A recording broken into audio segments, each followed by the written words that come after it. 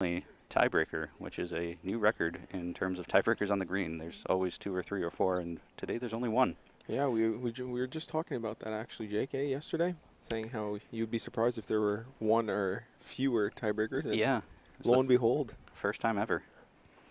So we have men's pairs action between BCB and Nova Scotia.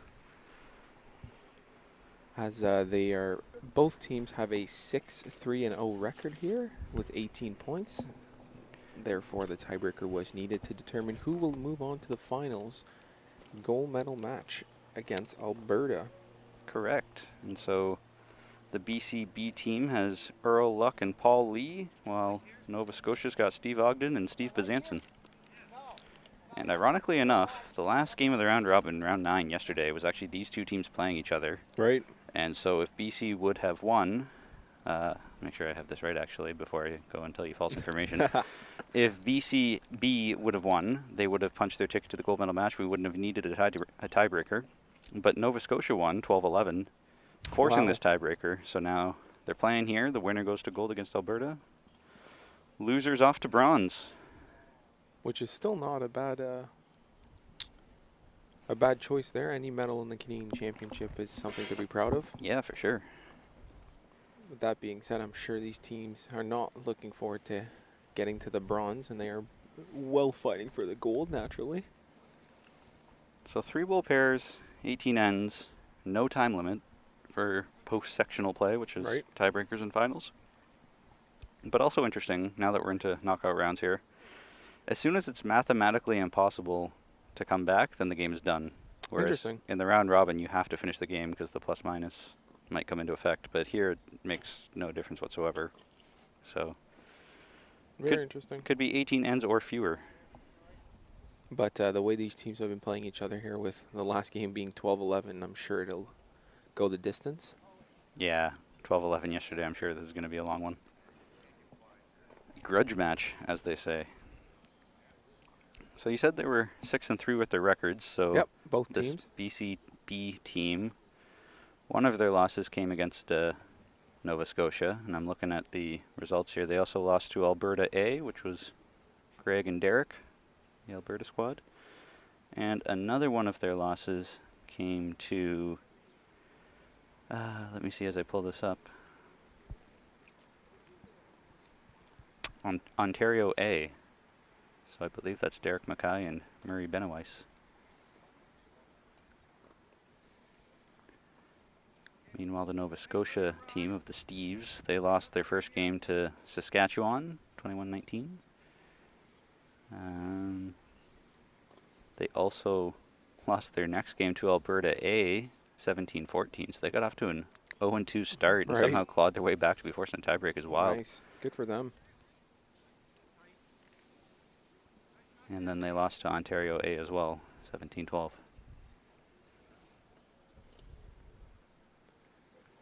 And if you are wondering here, if you cannot see on your screen, both teams are wearing blue today, so I can't say the blue shirt and so-and-so, but the person throwing here with the dark blue with the yellow, that is British Columbia, and the light blue with that sailboat that I was told the name yesterday of that sailboat, and I completely forgot. Is it the Blue Nose? It is the Blue Nose from Nova Scotia. That is also the boat that is featured on the Dime. Fun facts with Jake. Indeed. Which I still find bananas that the Dime is the physical size smallest coin that we have, even though it's not the smallest in terms of currency. But who am I to question the Canadian Mint or the Canadian Bank? That's for another podcast, Jake. Yeah, it is. Steve Ogden coming down here just inside. And Earl's calling down Paul to come take a look. Every end here is very important. It's important to take your time, especially with no time limit. There is no need to rush your shots. So if memory serves, I believe that Earl Luck may have won our outdoor singles back in 2018, I think is the year. So he was able to head down to Australia for the Canadian or the World Bowls Champion of Champions event, where you play against every other country's national champion. Right. And at the time, he was still a novice bowler, I believe, when he won that. So he's showed incredible promise from the get-go, and not surprised, here he is fighting his way to possibly a gold medal match.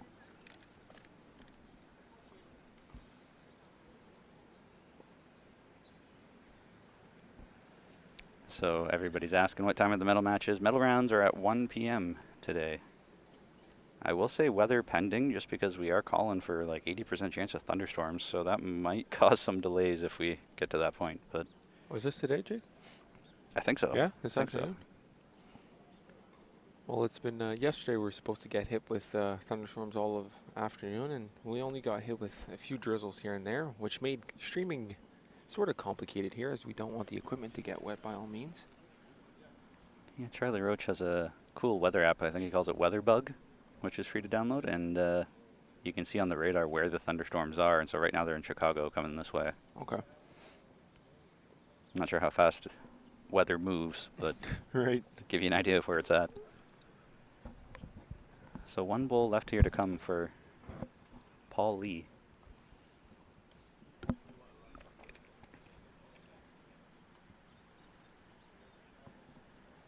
Nope, my mistake. Steve Ogden has last shot. Nova Scotia.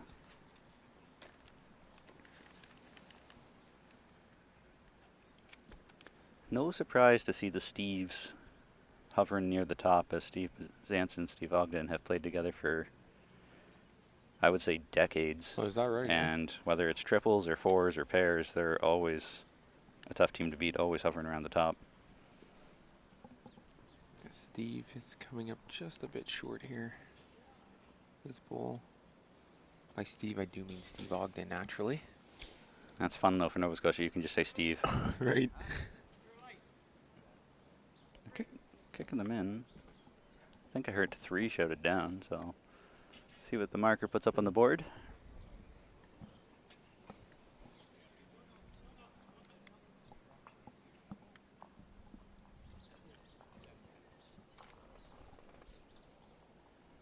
Three bowl pairs, only 6 bowls per team. A 3 would be a tremendous start if that's the case. And indeed it is. 3 for Nova Scotia? 3 for Nova Scotia. Wonderful. All good. 1 end played.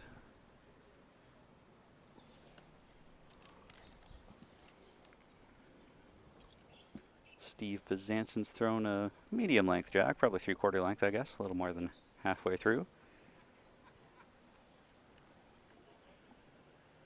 Steve Bezansen has played around the globe. I remember he used to be part of our high performance team, high performance committee selector. Back when I first got involved with the national team, he was one of the selectors at the time. And I learned that he was a basketball coach in a previous life as well. So playing at the North American Challenge against him out on the green during a practice, he was showing me how he was coaching post-ups, which was just really interesting to be learning about basketball things while here in the middle of a Bulls game. But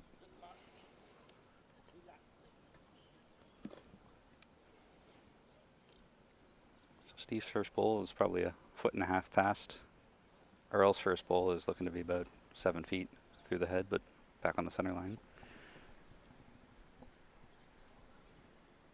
And this is a different rink that we're streaming on today, too. So this is... No pun intended on the 2. It is rink 2. Even though 1 is the marker number they put down there.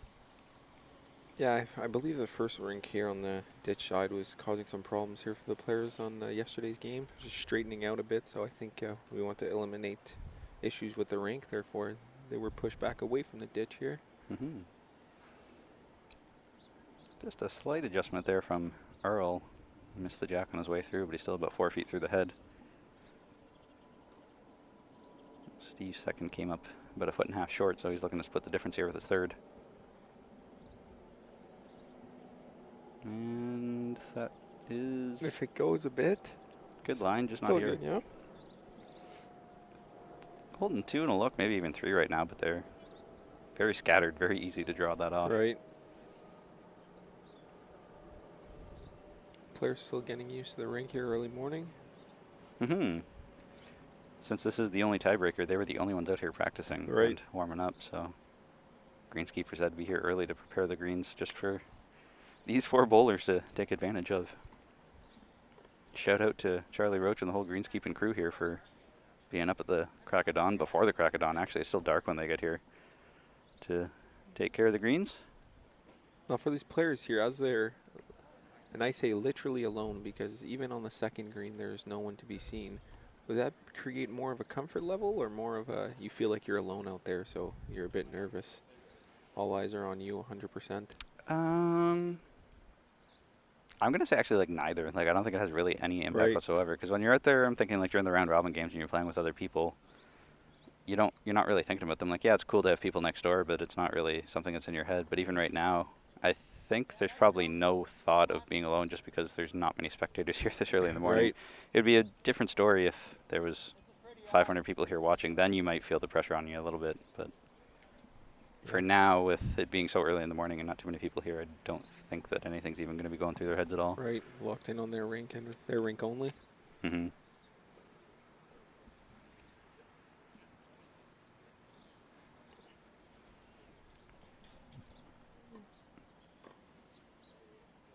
Paul's coming down and drawing a toucher. Perfect. That was a saving grace. Nova Scotia was lying a handful there. Yeah, they were. And naturally, we got Steve telling Steve that he is down one. These are us, that's away. So they're just looking to draw this off, actually. Right, yeah. I did see during their trial bowls that there is a good hoop on both hands, so this is a very playable rink, very good draws. And there is a lot of space on that side as well. On both sides even, maybe. Yeah, yeah. Gave it a shot. And, Oh. nearly misses it there. Almost right on it. Just a foot heavy. I don't know if it's going to finish with that extra foot. As Paul is asking his teammate to basically do what Nova Scotia wanted to do. Just draw it in there at the head, nice and easy.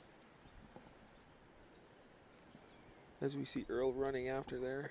That's actually Paul is the skip and Earl is the lead. Yeah, sorry. It's backwards in the book, but yeah.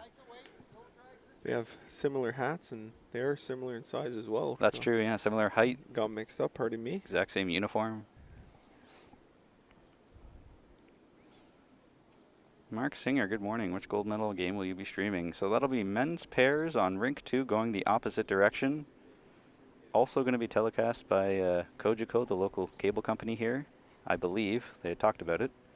But the downside with Kojiko is that what they did in 2019 is they recorded it and then aired it live for people who were in the neighborhood at, I think, 7 p.m. at night. So anybody not living in Burlington wouldn't be able to see it, so that's why we're going to stream the same game, just so everybody else can see it too. But unfortunately, I can't tap into their cameras either. You'll see Kojiko later. It'll probably show on our cameras. They have a boom camera that they bring down and put on Rink 1, which is gigantic, expensive, and labor-intensive to be able to operate. So as much as I would love to have one of those, it's not quite in our budget range. Granted, it does look very good on screen with that boom camera. It sure does. So that'll be 1 to BC to get them on the board. And as we suspected here, a tight game early on already, even though that Nova Scotia got out to a hot start. BC did not let Nova Scotia build momentum here. Yep. And Matt on the tee. That is an interesting way that Earl was holding the jack. He just kept his thumb off of it with the jack resting on his fingertips. Right. And then at the last second, just put his thumb on and whipped it. And we're going the full tee to tee, whipped basically. It is right, yeah. Right under the scoreboard there. Not sure if I'm going to be able to move that out of the way. Well, I guess you can see it above the number 1 there anyway. So I do have the YouTube chat open, so if you've got any questions, feel free to pop them in and I'll do my best to answer. As we said, though, there's no other games going on right now, so I can't really give you any other scores or anything like that. Right. So. Yeah, most of the athletes are still at the hotel here, eating breakfast, resting up. Yeah, having a good sleep in. Medal rounds aren't until 1 p.m., so there's no need for them to set an alarm even. Which they do deserve because it was, for some of them, it was 12-hour days here at the club every single day. So it's nice here in the medal rounds. They can sleep in a bit, rest up for their afternoon game. It's interesting, too, though, that might be a negative for some bowlers. Anna and I have talked about this many times of that the rotation getting into a habit. So if every morning you're waking up at 8, having breakfast at the club by 9, to then mess with that on finals day might just throw people off their groove altogether, because now you're in a completely different routine. I 100% agree. And as well, just for the men's pairs here, Nova Scotia and BC will now have one complete match under their belt before the finals. Yep. On today's green, they know the pace, they know the speed of the green, so they might have an advantage here, although they are fighting for the tiebreaker. So it seems that stretching out T to T has thrown these players for a loop, as Earl's first bowl wasn't terribly weighted, but second one coming up fairly short, and Steve's first was a good tester to see what he needs to make for an adjustment.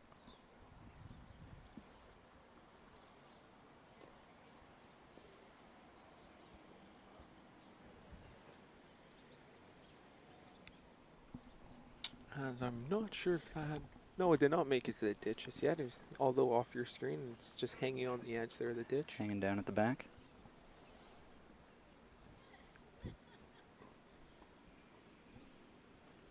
Earl Luck rolling his third and final bowl. And I think he's wishing for that one back, maybe, maybe not. That's actually coming in quite nicely. Oh, it carried a bit at the end there. I thought it was going to come up well short. Yeah, so did I. Still came short, but still closer than envisioned.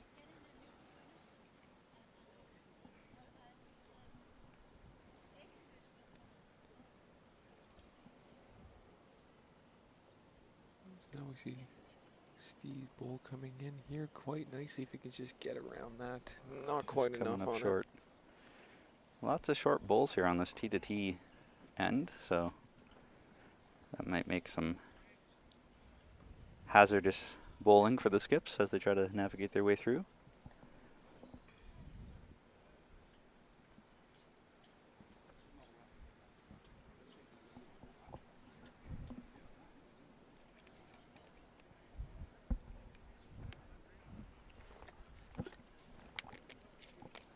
So I've been hearing a lot of chatter from the players about the format of the majors, where we do a full round robin, 9 games, you play every other team. And then the top 2 typically play for gold, and whoever's 3rd and 4th play for bronze. And I've heard some people say, why do we even need medal rounds? It should just be whoever's top team standing automatically gets gold because you've already played everyone. Why does whoever's in second get a second chance? I've heard some people say, how come we don't have semifinals? Shouldn't the top 4 just 1 plays 4, 2 plays 3 in the semis, and then a final? I've heard some people say we should have groups, 2 groups of 4, cut out a couple teams, and shorten the event down completely. Right. And so I'm hearing a lot of different opinions, which makes me think that nobody actually knows what they want here. And wow, what a wick off of almost grabbing the check on his way through. Steve, that was something. You come from a tennis background, and I'm not sure if you typically play a round robin, but what are your thoughts on just having a round robin top 2 playing for gold without having semis or groups? Well, I think it just puts a lot more importance on the round robin itself, on pool play, because if you do battle out top 4 as opposed to just going straight to the gold medal, you can't afford to either let off the gas a bit on pool play. Maybe you rest someone, for all I know, right? But with pool play being so important here, with being your only ticket to the gold medal match, it makes for very intense pool play, which is nice to see, because sometimes, especially with pool play being so long here over a week and 12-hour days, as I mentioned, it'd be easy for these players to let off the gas here. But with the pool play resulting in a gold medal match, potential gold medal match, I think it makes for a very intense week, and it's fun to watch here from a spectator standpoint, as every single game matters. But to come back to your point in tennis, it's we always had draws, so never really pool play. So it was round of 64, round of 16, or round of 32, round of 16, semifinals, quarterfinals, semifinals. Pardon me. Straight knockout, basically, then. Yeah. Hearing that? And if you lost in the first round, then it was consolation match, which is you're always guaranteed 2 matches at least. Right. But if you lose that second match, then yeah, you're gone. There goes your. It doesn't matter if it's a 2-week event. You can only play 2 days maybe, which is also no fun because for some of these athletes they're traveling thousands of kilometers to come here, right? Hmm. So that format would only allow them a couple ends of play for Yeah. them, just the expenses, the time, and the time off work as well for some of these people. Hmm. So I quite like the format, unbiasedly, I should say.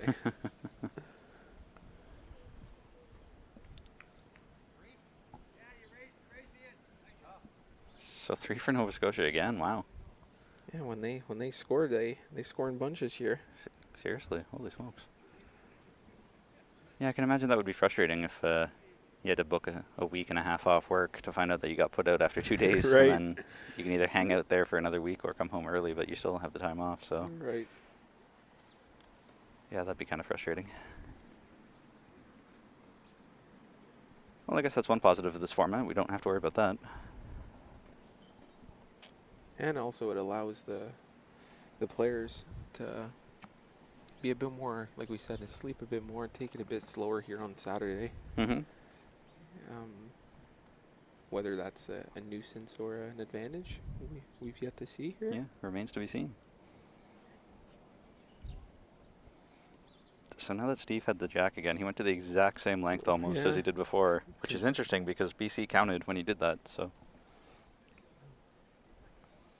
Not quite sure what his logic or theory is here, but I guess we'll see. Well, I almost said the long jack didn't work for anyone at the end, at last end, but Nova Scotia did manage to get 3 points. Let's get 3 out of it, yeah. Maybe a strategy to explore here for Nova Scotia, bit of Yeah. a deeper jack. I was just going to say, I'm surprised Steve didn't throw it longer than after just picking up a 3, but Earls put one on in a really good spot just behind the jack. That's that, the golden triangle is sort of what they call it for the peak scoring zone. So if you look at the jack and you go backwards about 2 feet and make a triangle with the jack being the very top point, Right. the triangle behind it is sort of like the perfect position where you want your bulls to be, because typically when you're playing a good game of bulls, someone's going to chip the jack back a foot or trail it a little bit. So if you're in that golden triangle, your bull's good now, and it's going to come in handy later as well. Serves 2 purposes.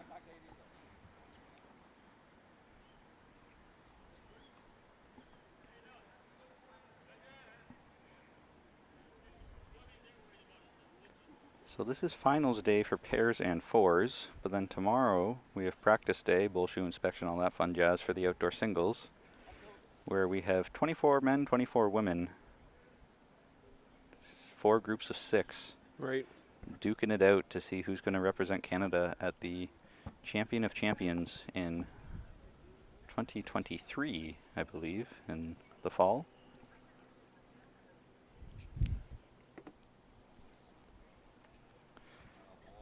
That's a great bull there from Steve, just drawing inside of his second one. Right on cue. Thank you, Jake, for finishing my sentence.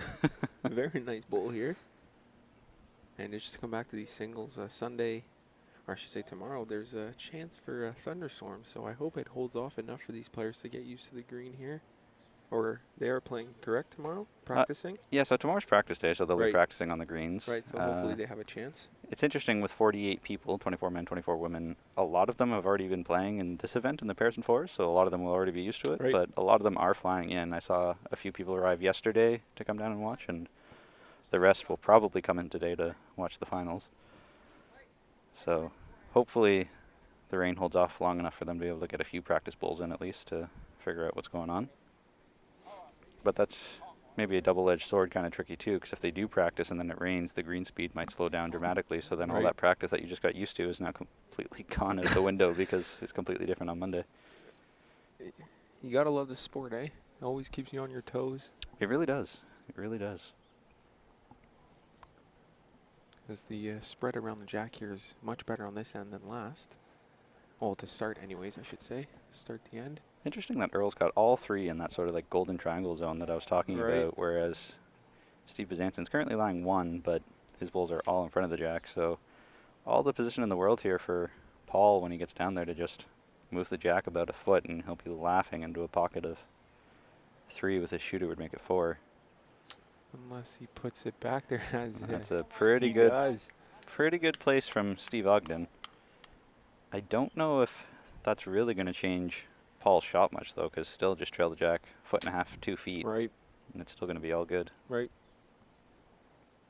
While we wait for Paul to walk down to the mat, I'll give a quick thanks to the federal government through Sport Canada for funding events like this. So shout out Sport Canada for helping us have all of our national championships that we do. I'll also give a quick thanks to Charlie Roach and Lenore for all that they did to prepare this event. Charlie's been everywhere doing a little bit of everything from greens maintenance to 50-50 draws to volunteer management to even umpiring at one point. He's done just about everything under the sun. And of course, thanks to all the other volunteers here as well. There have been a lot of them out flipping scoreboards or serving lunches or making sure people have water, really just a little bit of everything. So kudos to them. Steve Ogden's coming up short there. I'm surprised that he's not putting one back by the tee. Back by Steve Pazansen's foot, really, because you need something back there if you're Nova Scotia. Right.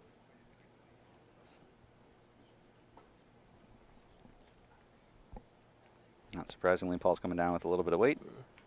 Just on the inside line again. Upped the weight, but still couldn't get it to hold.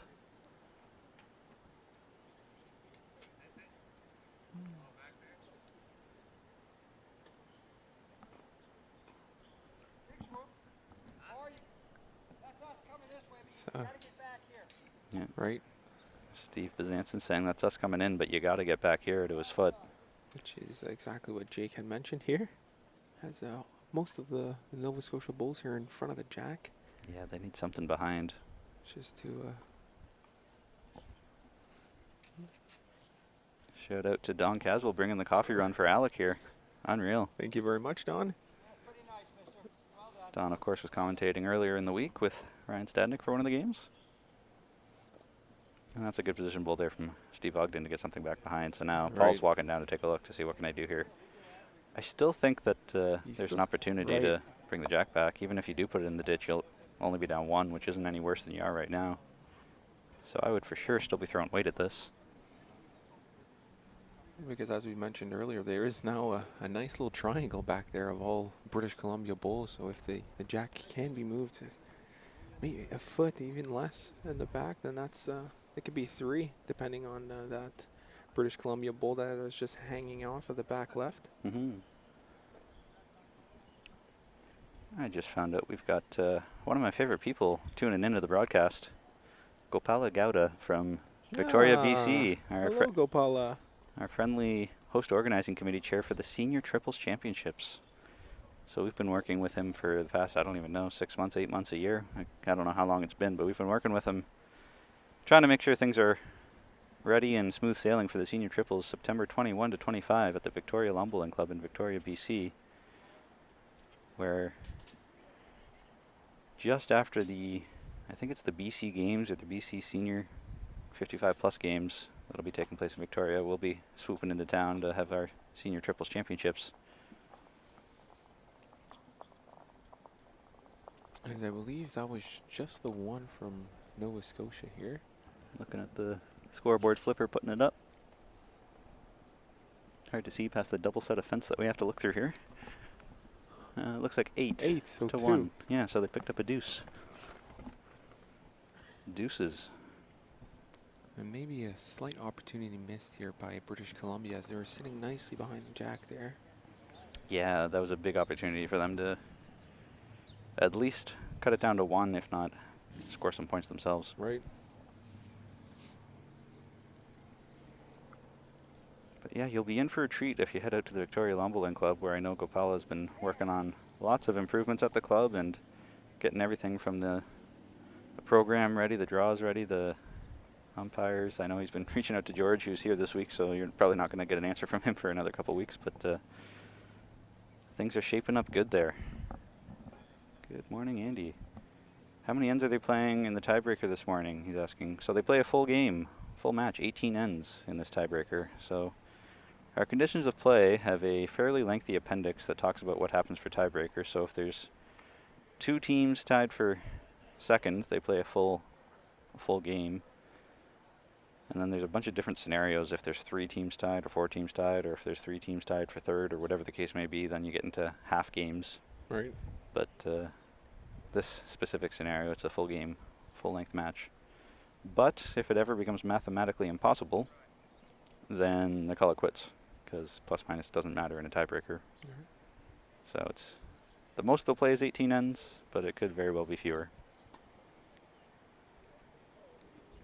And speaking of ending this game early, BC's going to have to start here putting some ends together, because Nova Scotia is pulling away rather quickly with having scoring multiple points. They're winning ends here. That's a beautiful bowl there from Earl to try to put some pressure onto Nova Scotia. Yeah, Nova Scotia scored 2 threes and a 2, so that's a bang, bang, bang start for them.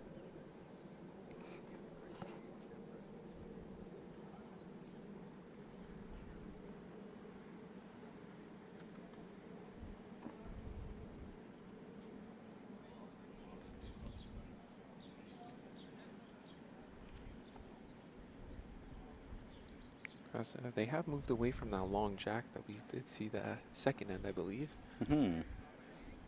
Which is interesting to me about how Nova Scotia is switching things up. So Nova Scotia picked up a 3 when BC tried to stretch it out T to T.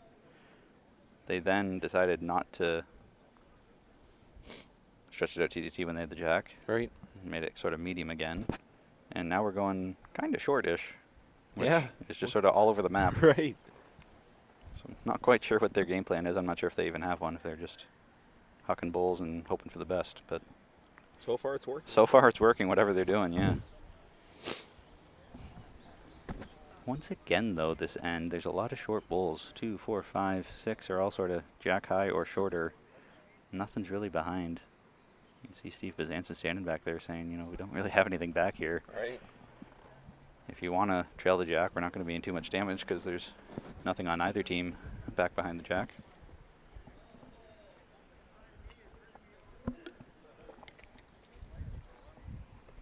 Which is surprising, because I had in my basically all the streams I did here, I do talk about how if you want to miss deep. And I have been seeing a lot of that here. The Canadian was one of my, or the big differences between the youth championship and this Canadian is players, when they miss long, as opposed to getting that perfect bowl and missing up short. But this match has been a bit different than that.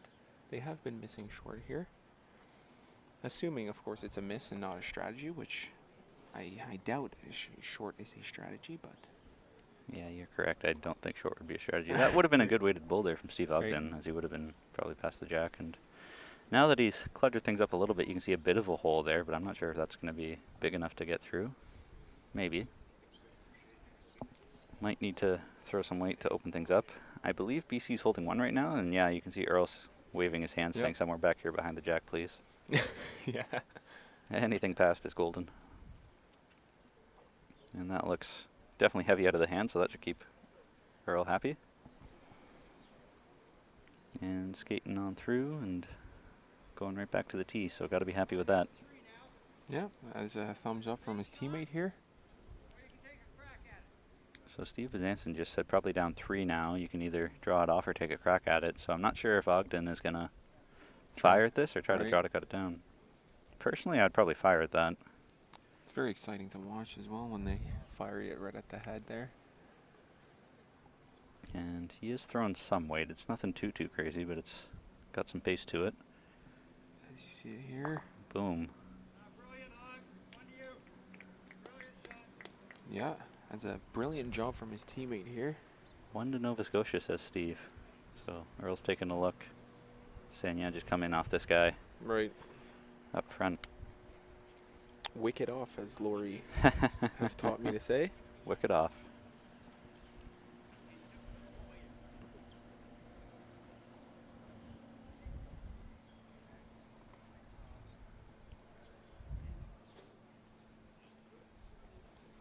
So we have BC here trying to sneak in that hole right there, and ooh, very nice bowl there. Very close. I'm not sure if that's going to be good enough. I see Earl signaling you got 1, but Bezanson's taking a look. Yeah, so that is shot. Well played. So, Gopal is asking 2 more questions here. What's the green speed like? Can't say I timed it this morning to know, but I heard yesterday at the start of the day they timed it at I think 11.2, but then it picked up throughout the day, so probably 12, 12 and a half, something like that. Didn't quite finish there. And how is average derived in the standings table? So now there's a question for you. Let me go and pull up the standings to make sure I'm saying this accurately. So Event Connect that we're using here is a platform that works with multiple sports, baseball, soccer, hockey, stuff like that. I think hockey is probably their biggest group. And so primarily this is set up for other sports, but it works for most of us. You can see, games played, games remaining, points for, points against, differential. Average, though, I'm not entirely sure if that's just shots for divided by shots against. I suspect that's what it is as I pull out my calculator to make sure that I'm not giving you false information. In other sports, that might have meaning. For us, it really doesn't matter whatsoever, but it's a feature that's there. So we do have the measure out here so far.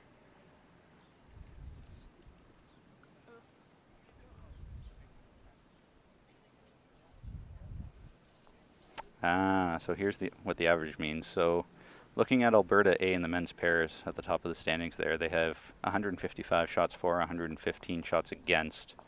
And to determine the average, it's shots for divided by, in brackets, shots for plus shots against. So in their case, it's 155 shots for divided by 270, because that's the total shots from all their games, both for and against. So 155 divided by 270 gets you that 574 average. Has absolutely no meaning really for us whatsoever, but fun stats for all you stat heads out there who like to see that kind of stuff. And as Jake was explaining the average here, BC did manage to score 1 here at the end with that very nice bowl here. We saw as Jake changes the end here for me. So is it 8-2 then is the new score? 8-2 through 5.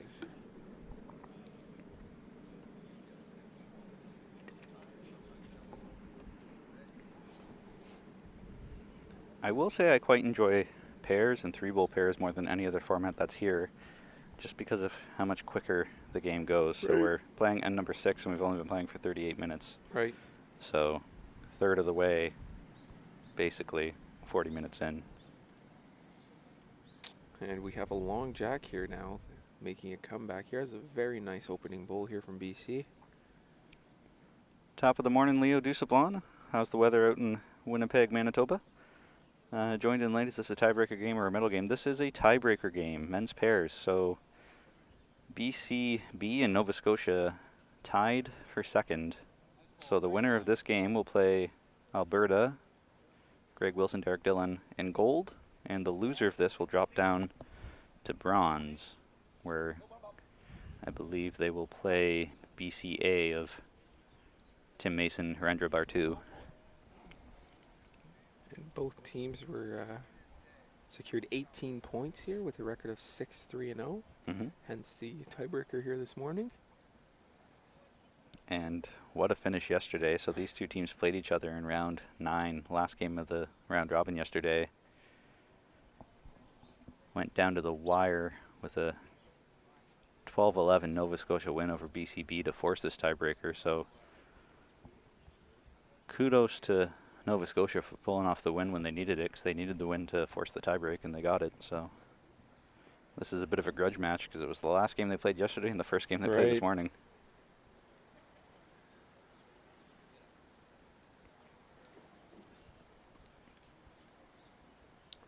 And not going to come up short here, as almost right on it here, just missing the jack.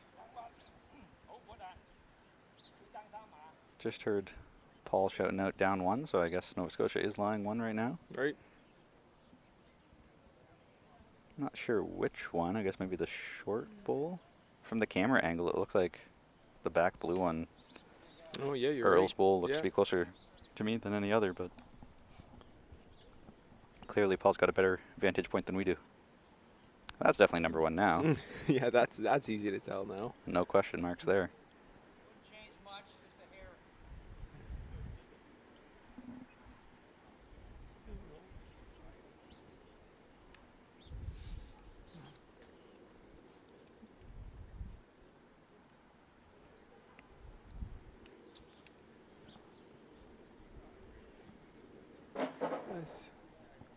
Here comes Nova Scotia's bowl here. A bit short, unfortunately. Yeah, back to the center line, but well short. And looking at all those bowls here, it looks like there's a pretty good draw line. There's a bunch of them are coming right back to the center line, give or take. So that is good news that we're playing on a good rink. So currently 1 shot to Earl Luck and BC at the moment, as leads and skips change ends. Playing end number 6 in what could be an 18 end game. Why could it be an 18 end? And Jake? If Nova Scotia keeps going on a tear here, and it becomes mathematically impossible for BC to catch up, then we could call it quits at 17 ends or 16 ends or even 15 ends if the lead gets big enough. Although I guess I could say the same thing for BC if they happen to go on a tear and pull away. But yeah, it can change very quickly. But once it's mathematically impossible, there's no point finishing the game because plus minus does not matter in a tiebreaker game. Same goes for medal rounds. If it ever becomes mathematically impossible in a medal game, it must stop. Which I remember years back caused a bit of an uproar as hometown team wanted to finish out the game even though it was mathematically impossible for them to win. But the rules say the game must end, not should. Right, right. So should and must are very different. Bite the bullet, as the expression goes. Mm-hmm. As BC is asking just for a nice draw here. Nothing too complicated here. Well, I say nothing too complicated. From my seat, it doesn't look complicated, right? But I'm not out there trying to draw it in here right at the head. That's another good back bowl. Right. Lots of position. Now, they have been fighting for back position, but I haven't seen much jack movement back there yet this game. So I also feel like BC needs another bowl in the head because I can count 1, 2, 3 blue stickers of Nova Scotia, so if they were ever able to push it out. But Steve didn't throw it. This is coming up well short. I'm unfortunate, eh? surprised to see that. Yeah. When you're down, you got to be up.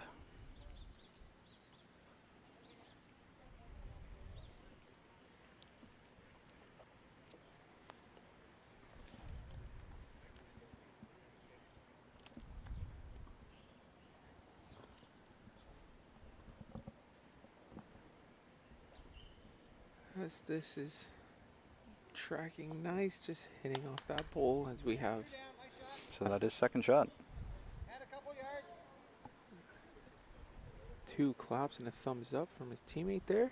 It's well deserved, as that was a very nice bowl. You can see Steve observing closely, and then now remembering, hey, there's a camera, I gotta get out of the way. Right. Shout out Steve if you're rewatching this later. Thank you. Commentators appreciate it. As other Steve here is trying to either take the end here or limit the damage here from BC. Looks like there should still be plenty of room to draw around that. You just need to have good weight. Right. That looks inside to me and light again. No. Yeah, it is, Still, yeah, nowhere near. So that's another deuce to BC. I say another deuce, that's their first deuce. As they have now mounted a pretty good comeback here. Yeah, string a couple together.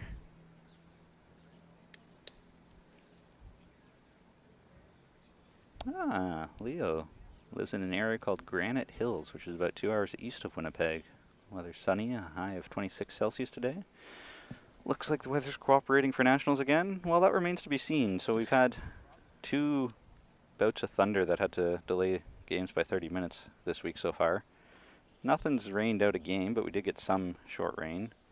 And I heard that today, this afternoon, they're calling for thunder showers again, so that could put a wrinkle in things. But at the moment, yeah, things are good. It is getting pretty toasty here in Burlington. My computer tells me it's only 21 right now, but I can tell you it feels a heck of a lot warmer than that. It does, yeah.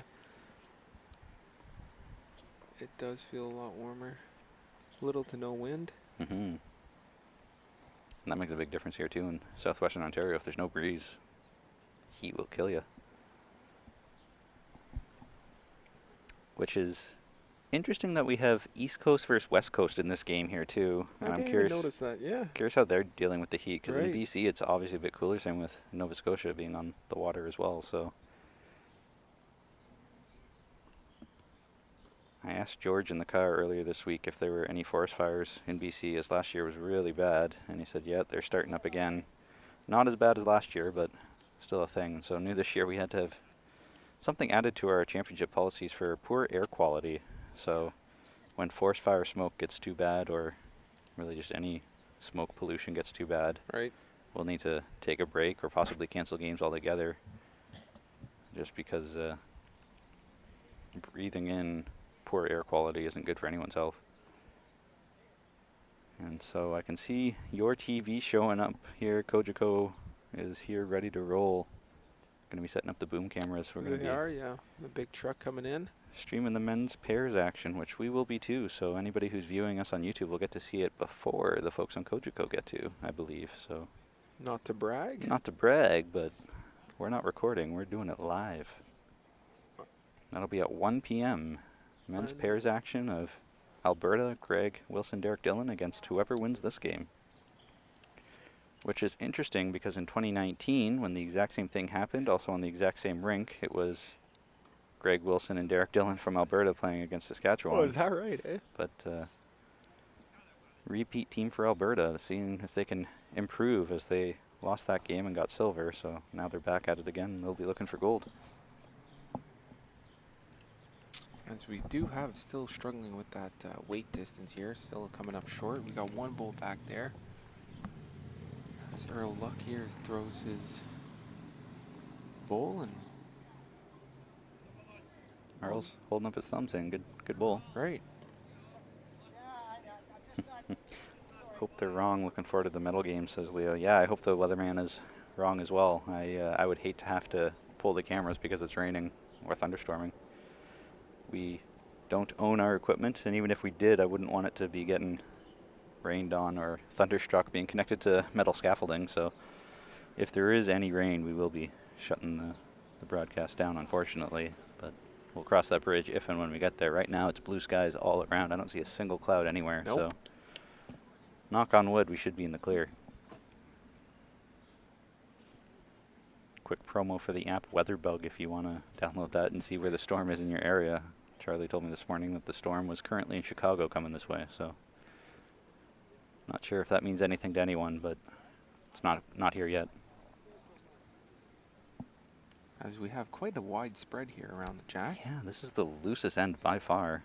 Wide open for whoever wants to get there, and we've seen some tight heads so far this morning, at least tighter than this, so I can't imagine that it's the greens. I think it might just be the players struggling with this change in length.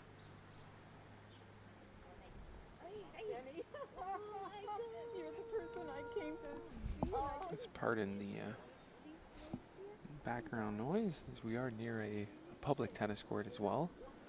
That's a good opening bowl there from Paul, so that's probably 2 to BC right now, I would imagine.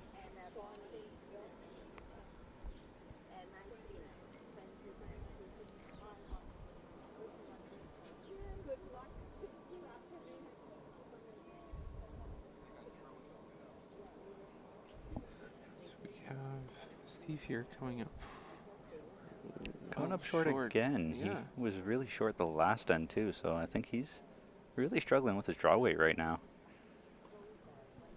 Haven't really had to do much since that one upweight shot he played several ends ago, but ever since then his draw weight's been kind of scattery. So Paul's looking to just draw another one here. There's huge port, wide open opportunity. Whoever wants to get close. Puts it right in the middle there. Bit too strong.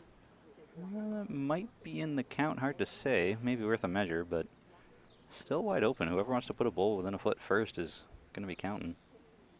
And Steve is going that side as well here, trying to sneak one in there. As it is. I just heard him mutter, "Get up, Steve." So he's short again. Very uncharacteristic here from Steve, but he does have a nice cushion though, so if he wants to make mistakes, now is the time to do it rather than later.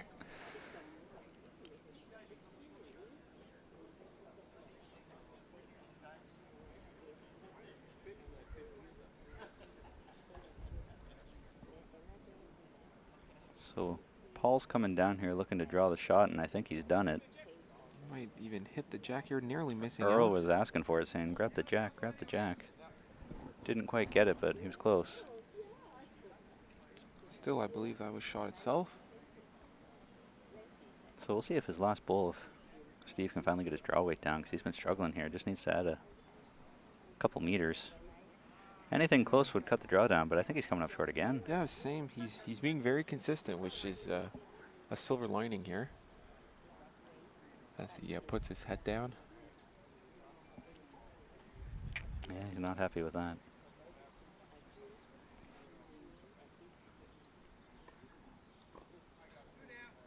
So just two.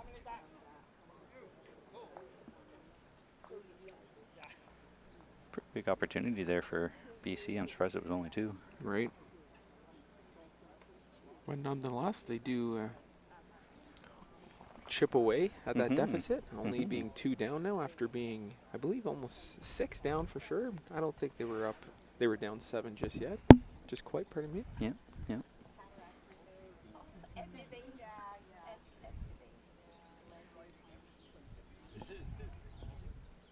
Yes, we've got a scoreboard down at this end now too, both ways, so we can very nice, yeah. see what's going on. Love that.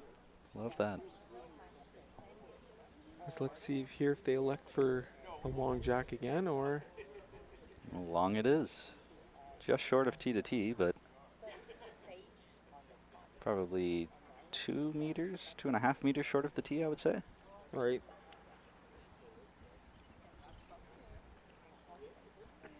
Believe Paul is currently standing on the tee, so that'll give you sort of a distance gauge for how close the jack is to it.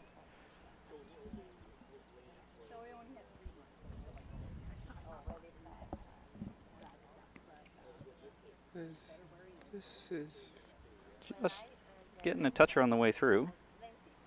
another nice bowl here to open up the end. I'm curious what's going through Steve Ogden's head right now after stringing together a few ends of just struggling with his draw weight where there were wide open draws for him to make a difference that he couldn't quite muster. The mental side now is I'm curious whether he's kicking himself or whether he's completely forgotten about it and moved on. Sometimes you need that lead to disappear and it being close again so you can get back in that zone and snap out of it, because sometimes you can play a bit tentative knowing you have the lead and you don't want to make a mistake playing a bit more tentatively. So maybe now with the game being closer, he'll get back on his competitive mindset, on his A game. Waiting for it to fall against the bias. That is a strange leaning bowl, but great shot from Earl. The leaning bowl of Burlington. You like that, huh? That was not bad. The leaning bowl of Burlington. Here's a pretty good second shot from Steve Zanson. It's about 1.5 feet short, but very usable, very helpful. Yep. As the leading bowl of Burlington finally falls down here, if you were paying attention. Can start to see some Ontario players trickling in and some more spectators trickling in now that everyone's had their morning coffee and is ready to go. We're starting to get a little crowded here. I'm surprised Alberta isn't in yet, as I would be out here trying to scout my opponents here, figure out their strength, their weaknesses. Well, you know, they could be in their hotel room just watching this. Because since it's on, Hello, on YouTube. Alberta, If you're out here watching, let us know. I'm curious if they're scouting. Right. Yeah, funny enough, that didn't cross my mind. As this is a... Steve chipping himself in. I'm not sure if that's good enough, but that makes it a better second. This is a much tighter end here than the previous one. Knowing Derek, I suspect he is watching this right now just because he's one of our regional coaches and has done a whole lot in the coaching world, and so he's very passionate about putting in the work, putting in the effort. So I would expect him to be watching this 100%. I'll save my comments about him until we get to the final match because he'll be for sure playing in that. And the rumors going around that he is the birthday man. Yes. That is a rumor I've heard. Turning 103. For the 103rd time.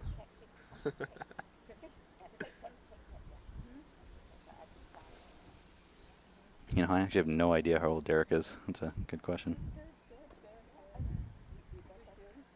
Is that Ogden coming up short as well, or? No, that was Paul that was coming up well short. Okay. I'm not sure if he was just trying to throw a guard, but that could have been an okay position if that's what he was trying for. Typically in bowls, you don't see people intentionally throwing guards that often, but this week I've seen a lot of people throwing guards, which has just befuddled me because I kind of find it a wasted bowl. Anyone who has any skill whatsoever can usually draw either around it or inside it, so it's really not that great of a strategy unless you're bang on about 14 feet away in front of someone's draw line where it's super close to the mat.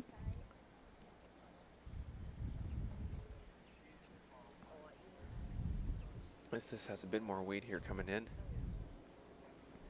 And might... Right back to the ditch. It's off camera, but if you were watching yesterday, we saw at the very end as I tried to move the camera that there were like 3 or 4 bulls that drew the ditch cold between Manitoba and Saskatchewan. So these ditches here, these greens are very level right down to the ditch, so you can draw the ditch board, which is beautiful. Right. Can't do that everywhere.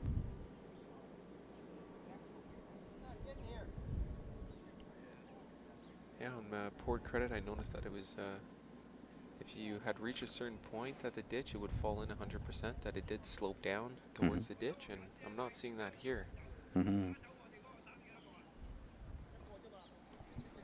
As we have communication from BC here, trying to figure out where to throw this bowl as BC are putting their foot down here behind the jack here, deep enough to get some back position there. I have another email here from Gopala saying thanks for the kind words and answering my questions. Nova Scotia is ahead in the differential over BC, so why are they playing a tiebreaker? Well, that's a great question. So for whatever reason in our conditions of play, we have it stated that for this event, for almost all events except the indoor singles and the juniors, I believe, if teams are tied, they'll play tiebreakers on the green, and the differential is only useful for ranking if there's multiple teams tied. So for example, if there's 3 teams tied, then the differential, you rank them who's 1, 2, 3, and then 2 will play 3, and the winner plays 1, and the winner moves on, so 1 gets a bit of a break. Or it could be the other way around, actually, I'm not too sure, but anyway. Yeah, differential is only useful for ranking you to see who you're going to be playing in the tiebreaker games, which I'm personally not a fan of. I absolutely despise playing tiebreakers on the green because it makes it difficult to schedule, but that is what we have, so that's what we're working with. And is that Alec with you? It sure is. Alec Deschamps. Who is this asking? Gopala. Yes, Gopala, it's me. I hope you are well. Hope you're enjoying the stream here. As BC picks up 1. Nearly completes the comeback here, bringing it within 1 here of Nova Scotia. And after a fast start from Nova Scotia here, BC has been clawing back ever so slightly.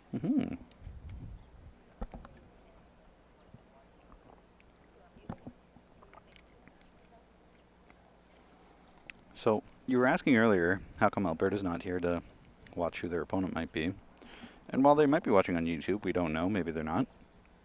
I do see Tim Mason on the stands over there, and he's going to be playing men's pairs bronze against the loser of this game. So he's here scouting out his opponents already to see who's doing what they're doing, what their strategy are, what their preferences are, which is, I think, really good to see, because if you have an opportunity like this, then take advantage of it. Not everyone can come and scout their opponent before they play them at this event.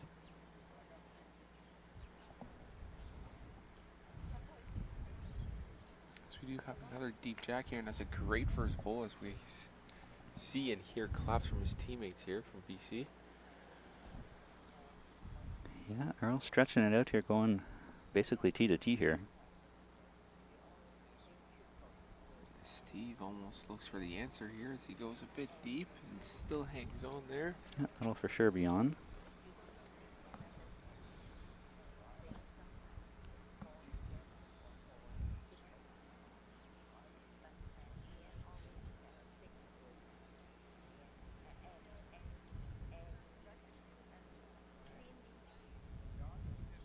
We'll see if Earl's able to replicate his first bowl.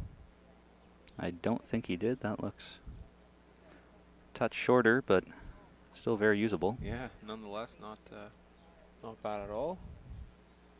Oh, Bill McCollum, thanks for broadcasting these guys. Totally appreciated.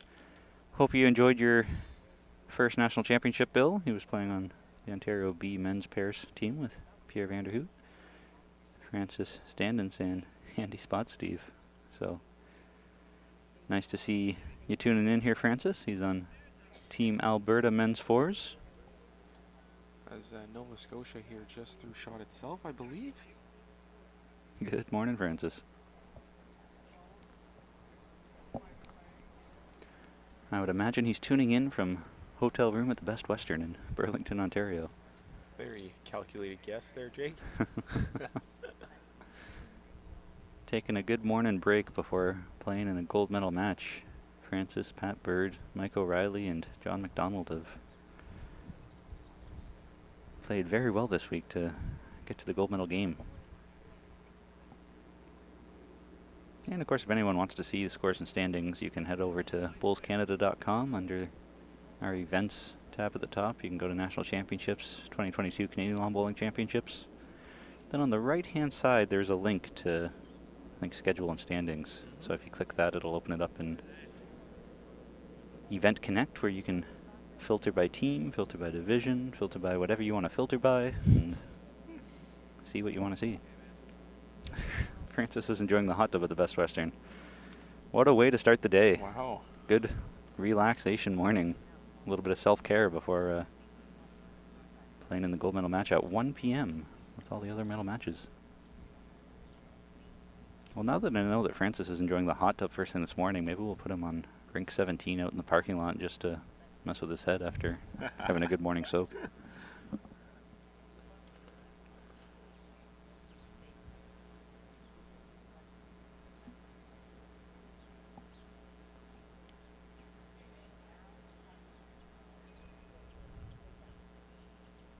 As I believe Nova Scotia is holding the one here. As Paul gets to the mat for his first bowl. See what he can do. That looks fairly pacey to me, but I guess they are playing just about tee to tee. And it is pacey, as you mentioned. I believe it'll still hold up, though, before... Oh, and I was wrong. That did make it to the ditch. Keith Johnson, also from Alberta, saying he's enjoying the professional expert commentary from our hotel room. So, Keith, nice to have you with us. I'm going to give a quick props to Keith for many years. Keith was in charge of our scoring app on the BCB website for schedule standings, scoring, what have you. This year we opted to go with Event Connect just to see if we could try and make things a little bit better for the bowlers, where you could book hotels, see score standings, and register all in the same spot, because they approached us, Event Connect, saying, you know, we're trying to get sports. And we thought, you know what, let's give it a try, see what happens. Learned a lot from here. Not sure if we're going to use Event Connect next year. It remains to be seen. But Keith did a tremendous job for... Keith, was it 2013 that you first started doing this? 2012, something like that? 2012 up till 2019? And the amount of work and effort that goes on behind the scenes coding that is time-consuming, to say the least, as I experienced some of that firsthand, nowhere near to his level. But huge kudos, shout-out, thank you to Keith for the many years that he put into getting the scoring, standing stuff on our webpage, as it was not quick, was not easy, and every year there was something to tinker with to make it a little bit more user-friendly.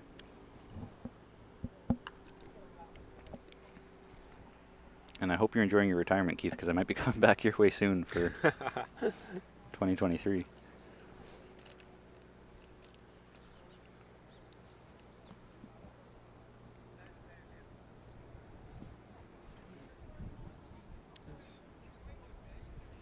Both players here went down to the head.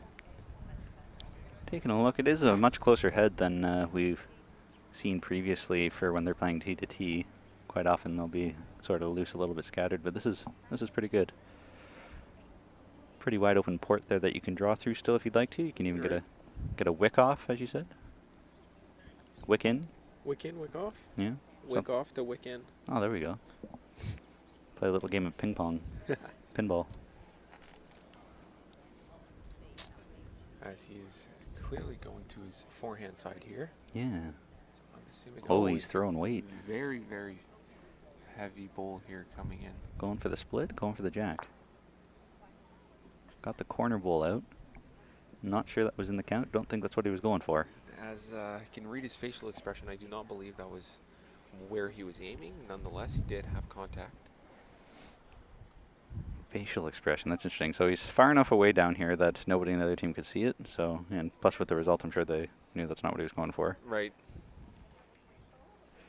But body language is a big thing I learned at a young age, that especially in bowls, and this is a weird one, you should try to mask your body language as best you can, because if you're showing that you're disappointed, frustrated, angry, whatever, that just gives more motivation to your opponent, and so they can have a little bit more confidence now, because, oh yeah, he missed and he's angry about it, now that gives me a boost. Yep. But from a mental health standpoint, it's actually usually not a good thing to mask your emotions and to keep everything, bottom one in. Like yeah, that, yeah, keep it bottled up. So kind of conflicting information. I'm not sure which way to feel about it.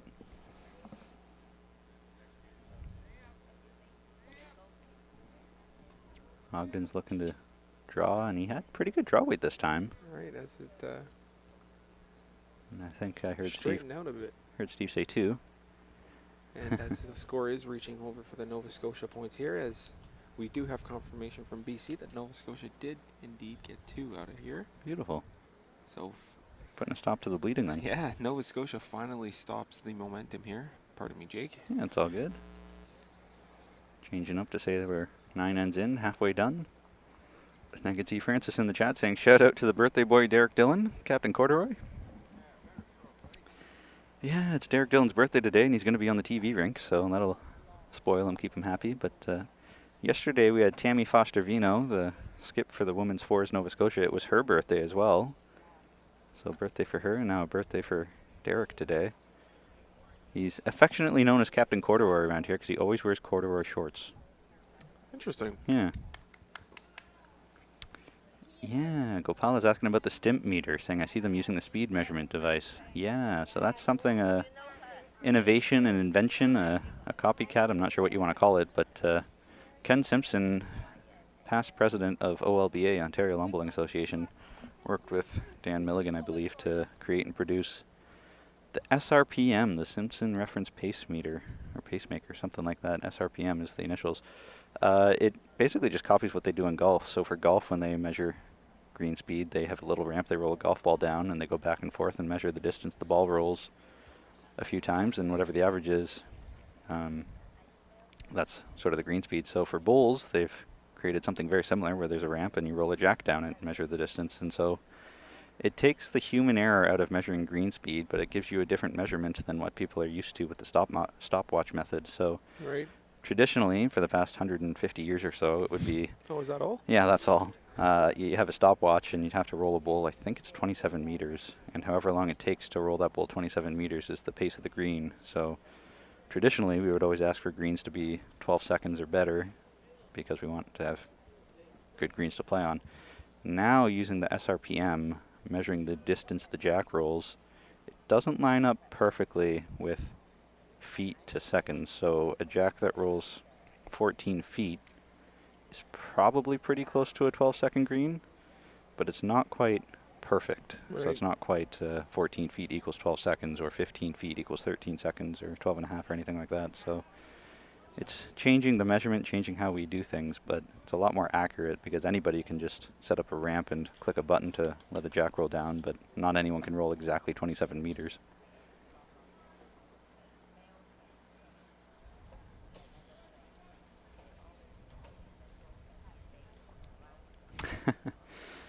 Greg is chiming in saying Derek appreciates the birthday shoutouts. They're watching it in the car on the way to the greens. Don't get in an accident now. I've seen Derek driving and heard the stories, and there's a great bowl from Earl Luck, Dutcher. Nice. In Port Credit, Derek Dillon was driving Mary right around, and they missed the exit, and were going the wrong way on the highway. And so we like to grill into him a little bit to say, you know, you don't know where you're going. Do you need a GPS? Who gave you a license? So if you're watching on the way here, Greg, make sure you keep a sharp eye on Derek if he's driving. You might end up in Niagara on the Lake if you're not careful.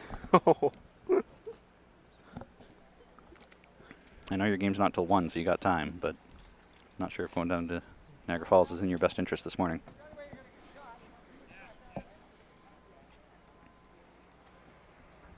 As that is, come back to your point earlier on, Jake. This is the perfect bowl here. It's resting on the jack. Saved the best for last, Earl did, with a resting toucher. As this looks pretty darn good as well. It's nearly missing out. That's a happy miss because now it's the best back. Right. So always happy to have the best back bowl.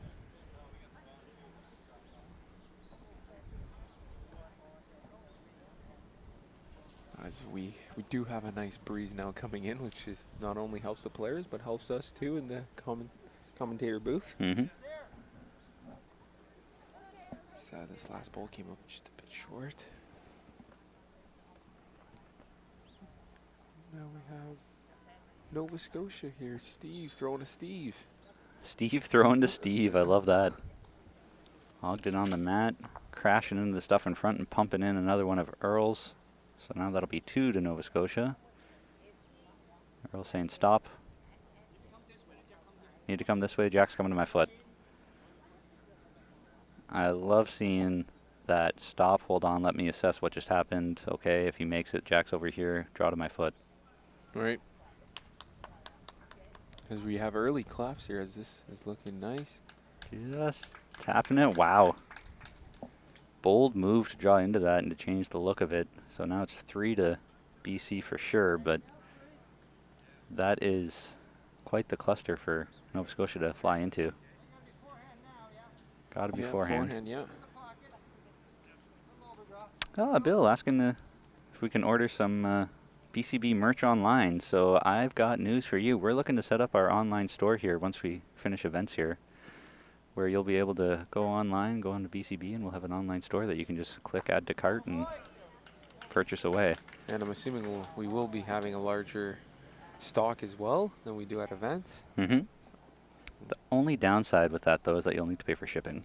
Yeah. At events, we have it here, so we're not going to charge you for that. But right. You'll need to pay an extra. I think it's something like $15 flat fee for shipping anywhere in Canada. Yes. That was a heck of a shot from Steve Ogden to kill the jack out of bounds. Jack's on the tee. Nova Scotia's lying 1, but you've got about 15 feet to draw to. Right. Chris Stadnick, how's it going, gentlemen? It is going excellent, Chris. Chris Stadnick is the, I believe, still president of the Heritage Greens Lawn Bowling Club, and what a beautiful bowl there from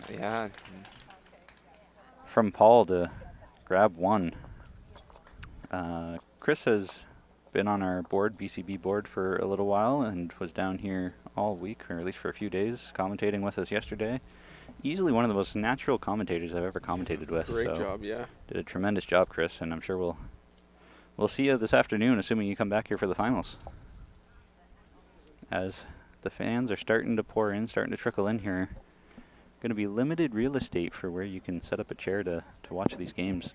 Yeah, if you are planning on getting over here at the Burlington Lawn Bowling Club today, I would suggest to do it sooner rather than later, as already here it is starting to fill up. Mm-hmm.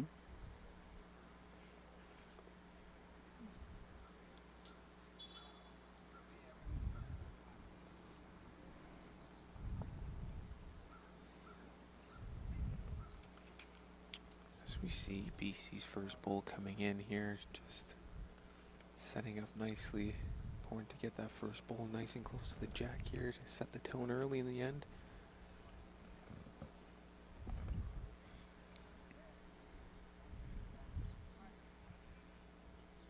Chris says he'll be here soon.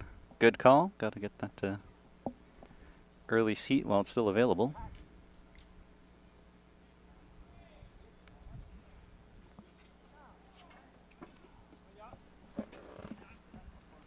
Yeah, now that the sun's getting higher, it's getting a little more glary. Yeah. Harder for us to see on the screen here what exactly is going on. Looks like decent weight for both players opening bowls, just missing the lines.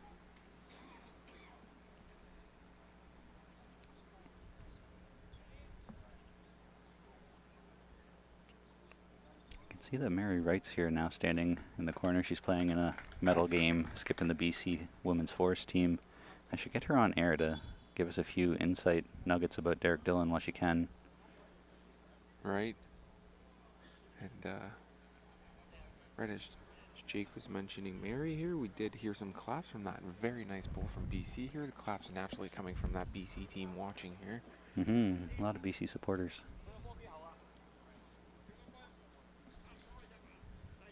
That's something that I've found sort of interesting over the years, is watching the team support. So first time I ever came to a national championship was in 2016, and being in Alberta, the team Alberta, all their players would gather together, do a big group cheer, big group warm-up, and cool down and everything to start and end each day. And I thought that was just the coolest thing, to have everybody, whether you're playing men's pairs, women's fours, or something else, to all come together as part of a provincial team, one unit.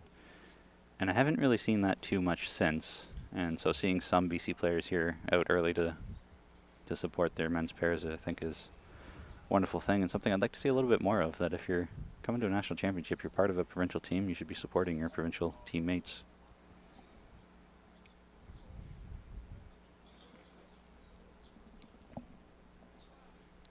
Yes.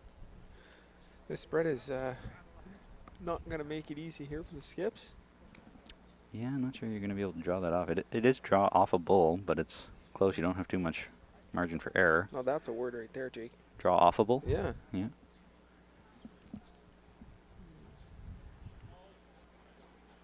So you know one thing we haven't done yet this week?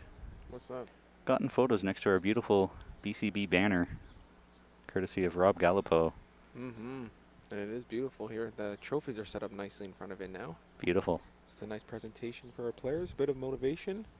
Big shout out to Rob Gallipo for not only hosting the Youth Championship support credit, but for all the work he did behind the scenes, and then for getting us a nice, beautiful BCB branded pop-up banner. That's the best way I can describe it is when you're watching press conferences of NHL, MLB, NBA, whatever, and the backdrop behind it where it's got all the sponsor logos. He got us one of those that has the BCB logo spread all over it, and it looks absolutely gorgeous. So makes really good for trophy presentations, awards, headshots, whatever you want to do with it. So I can think of a million one uses for it, and it was just such a nice surprise that it got for us. So thanks again, Rob Gallipo, for gifting us a nice little pop-up banner.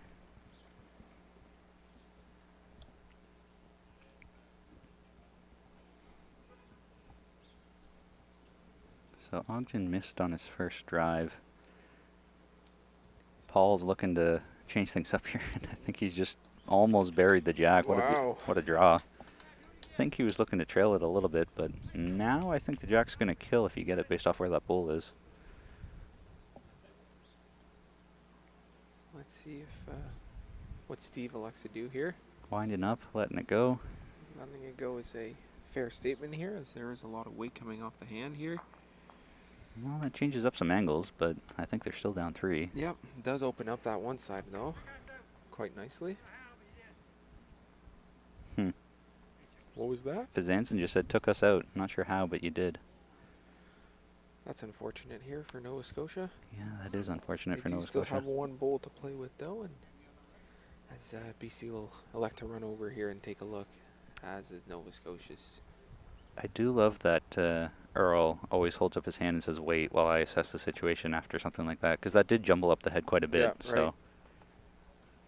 And again, with no time limit here in the playoffs or in the tiebreaker round here, it is important to take your time, make sure that you are playing the shot that you want. Mm-hmm. Aha, Sarah Van Stein says that banner's huge, not little. Sarah was at the Youth Championships with us. She was there, brought her doggo with her. Was absolutely happy to see that. Found a new friend. Sarah was coaching one of the athletes there, and I learned that one of her favorite things is to travel to events, regardless of whether you're playing or coaching or doing anything. Just loves to travel around and make friends with all the bowlers. Sarah, are you going to make the trek down here to Burlington? All the way from Gore's Landing, I believe? Coburg area? After all that running back and forth, I highly doubt that's where Paul wanted to place his bowl. Yeah, I was thinking the exact same. That can sometimes be the downside when you're running, that you're out of breath and suddenly your weight control isn't quite what it should be. Your heart's racing a little quicker.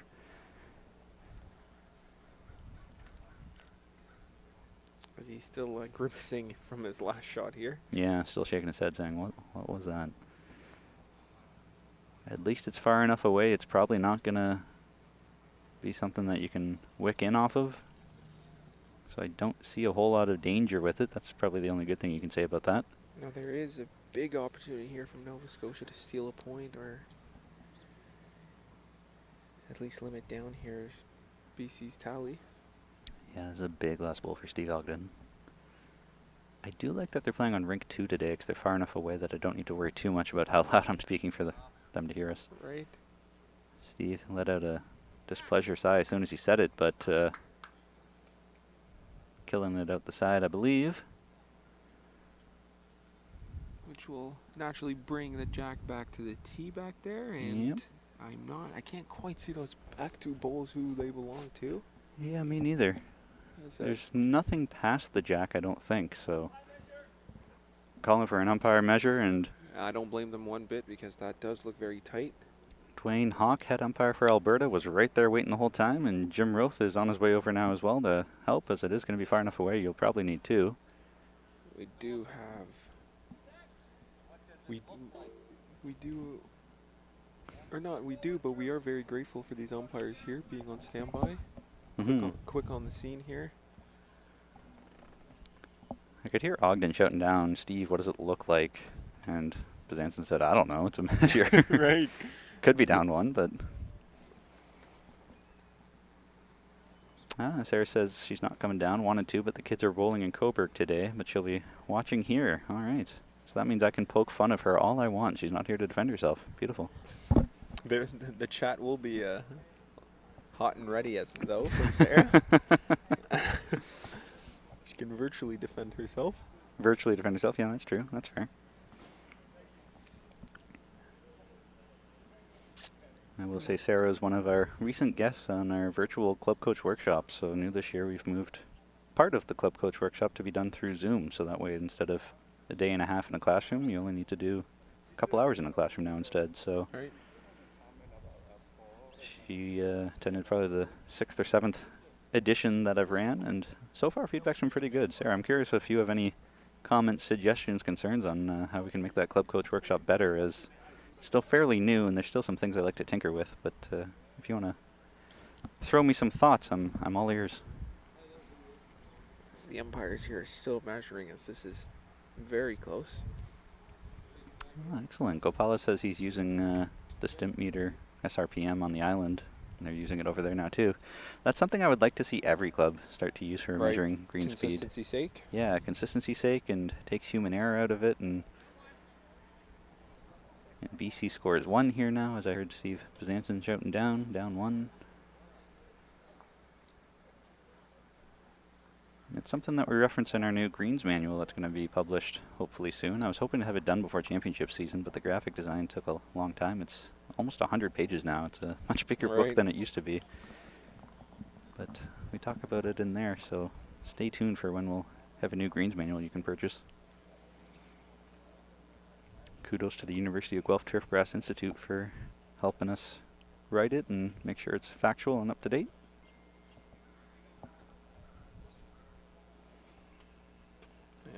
As we mentioned here at the first end, when it was 0-0, this is a very tight game, despite Nova Scotia pulling out very quickly.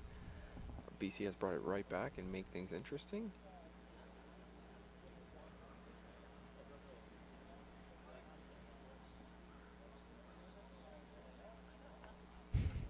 Sarah says she has secret spies. So now I'm curious who's here that would report back to Sarah on what we're saying or doing. Yeah. Who's here from Coburg area? As I pull out the book to look through the player list, who's on Ontario Jake that has night? to be careful now. I do. I was going to say Bill McCollum and Pierre Vanderhood, I believe, are from the east side of Toronto, Kingston area, that they might be heading back that way, but I don't think them. I guess the Galapos might be in touch with her. I'm not too sure.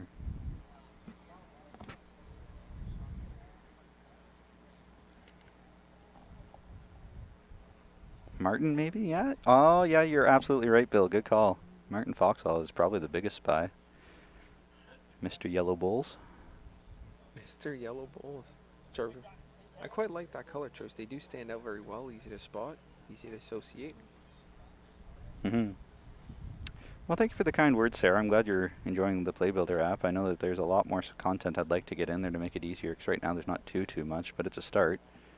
And yeah, competition coach course I'm hoping to tinker with so we can move that to a completely virtual delivery. Right now I ran one pilot and it took 2 days, about 12 hours.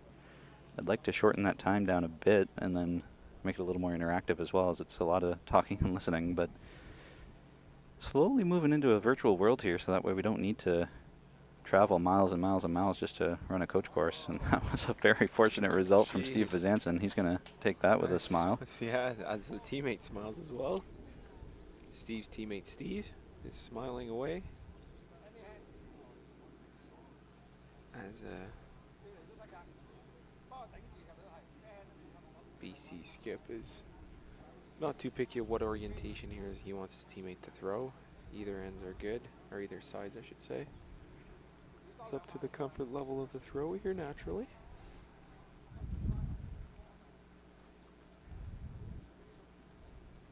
If he does elect to go on his forehand side here, putting a bit more pace on this one.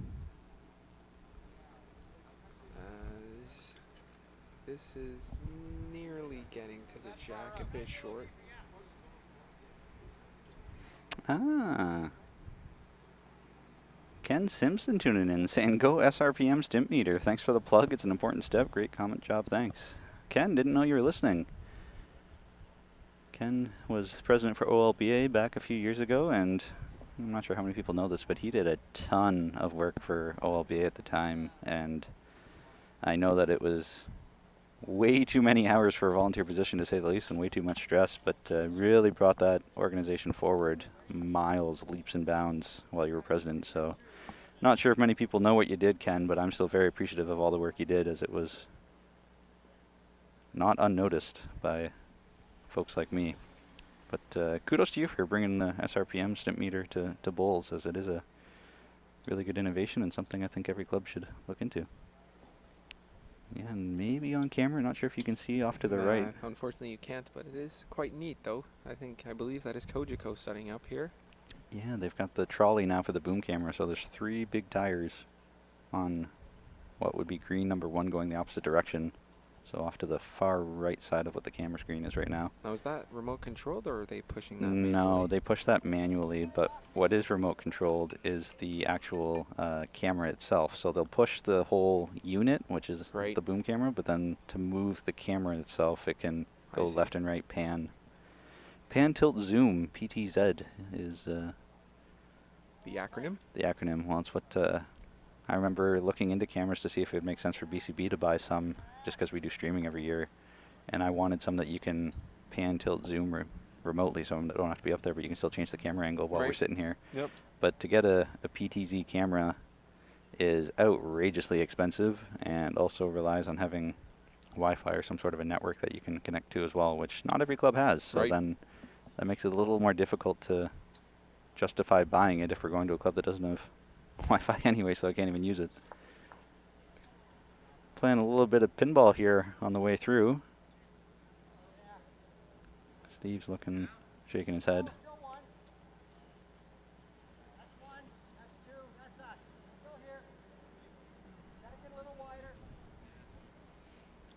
So Steve is directing Steve to go on the backhand side here. Mm-hmm.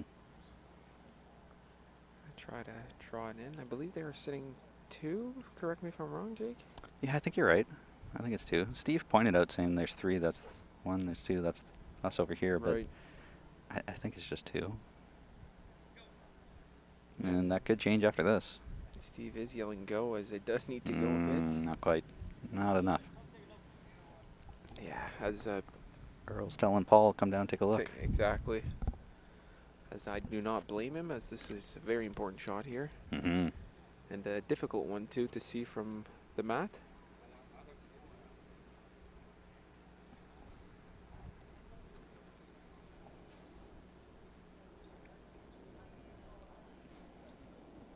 So if they're holding 2 right now, and you can see Paul sort of motioning if I come through this hole, but that is risky because that's 2 Nova Scotia Bulls coming in, so you don't want to pump those in at all. I would have been tempted to play the other hand, as I see a whole lot of BC bowls, BC white stickers on the other hand. So if you're wicking in off of or promoting.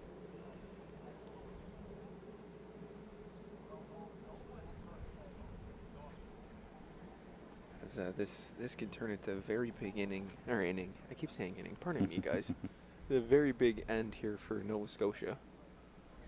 If BC does not quite hit their mark. Gopala is asking to give a shout out to Davey Matthew and Brent Jansen for getting the device made here recently. So this is something where I think we need to have a little more standardization, I guess. So Davey Matthew told me that he made a stimp meter out there, or an SRPM himself. And oh, what a bowl from... As a perfect bowl here as Steve stomps his foot. As that was a near perfect bowl here to... What a bowl. Upset the momentum here. Yeah, so Davey Matthew told me that he made his own device out there to measure green speed, and unfortunately, I guess I'm going to say, he made it a little bit lower so that way it could more accurately reflect the time in seconds. So that way if it rolls 12 feet, it's actually 12 seconds, so it's more exact, but that means it's a lower height. And so that means it's going to be conflicting from what other SRPMs are giving. So if we use the standard SRPM that Ken made and Dan Milligan sells,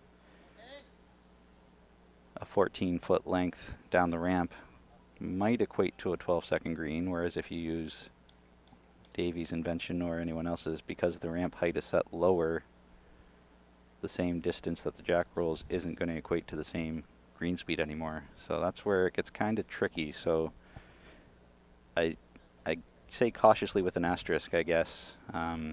It's great to use that and take the human error out of it and to try to make it as close to the stopwatch method as you can, but it could cause more harm than good to get a little bit more confusing now, depending on which version you're using.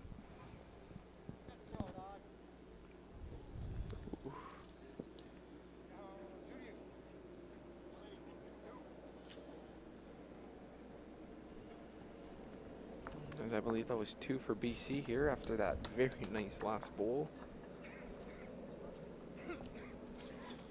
So that would give them the lead then. Their first lead of the day. After it took them 12 ends, 2/3 of the game to get there, but they finally did it. You only have to take the lead once to win a game. You're absolutely right. You only need to take the lead once.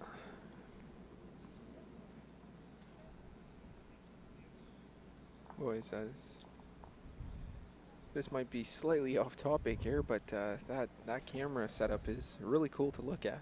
I know you can't see it on the camera here, but they have a sort of a giant tripod going on the green here with 3 wheels. Wait till you see the boom on top of it. Right. I'm sure you'll be able to see it for the finals, the medal round game, because the location of it and where the cameras are, I'm sure you'll catch glimpses of it.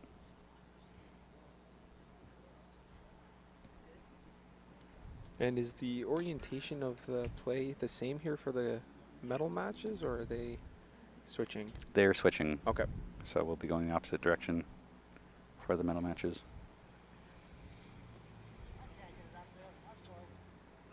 So to clear that up here, we're going east-west as of right now, and the gold medal match and bronze medal match that will be played at 1 o'clock this afternoon. We'll be playing north-south. Look at you knowing your directions, east, west, north, south. I had no idea. I am directionally impaired. I'm very grateful that Apple has that compass app on your phone, so you can tell me which way you're going, because I have no idea. As we get to end number 13 here, both leads here are struggling to get anywhere near the jack here. This is uncharacteristic. Now that the fans are starting to filter in, maybe we're getting some nerves. And maybe with the sun beating down here and the heat rising, maybe the green is starting to act a different way as well. That very well could be. As the greens are drying out, they do tend to change a little bit. But if anything, they'd be going faster, so it'd be uncharacteristic of missing short here. Francis Standon's asking, do you know who you're streaming for the gold medal match? I have good news and bad news, Francis. The good news is I'm streaming Alberta. The bad news is it's not you. Bum, bum, bum. Bum, bum, bum. So we are streaming the men's pairs gold medal action. Team Alberta, Greg, Wilson, Derek, Dillon against the winner of this game. So whoever wins this game will be playing for gold. Loser goes to bronze. So one of these two teams is getting lucky today. They're getting double airtime. And they'll be playing on rink 2 going the opposite direction. That's what we're playing right now. Which for folks who live in the greater Burlington area will be able to see on Kojiko at some point in the future, as Kojiko is here to stream for local cable TV. But if they do what they did in 2019, it's just a recording that they'll air later. So folks on YouTube, folks here right now, you'll be able to watch it live. So benefit of tuning into us rather than local TV. Steve didn't like that bowl as he's walking down, but it's probably shot, which isn't saying a whole lot with how far everything is away, but his weight wasn't bad. Shot is shot, as they say. Yeah. It doesn't have to be pretty as long as you're scoring. All it takes is one. I would have to assume that the skips are going to get closer than this, though. Always Greg. Well, if Greg would stop making it to the finals, then it wouldn't always be Greg, so whoever else is playing pairs may be a quick chirp to dethrone Greg and Derek from making it to the finals. It's tricky with streaming this just because we've learned, as I'm sure any viewers have learned throughout the week, that streaming fours is almost impossible because you get a row of 7 backsides and you can't see the head at all, so that kind of limits what we want to stream for the finals to a pairs match. And as I suspected, first bowl from Paul is shot, closer than anything the leads have done so far. So it limits us to pairs, and with local TV coming in Kojiko, they requested a specific game they wanted to stream, so not going to say no to that whenever you can get local TV coverage coming in. And Steve still struggling with weight management here, still coming up short.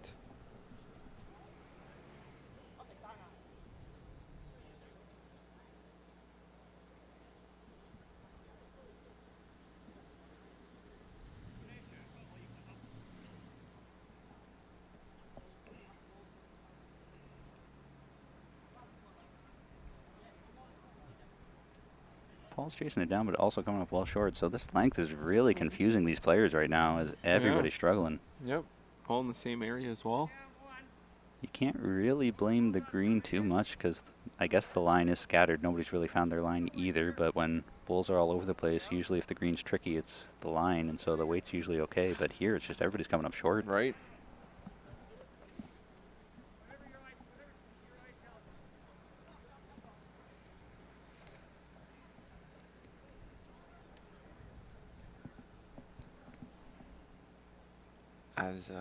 As there are more bowls piling up here short of the jack, it might be a bit distracting from the player's point of view, as that is quite a large target.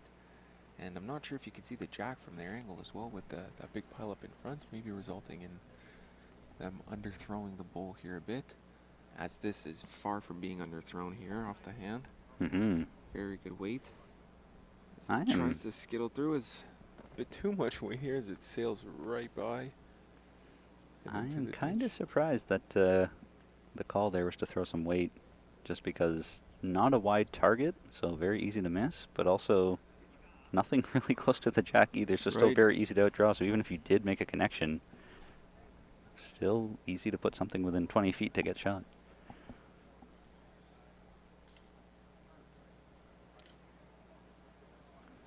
I am sure that Paul will be looking to put something close here. Wide open draw on his forehand, which is what he's playing.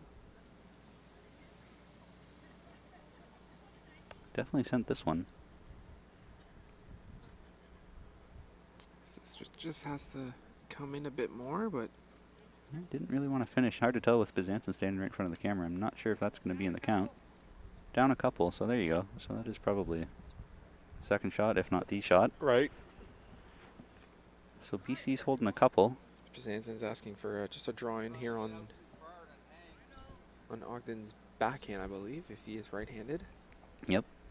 And he did say that, oh, he throws his water cup here with no regards of the substance inside.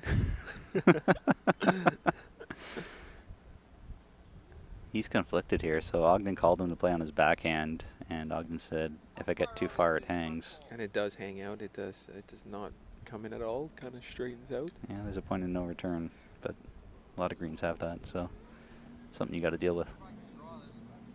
Yeah, he's really not comfortable with that ditch side backhand as he's asking his teammate if he can't go on the forehand side here. If you can play inside or outside that top bowl, there's still plenty of space to draw around. All you need is good weight.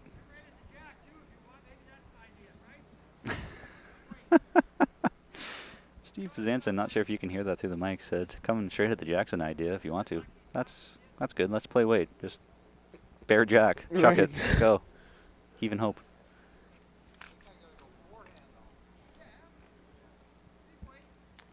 Big weight through. You could get a double connection if you get the inside of that top white one, sorry, black bull, white sticker, shoot across to the right side of the screen. I actually don't mind this idea. If you can't find a draw line, you can either grab jack or get a pinball effect. And he's either way inside or playing the other hand. Oh, as this has worked out. Oh my God. Pardon the expression, but that was as he throws his hands there as almost an apologetic throw. Usually when you get lucky like that, you apologize to your opponent. And usually as a spectator, you don't clap when you see something like that because that was more luck than skill. But we heard a smattering of applause. People are laughing. That's one to Nova Scotia on a humorous result.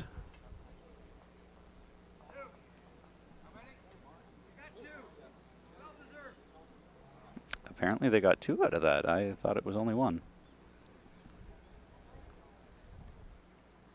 I'll make it 12-11 if... As he is continuing to shake his head there, laughing it off. As I'm sure BC does not find that quite as funny. So a fun thing I learned about different cultures in bowls. In Canada, typically when you get lucky like that, you just sort of shake your head and walk away. You don't really say anything. But in other countries, as I learned when I was playing in Australia, it is expected, almost required, that you apologize when you get lucky like that. And if you don't, you're considered a poor sport, kind of a dick, and nobody likes you. So I learned this. Apologize. Yeah. So I learned this when I roomed with my Ireland roommate. That he was just incredibly offended. He was playing someone who didn't apologize after getting a lucky wick, a lucky result, and was almost outraged. And so I didn't know that because in Canada it's just sort of you laugh it off, you walk away, you don't really say much. But other countries it's expected that you say sorry that you got lucky. So lesson learned for 98 of you who are watching if you're playing in other countries.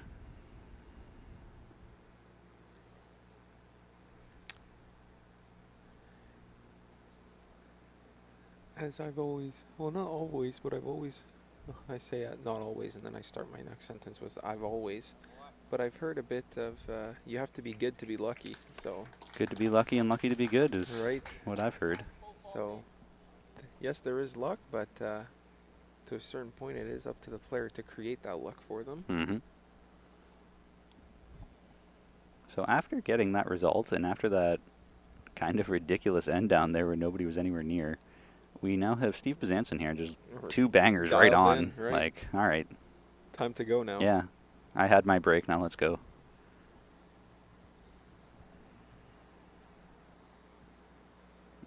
And Earl is just struggling to get that last... Almost a reversal of roles 3 feet, here. 4 feet. Yeah. So we've seen Steve coming up short quite often.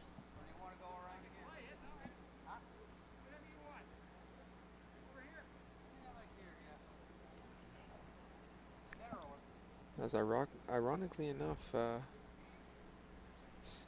Steve number 1 did not want to go ditch shide on his throw, and now is asking his teammate to go ditch shide, which is I don't want to play it, but I'll make you play right? it.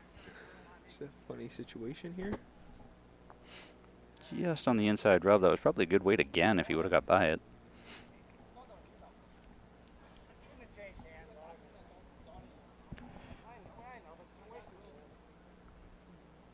And there's a reminder here, if you are watching from the Best Western or anywhere near Burlington, the metal grandstand here is filling up quite nicely. So if you do want to secure a spot, I suggest you thinking about heading over Ho. quite soon. Has a great bowl here from BC, as we do hear all that clapping from the crowd I just mentioned.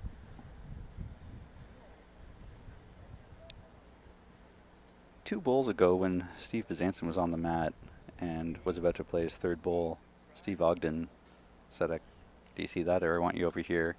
And I heard Steve Bezanson from the mat say, "You tell me what you want, I'll play it," which is the sign of a good player and a good team communication, because he's trusting his skip, and he's skilled enough that he can play whatever shot you want, you just tell me what you want, which I haven't seen enough of here, to be honest, where leads tend to say, I want to do something different from the skip, or the skip's indecisive and doesn't know what he wants. So it makes me happy to see an experienced pair where the lead trusts the skip and can play whatever the skip's calling for.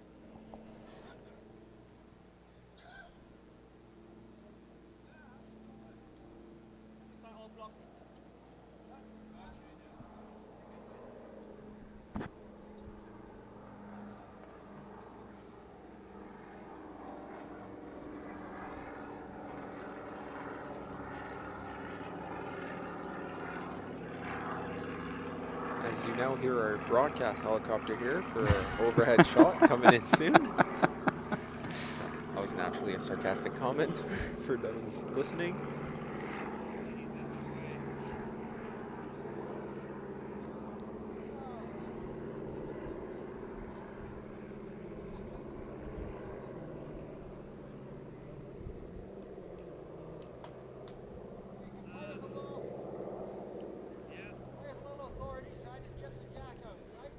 Play with a little authority. I don't think I've heard that kind of call before. I think they're trying to disturb the jack, if I'm correct. Going on the ditch side here, we're putting a bit of weight here. I think they are trying to disturb the head here. It's becoming really hot as they throw the jack out of bounds here. I will reset it to the tee. I don't know if that's what Steve Bezanson meant when he said play with authority. He said chip the jack out a bit. I think he only wanted it to move a couple feet, not completely out of bounds and back to the tee. But does make it fairly easy now for a bit of a target, or for being able to draw to. Lots of room for error.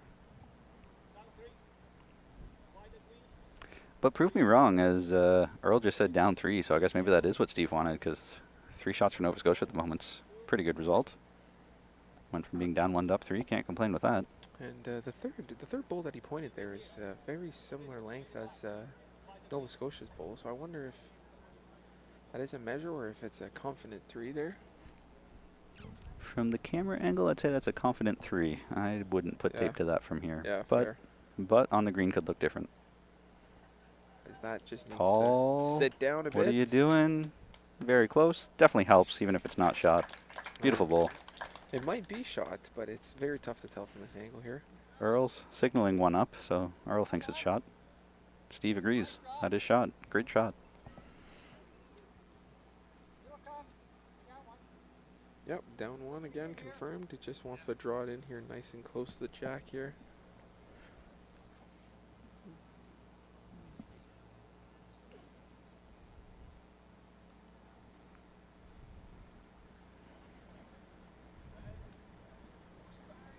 So we're creeping closer to triple digits on viewership, and what a shot from Ogden. Wow. Steve. There it is. Very well bowled. What a bowler. And since we are getting up in viewers here, just remind everybody that this is the tiebreaker match. So the winner of this match between Nova Scotia and BC B team will be going to the gold medal match against Alberta here at the Burlington Lawn Bowling Club at 1 p.m. And the loser will be playing for the bronze medal match at the same time here at 1 p.m. So a very important match, and as we expected, a very close match, as both teams here are 6-3-0. Dueling out for that possible spot in the finals.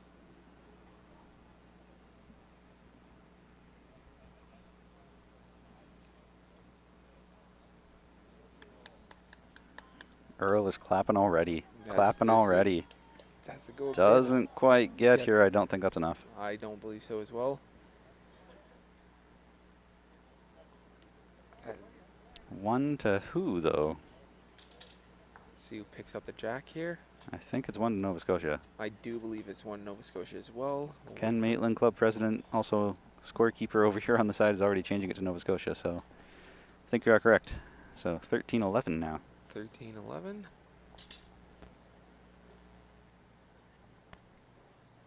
So only 4 ends to go here then, and I don't think we're going to have to worry about being mathematically impossible for anyone to come back. I think we're going the full distance. As we suspected very early on here with their last match here yesterday of the day, they did play each other with the 12-11 match here. Mm-hmm. So this grudge match is going the distance. very evenly matched teams.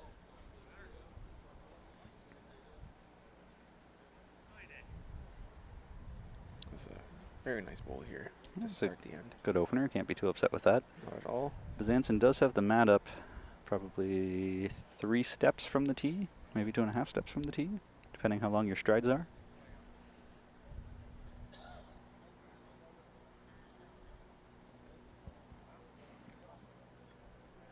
Earl Luck, his first bowl. See what he can do. Coming up short. Yes, this has been a general theme here of these players coming up short, which is, again, to reiterate, surprising to see, as most players here this tournament have been missing deep, but maybe the pressure of being in a quote-unquote elimination game from the final match might be getting to these players. So when they first started this game, there were about 3 spectators here, and looking out now, I can hazard a guess there's 30, 40, 50, something like that. And we've reached triple digits on the stream, 102 people watching now, so spectators are trickling in. Do you think that that's having any impact on their bowling whatsoever? Do you think they've noticed that the stands are getting full and people are here? Do you think they've completely blocked it out and haven't even clued into that? Well, see, I was wondering the same thing, but because the spectators here have been sneaking in. There've been, every time I've been looking over, there's new people here that I haven't noticed walking in, but it's the nice shots and the lucky shots that have been getting a lot of claps from the audiences, making it very loud, so it'd be hard to not realize how many people have now joined in. That's a good point. And now if it does affect them or not, that may be something, why we're seeing the bowls being short here. Ooh. But as Nova Scotia here seems not to be fazed by the clapping. If anything, it could be encouraging to these players, having many eyes on them. Knowing Steve Bazanson as the seasoned vet that he is, he likes to play to the crowd, so I'm kind of surprised I haven't seen any reactions or comical statements out of him yet. So I'm not sure if that just means he's taking this game a little too seriously, or if he's just changed his ways since the last time I saw him. But hearing all this smattering of applause, I'm surprised I didn't see a... Right. He might be locked in. Yeah. In the zone, as they say. As we have head umpire George Cubis here, waving us. And I gotta say, I know I've said thanks to the umpire crew before, and big shout out to all the umpires here for doing everything, but I don't think people understand just how long of a week, how long of each day it is for George Cubis. So he's been here since August, I think 13th he flew in, and it's been something like 15-hour days for him ever since, and it's still going to be like that until the singles wrap up August 25th. And always has a smile on his face, ready to go, ready to help. And always has some sort of a joke or witty comment, too. He's got an answer for everything, and I love it. So big shout out, big thanks to George Cubis and his entire team as well. His entire team, for Joan for being here with him, and Bulls BC, you've got a heck of a head umpire in George Cubis. He's a legend. That's another flyby here of our aerial shot. Yep.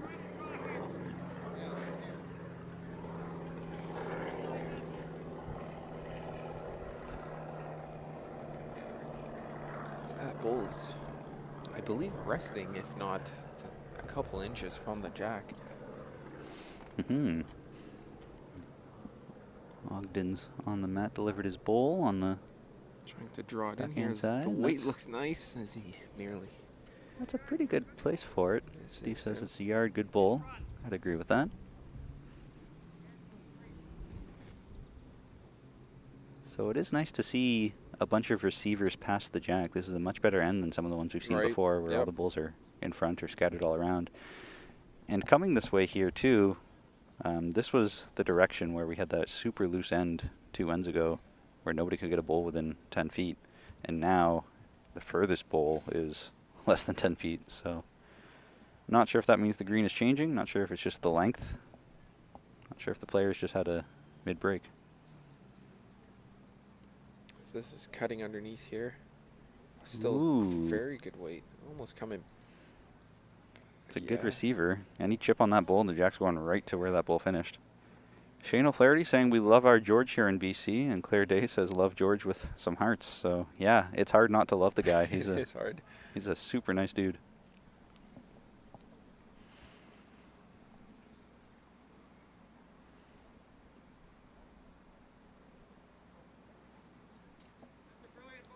That's a brilliant bowl. Yeah, and echoed by Nova Scotia here. As we've already hit the hour and 55 mark here on the stream. Therefore, the game, it's been going by very fast as these two teams are going back and forth here. Yeah, there hasn't really been any delay of Not game or at all, slow no. talking at all. Nobody's down here spending hours communicating. So Paul was throwing some weight there, looking to make some contact. And Steve's playing smart here, saying let's clean this up, get rid of that wing bowl, push this through behind. I don't want to give him anything to bounce in off of. Not sure if Steve Ogden always plays this way, but I just noticed his follow through. He has his 2 fingers pointing together, sort of like a gun.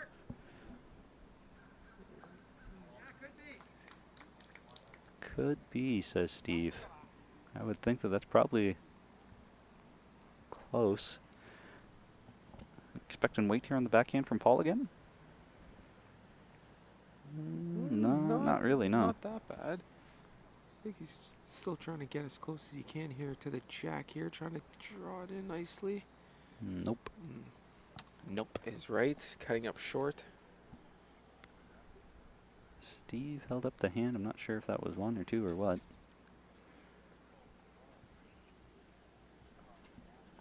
Wait for that scoreboard keeper to change the score so we can reflect that. And I did see, yeah, and I believe that it's just a 1 here from Nova Scotia. If I read BC's fingers correctly, naturally. We'll just have to wait and see here. No. And that is 2. 3. 3. 2. Assuming it's 16-11, is that what the other end has? Yeah, 16-11. 16-11, yeah, that was a handful. So very good end here, especially coming at the tail end of the match here. Very important end to get 3 points here on the board. That could be the game changer at this point, to give yourself a 5-point lead with 3 to go. That's going to be tough to come back from, as it's been back and forth the whole game. But as we've learned from BC here, they're far from being gone and out of here. They can turn this around very quickly. So I'm not sure if George would want me divulging this, but seeing in the comments that Shane and Claire saying we love George. Fun fact about him that I learned this week is that past life he was a policeman over in the UK. And there were some homeless people causing havoc in their neighborhood. And so, beautiful shot there from Earl. So George, being a police officer, he came and talked to them and convinced them to join a rugby league that he started. So he started a rugby league and turned their life around for these homeless men. And so 3 of them became professional rugby players, 2 of them became lawyers, and all of them were able to turn their life around except for 1, which is just a heartwarming story, because I can't imagine having a group of hooligans living near you going up to them and saying, hey, I'm going to start a rugby league for you, and helping them turn their life around. Like, that is absolutely bananas, and just shows what kind of a caliber guy George is. Yep. And just shows the possibilities you can with just a second chance. You can truly turn your life around no matter the situation you're in. So thank you, George, for showing the way for these men and women, I'm sure. Also, fun fact about George, he was a professional rugby player himself. Yeah. Which I had no idea. Yeah. Man, you can sit down and talk for hours here. I easily could. That's and all. Just missing. As a reaction from myself, the crowd, and the Nova Scotia team here. Steve Bezanson just missed the jack on the way through. So, last bowl to come here for Earl Luck on Team BC. There's a wing bull to use there from Byzantin if you want to, but probably just looking to draw, I would think. Looks to be in the neighborhood. Looks to be in the neighborhood. That's a well-placed bull. And exactly where his teammate wanted it as well. Well placed.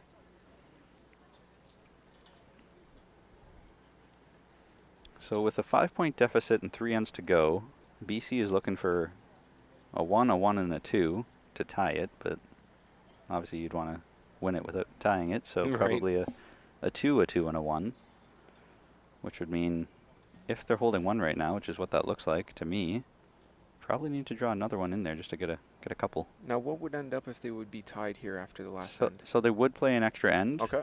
In the round robin, you don't. You leave it as a tie. Right. But now the whole point of this game is to determine a winner who's playing for gold, so they would be playing an extra end. Until a winner is declared? Correct. So if there happened to be a equidistance jack, which is rare, then...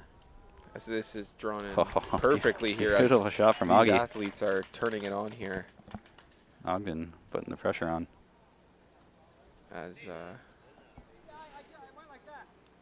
this Burlington club is filling up, and we're able to see that magnificent shot with quite the reaction from the crowd here.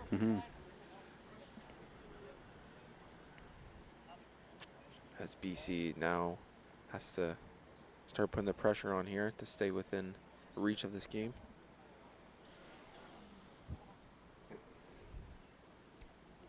Kevin Jones tuning in, saying that last end this way, Byzantin threw a short jack and nailed it, but this time coming this way, throws a long one and is nowhere near. Yeah, we were kind of questioning their strategy at the start of the game too, because they went from scoring 3 on a long end to then shortening it up when they got the jack, which didn't really make sense to us why you would switch from that. But I'm not playing the game for them. I don't know what their strategy or game plan is. Confusing, but it seems to be working as they're up 16-11, so who am I to question if it's going to get you the win? Right.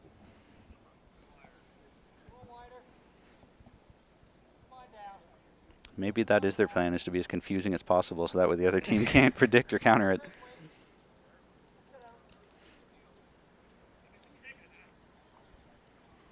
So I think BC really needs to score here. Like, I don't think you can afford to give up a 1. If you give up a 1, I think this game is just about done.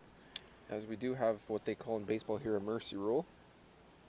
As if the team gets out too far, mathematically impossible to come back, judging by how many ends are left, the game will be called short. Oh! As this is, as Nova Scotia rightly shakes their head. As they are down 2 now, as we mentioned before, BC is far from out of this game here. Not going down without a fight. That was a heck of a bowl. Chipping out shot bowl without moving the jack to be counting 2 at the moment. That's exactly what they needed from Paul. Got to be happy with that result. That's basically the perfect shot they were going for. Perfect shot, perfect result. Boom. I'm a big fan that we have a 30-second delay from what goes air to what goes on YouTube, because I was able to just watch it again from the screen that's in front of us here 30 seconds later. Ogden said it's tighter, and that looks way lighter. That's nowhere near as far as I can tell from this angle, but...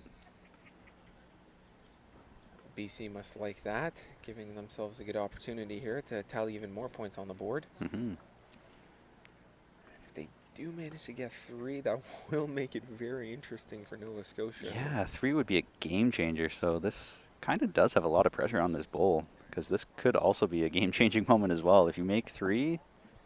you're in a really good position. If you miss this and only score 2, you're making your life a lot harder with the last 2 ends. Given that he just threw an up-weighted shot, typically after you throw a drive, trying to draw again is really hard to do. Right. And so we'll see how good his drive and draw weight is. It wasn't a crazy drive, but it was still a weighted shot. So drive and draw, especially when you're playing T to T, is not easy. And here we go. Well played. Good for 3. Gave up 3, picked up 3. So we're trading blows here between these teams. It's not just jabs anymore. These are full-on swings. Heavyweight tosses. 16-14, up and back. 2 wins to play? Yep, 2 ends to play. 2 wins to play, yeah. Up and back. Play one there, play one back, and we're done. Assuming they're not tied. Yeah, which would not be far-fetched the way they're playing right now. Yeah, seriously, I could easily see this being a tie and going to an extra end. As we do hit the century mark here for viewers, welcome all, as this is a very tight match here from BCB and Nova Scotia. BCB, of course, being British Columbia's B team. I was just going to say, we need to change that name up because BCB is the acronym we use for both Canada Boulegrand. So I'm not sure what we can change it to. Maybe start using colors like BC Red and BC Blue or something, but BC1, BC2. Owen Kirby tuning in with some eyeballs. All eyes on these last 2 ends. Yep, big time. The winner does go to the gold medal match for those new viewers joining us. You definitely picked a good game to watch and picked a good time to tune in as the numbers are going up here again. Watching a tiebreaker match where the winner plays for gold, where it's a 2-point game with 2 ends left. This is crunch time. This is exciting time here. First bowl from Earl. And it is beautiful. Beautiful bowl here. Not letting the pressure of the moment get to him here. Right back to the center line with the flop. That's, in my mind, one of the best places for your bowls to be. Just behind, back on the center line. Not to be outdone. Here's the answer from Nova Scotia. Not to be outdone. Steve's matching bowls.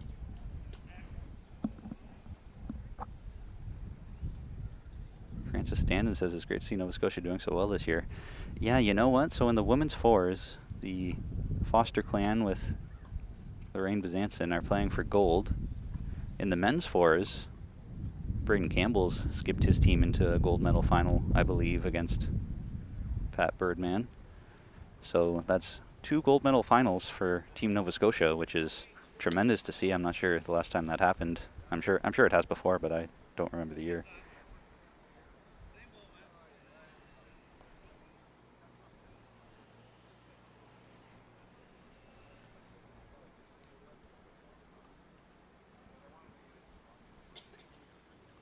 I also know that Nova Scotia, with I believe 6 clubs out there, the Dartmouth club being sort of the central hub for many events that get hosted there, just got a new artificial at the end of last fall. Nice.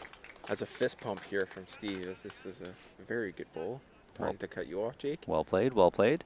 So I'm curious how many of the bowlers from Nova Scotia were over practicing on the artificial at Dartmouth. And if you're able to practice on a good green, it typically results in more skills, becoming a better player yourself if you're playing on a good quality surface.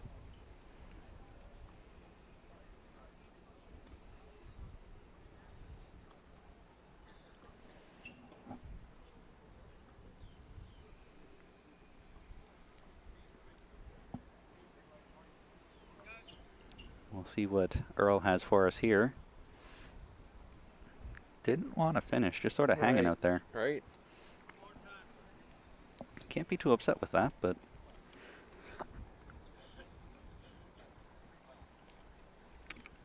then again, these players are looking for perfection here at this tail end of the game, so. John Duval saying, hi to all my Canadian bowling friends. Hope to see you all this fall. John, I'm guessing you're somewhere in the States as a lot of Canadians go down south. Want to pop in the chat where you're from, where you're tuning in from?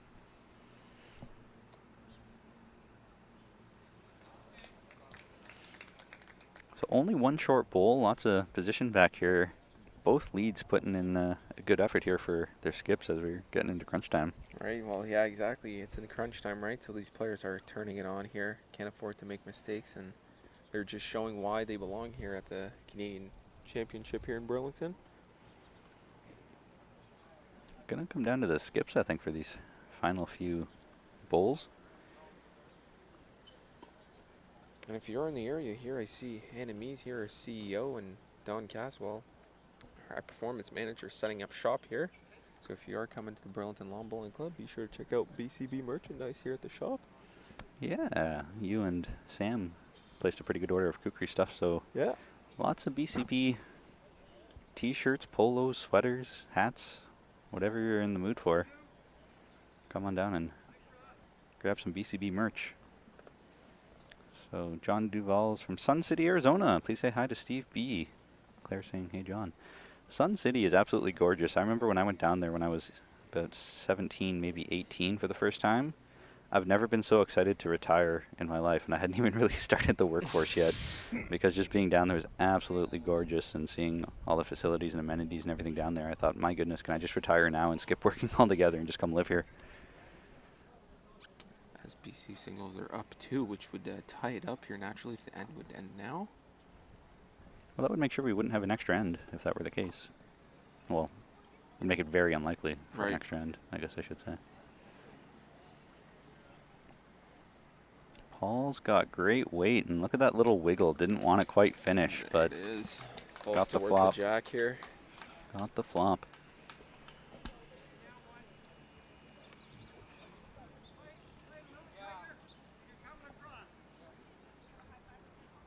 Bezanson says just down 1, so I think that Nova Scotia might have been lying before that then. Right. Playing with a little bit of pace to this, it looked like, out of the hand. Very close. Yeah, just got it. Beautiful bowl from Ogden. As Jake, I am looking around for a skunk here. I was just going to say, I can smell someone skunk sprayed nearby here. I've never seen a bowls game interrupted by a skunk, but we might be getting that here soon, because that is putrid. Yeah. As they say. There's definitely a skunk nearby here that got scared. As both players are going down to the head here, this is by far the most important end of the match so far. They could just be going down to avoid the smell too. Who knows? That's a fair point, Jake. It is quite strong, but so far no PP Le Pew. Close. I've seen games interrupted due to dogs getting out on the green with off leash running around. Right. I've seen games interrupted due to birds. I've heard a story of one gentleman had cracker crumbs in his pocket, so walking down he threw them on the green to get birds to come and disturb the game. Jeez. I've heard of overnight up at my home club in Chesley, someone let their horse get on the green, so there were hoof marks. Yeah, up in sort of Amish County, basically. There's a lot of Mennonites, so horse and buggies. So someone's horse got away from them and tore up the green. But I've never seen a skunk, so a skunk could be a new one for me. Yeah. Yeah. Boy, that must be a comfortable surface for the horse. He must have Under the been hoofs, happy. yeah, absolutely. On the green there. Just digging it up, and Right. and he did leave a lot of marks in it. Crazy amount of damage.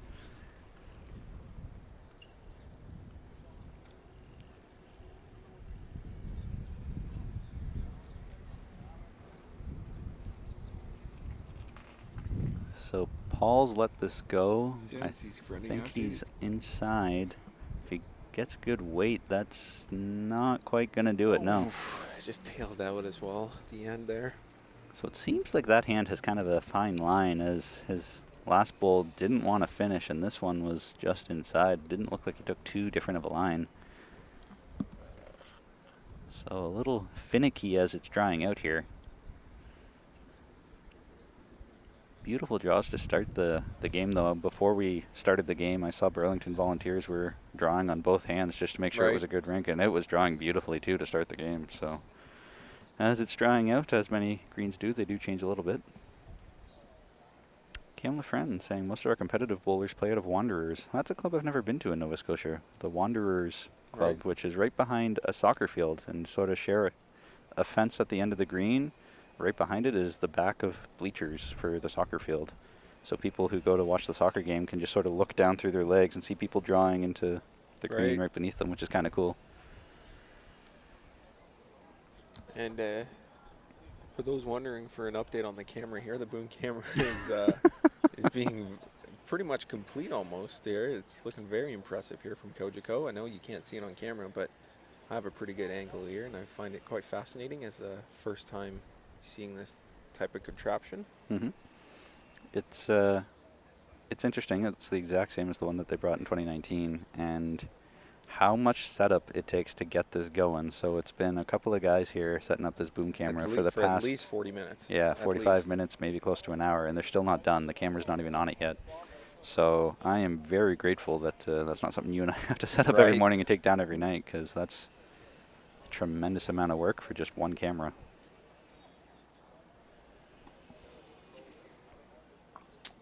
As a decision has been made here, as the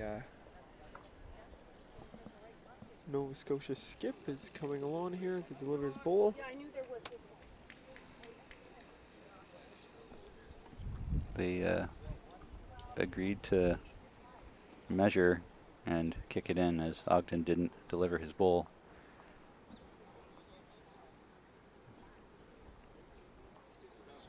Gonna have to give Terry O'Neill a quick smack for walking and standing right in front of the camera. Right. As a guy who owns and operates a camera himself, he should know better than that. So. And that was 2 for Nova Scotia. 2 for Nova Scotia, give him a 4-point lead coming home. Well, a very wise decision to not throw that last ball Absolutely. here and take those 2 points. Very cognizant of the situation they're in. So this is tough here now, as BC needs to score 4 to force an extra end, 5 to win it. In 6 bowl pairs, that's getting close to a perfect end. Right, so like that's tough. But not impossible. Not impossible, very doable. Cam Lafrene saying 5 of them are from Bridgetown. So Bridgetown is a small town in Nova Scotia, and great opening bowl here from Bezanson. Putting the pressure on. As teammate from BC here is urging his teammate to wait here as he assesses the situation. Important to stay composed. I think they're talking about strategy here. If we need to score a 4, what do you want to do? I did hear forehand. Wonder if they're going to his more confident side to begin with here, as he has been using that forehand. Needing to score 4 and ideally looking for 5. That means every single bowl from BC needs to be reaching, ideally past the jack, to give some sort of a chance to build a pocket. Right. They're having a good conversation here about what to do. And I'm not sure if it has to do with the fact that Steve's first bowl is pinning it, or if they're just talking about how do we want to build our head. Something that I find interesting about bowls is that often we just sort of shout down what we're planning to do so your opponent can hear it and understand exactly what shot you're trying to make. Perfect. That's a great bowl from Earl. Matching almost Steve's bowl here.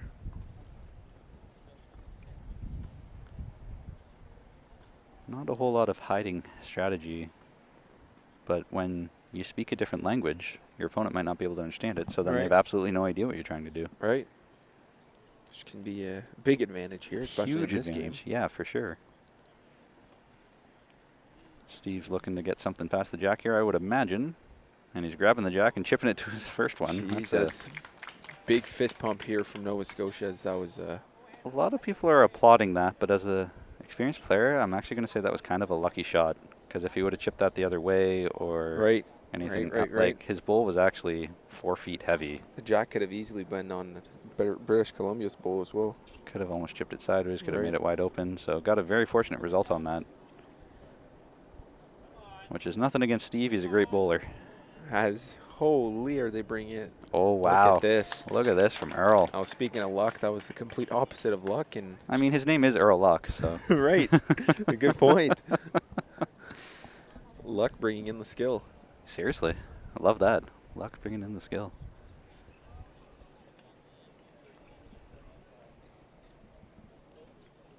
But keep in mind there, if Steve can keep throwing like that, they will secure the victory here. They need 4 or even 5 from BC. So just cutting that down. And there's a whoops from Bezanson. You're looking for anything past the jack, and that is not going to do it. Paul saying hold up. This bowl's got to go somehow. He's being very confident here in his communication. He knows exactly what he wants. So play with weight to here. I think he's looking to play blue onto black back to there. Or it could be draw around to there. I'm not quite sure what he's calling. The way this head is shaping up, though, that black bowl is in such a nuisance position to get out cleanly or to get the jack pass behind it if you need to. Great effort, and that bowl is sticking on, which is beneficial for BC because you need the bowls to stick around. But this is getting trickier and trickier. With only 3 bowls for Paul, I'm not sure how you're going to get a 4 out of this at the moment. You're going to have to change things up a little bit. don't see how you're going to get that black bull out cleanly without jack movement. They would almost need to, I don't know, almost. Could play a drive down the middle and just chip it, but if they reset the jack on the tee, would that maybe give an opportunity for 4, as they do have that back bull close to the tee? Yeah, maybe. I'm not too sure how far Besancon's bull on the far left by the 14 on the scoreboard is. I'm not sure how close that is to the tee, whether that would be in the count or cutting them out or not. But that might be something they should consider, is whipping a drive down to either chip the black bull out or try and kill it to get it respotted. And here's a nice finishing bull from Ogden. As Nova Scotia is not making it easy at all here for BC's comeback, which is exactly what you want from Nova Scotia's perspective here. Solid play. You don't have to win the end necessarily, but just make it tough to gather a large amount of points. Yeah. If I'm BC right now, I'm probably looking to play into the head to change up some angles here, because right now this is looking pretty ugly. Right. And you can see exactly what Paul is talking about. If I play into the blue onto the black, jack squirts off to the right, which doesn't really help as much. If I play on the other hand coming in, this is dicey.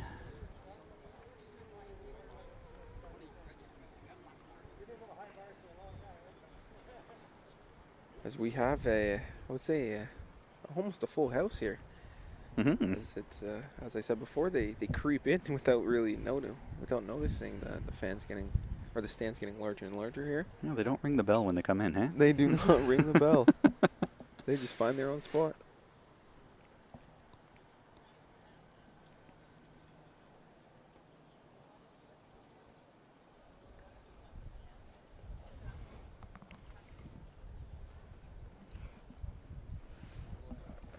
We'll see what he plays here with his first bowl.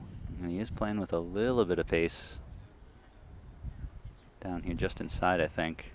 Got to stay on to give yourself a chance. And I think that might be out of bounds out the side. Yes, I think you're right, Jake. So that's out. So now 5. All your bulls left need to count to win at this end. It's not looking too good here for BC. All but 1 need to count to force a tie. And if you're Nova Scotia, I'm thinking probably just anything where Steve Besancon's standing right now is golden. Right. Going to make it all but impossible. And he's just drawing into the head, making a bigger target.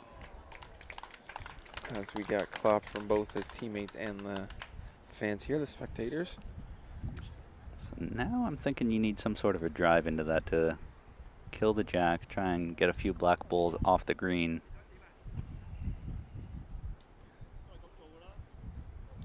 Maybe playing some weight into that. If you play big enough weight, you might be able to kill the jack off to the right, have the blue bull connect onto the black bull behind it, and force that black bull into the ditch, because I don't think it's a toucher. Oh, that's all you have to do, eh, Jake? But that's definitely not going to be helping. Right. That ain't it.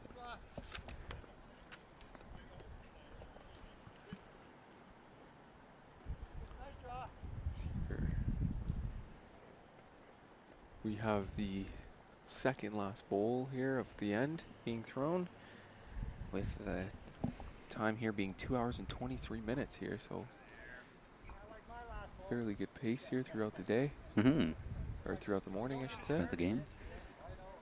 Well, that was kind of a wasted bowl from Ogden, but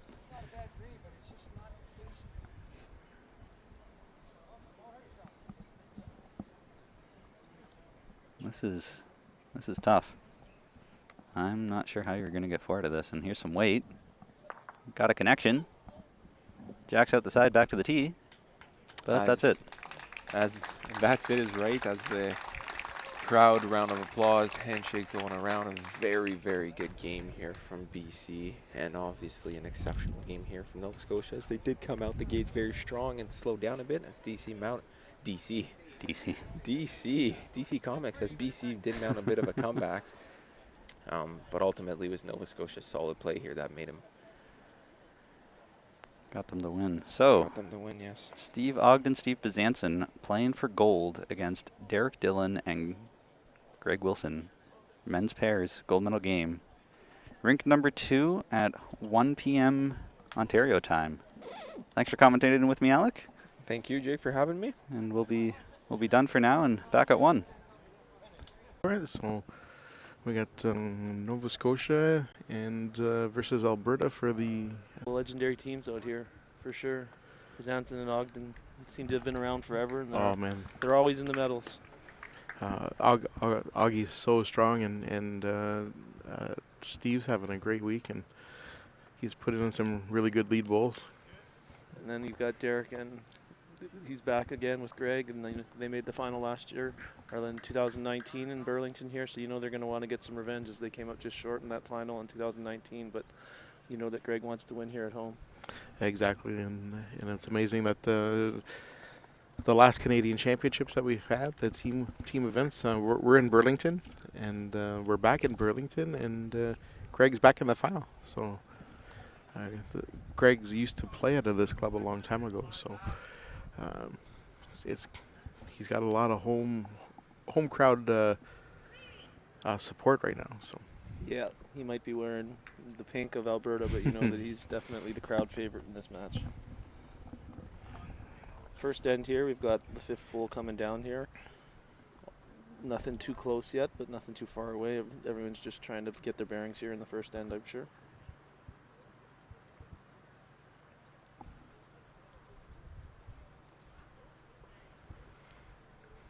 So John, when you're out there playing with your brother and your father, any preference on length for the first end that you like to play, or? Typically, I always just let Michael go with his natural length. Yeah. Start it there and see what he wants to go with from there, and then build off of that. I personally don't have much of a preference early on, and then you kind of got to go off of what you think your opponents may be struggling at. I think after that, what do you think? Very similar strategy there. I always find you got to really find the pace early, because if you're struggling with the pace, it could be a rough ride. Yeah, no doubt about it. So Steve's had Steve Bazanson from Nova Scotia had a pretty good first end here. Yeah, bumped in. I think he's probably lying a couple. And Greg came in narrow there on his first, so I'm sure Augie's going to try and improve the head here. They don't have much behind the jack right now, so you might look at playing some position, but. So we got Ogden trying to put another one in there, and it's close. Close, may have just fell out.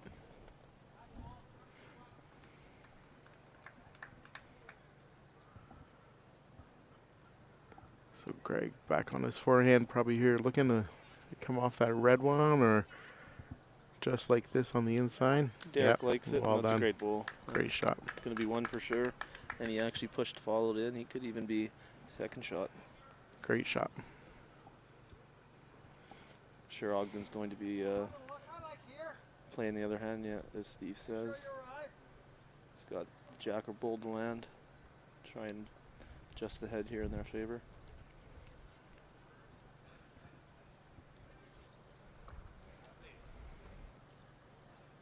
Looks tight, but he could get some results off his own bowls here. He's given himself a good position bowl in the back for his last. Mm-hmm. It's amazing how one bowl changed the complexion of this end here. Yeah, no doubt about it.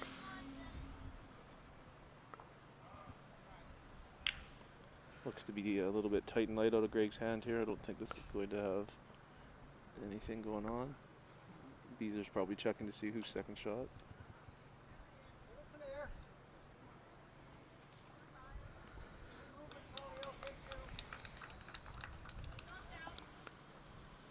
Yeah, Steve Bazanson is saying that it might be a little bit of movement on the jack is going to be okay.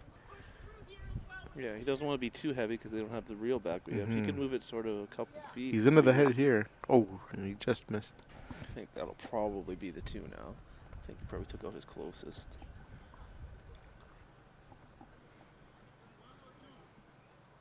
The Silver Fox there is going to get down and measure here for 2. The Silver Fox. I learned a interesting tidbit. He always wears the corduroy shorts. Nope, never seen him without them. Just the one.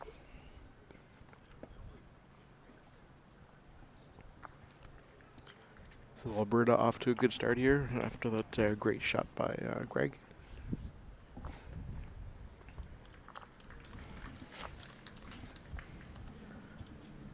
The crowd is starting to filter in here to Burlington. Should be a good spectators today.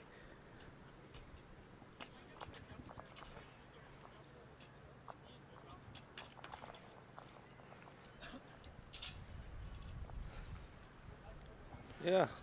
Remember playing here in the final in 2019, and it's nice to get quite a good crowd out here. I'd say there's certainly a couple hundred people in the stands here, and it's always nice when you can have that little bit of a fan atmosphere, and certainly a lot of the legends of the sport are starting to arrive here, which is great to see.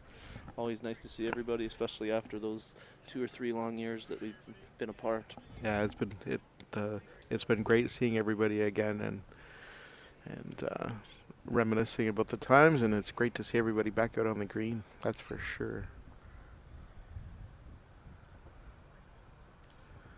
Derek had a nice start here, and Geezer with a good response. Very Perfect good. weight, just slightly narrow at the end there. But I think he's probably the shot.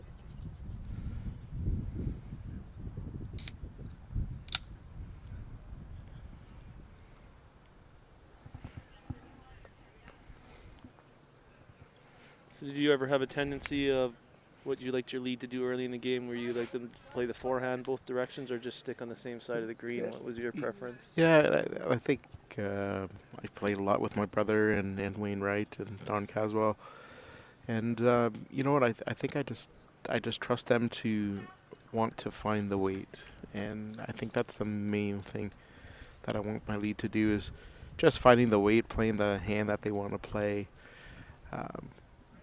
and then they can just learn that hand and try to nail it every end. I think if they could do that and find that weight early, that they're gonna be on to a good game.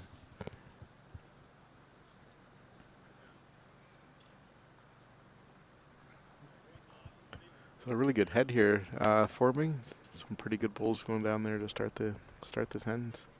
This is a really well-weighted bowl there by Derek. He may have snuck in the back door there for a shot.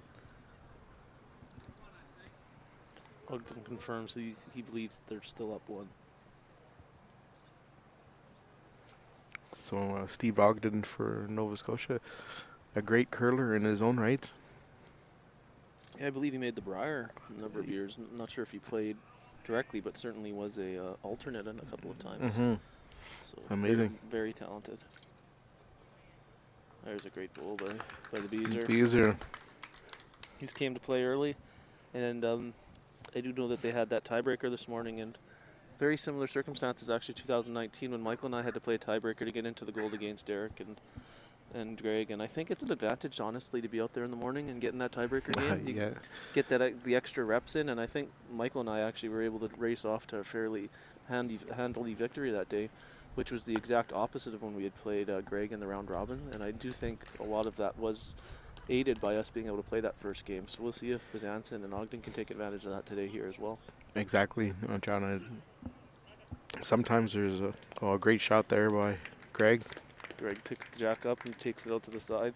Nothing very close now, but he certainly is, for the moment at least, line a couple, but I'm sure Augie's going to be able to get in there. I was just mentioning that I always found it wasn't the end of the world playing a tiebreaker game in the morning. And another great reply by Augie. Augie picks the jack up and it's line 1 now as well. Yeah, and I think just getting those extra reps in, you're loose, you're limber, because otherwise you can get tight if you're sitting there waiting. So, yeah, I do think there's some advantages. Obviously, if it's a hot, warm day like today, and certainly Augie and Beezer aren't the youngest guys, they could maybe feel the heat a little bit more as the day goes on if they've been out there a lot longer than Greg. I could see that as maybe being the one disadvantage, but all things all, I think they would agree that they probably are happy that they got that extra game. Yeah, I think so.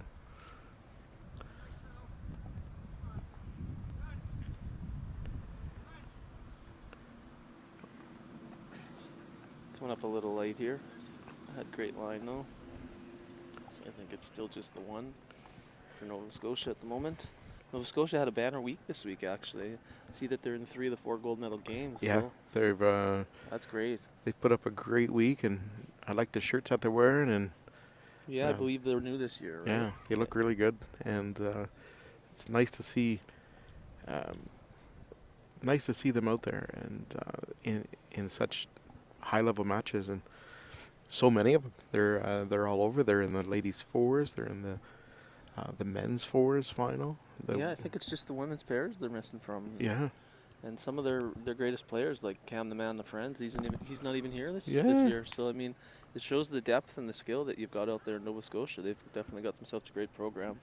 Yeah, if Cam's watching, don't worry, buddy. They still need you. I don't know if he'd be able to get out of his province anymore. Now, and they got some good teams here. You both men, gold medal games. Yeah. Cam might not be able to take them down anymore. He might not have a spot on any team. They're all here. And kind of some loose bowls there the last couple, to be surprising. I think it's just going to be the one from Nova Scotia after the 2 bombs by each skip to start the end. So that'll tie things up heading here to the third end. Yeah, and I always find that the first couple ends are kind of feeling out the weight still and feeling out the lines on the green, and I think it's like almost 2 extra trial ends really, and game's still tight, so no harm done in any of those ends. And Nova Scotia here playing a similar length to what we've been seeing. So it's nice to see we have Kojiko also here today. Yes, that's great local coverage. That's coming for the game. They've got the boom camera set up there on the side that you might be able to see at the top of the camera, which is great coverage for the sport, and hopefully reach a wide audience here in the local area. Yeah, definitely. Any coverage is great coverage, I think. All right, guys, let's see. We can, if anybody has any questions, they can put it on the YouTube. We'll try to pull it up once in a while and do our best to answer the question. Great start here by the Silver Fox. Almost a resting toucher, picked up the cat, putting the pressure on Byzantin, which is good.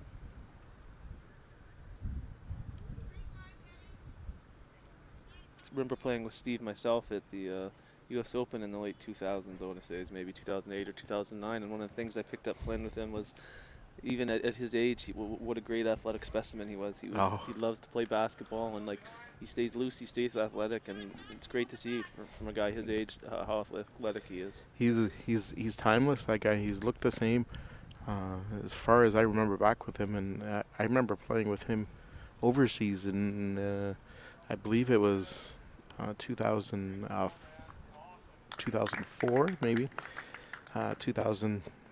Early 2000s anyway. We were overseas at the Commonwealth Games, and we had a really good run in the fours back in the day with John Devonshire and Keith Roney. So a couple other legends there. Some yeah, indeed.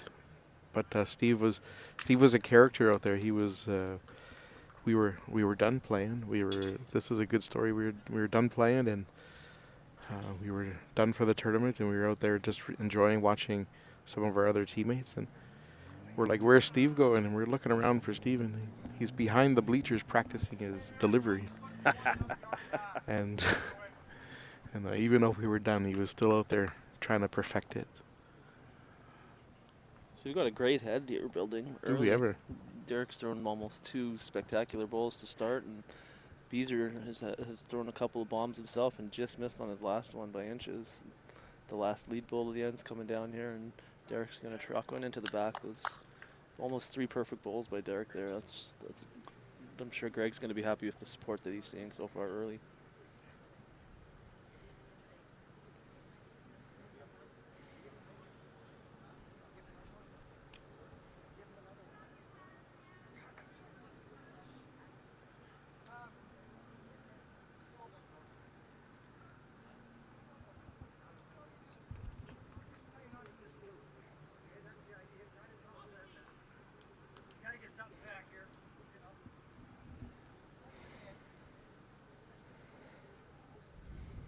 So Beezer's asked Augie to get something into the back, because as of right now they don't really have shot or position, so it's a difficult head for him to build around.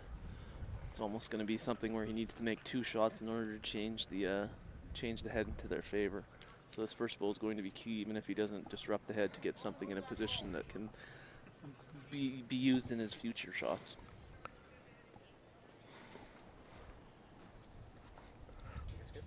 How do we get?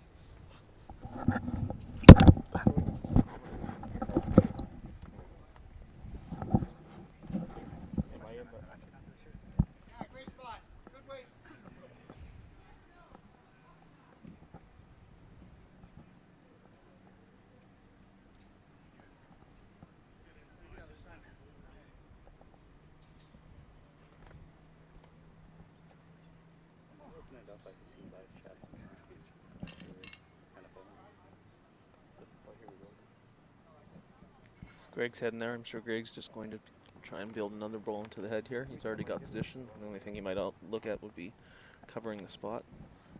But he also already has 2 good back bowls, so I think he's just going to be playing into the head here.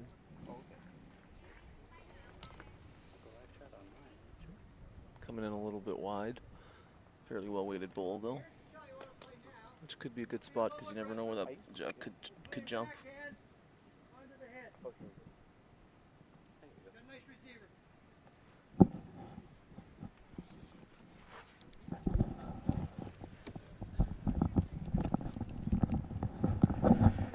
And then back, John. Augie is trying to play a little bit of weight here, and he's missed, so that's going to go past and into the ditch. So it's getting to the point now where Greg may consider even making a connection on the jack here. That would be a very great offensive shot there. A little bit of movement on the jack and could lay about 4. And only would have one shot left from Augie to try and cut down. Appears to be a little bit wide again, but this is going to be another well-positioned bowl, and I'm sure that's something he's going to be looking at with this last. Unless Ogden can get... He might actually play a defensive shot here and just cover, because if you go down 1, which I think they're only down right now in the head, not a big deal. You don't want to drop a 4 or 5 here, really. In 3 bowl pairs, you drop a 4 or 5, and it's really tough to claw back. Yeah.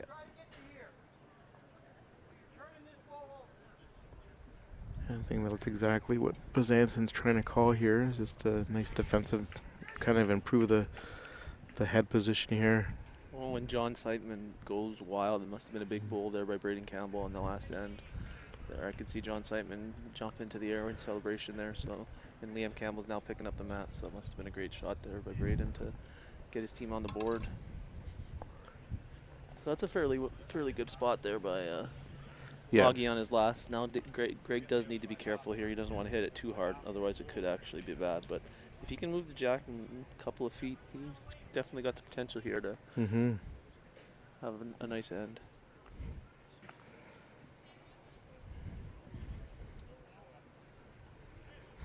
John's great. John Seidman's great for the game out there. He's very colorful and very animated.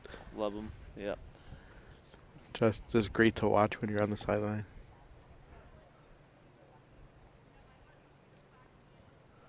So Greg back here on his forehand. Doesn't like it. No. It'll be 2-1 after 3 here. As you see, Steve was trying to show Derek what would happen if they had made that shot.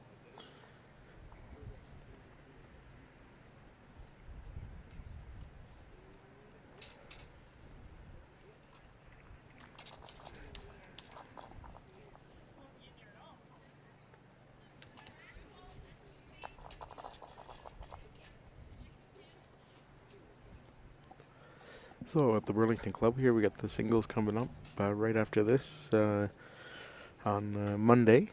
Tomorrow's a practice day for the people that are arriving.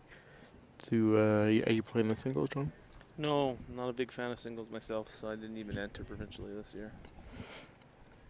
Our Saskatchewan representatives will be the Watson brothers, Carter and Brandon. Okay, and great. We call him the bocce man back home, Daryl Honoski, as he delivers his bowl bocce style now. Interestingly enough, he had some injuries with his side there, and he found that stepping and delivering on the same side was much easier on. I believe it was a groin or somewhere in his upper midsection there. Yeah, we had that on the live stream yesterday, and we noticed that his delivery like that, and he gets it away pretty smooth doing it. So, not really harming him anyway. It's quite surprising. Yeah, I don't think there's anybody else in the entire field that delivers that way, but if it works for him, no need to change it up. Certainly, it's definitely easier, less strain on his body. So another similar end here shaping up. The leads are really playing some good ball and really consistent. Bees are flipping hands here to its forehand. Just hanging out. Trying to get some swoop there, but yeah, just going to slide in behind Derek.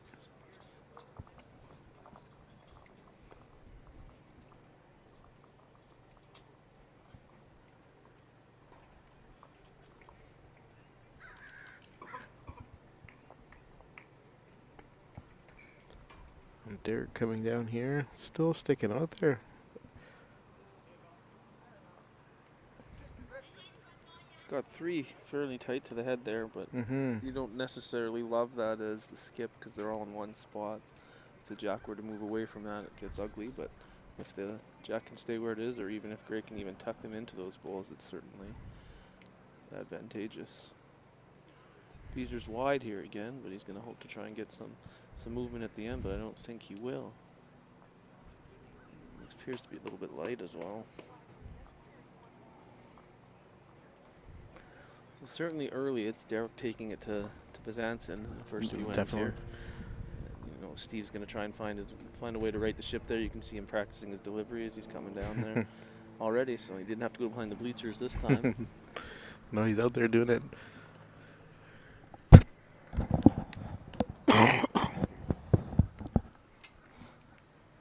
Yeah, Greg is coming from the other hand, which I thought would happen because if he's certainly got an opportunity here to tuck that jack under cover and really build a nice end. Ah, really nice ball. Oh, very Great well shot. bowled there. Very well bowled.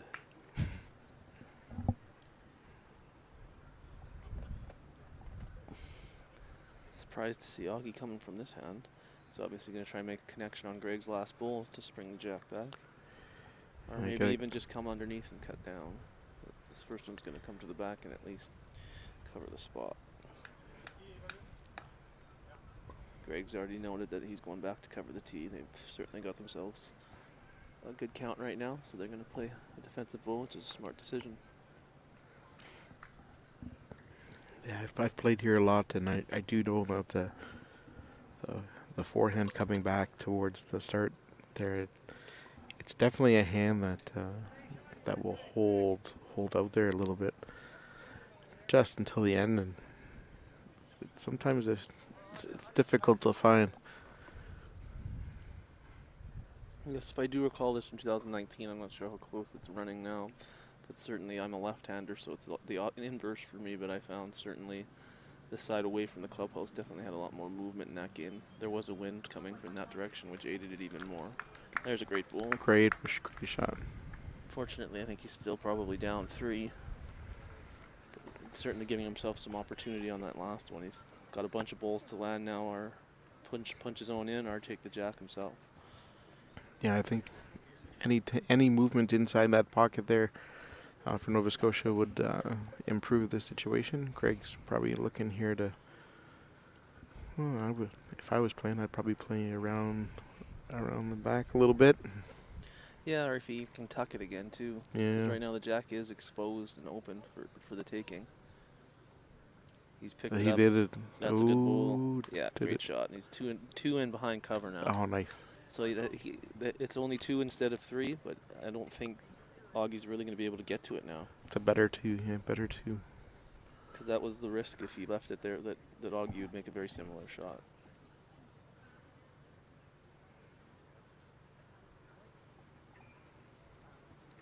Ogden going down to look at it.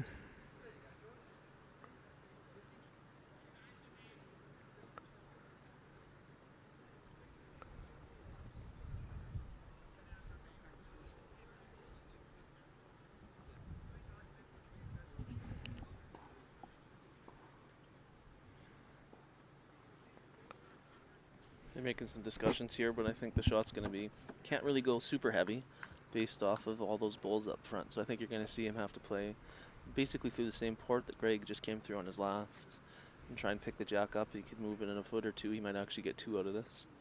Very difficult shot. He's going to have to pick the right weight, otherwise it's not going to come down. Zanton's confirming that it'll break nice there if he can get the right pace.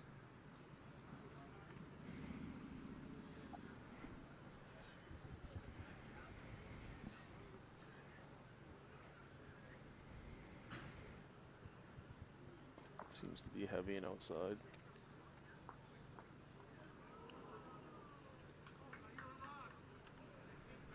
Got a fortunate wick there, but I don't think that helped the head out.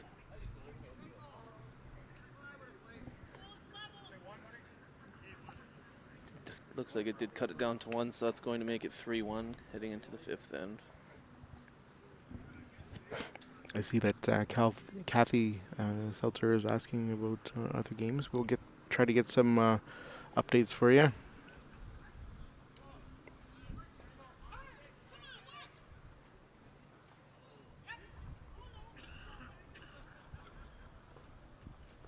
So it's just 4 singles to start the game here.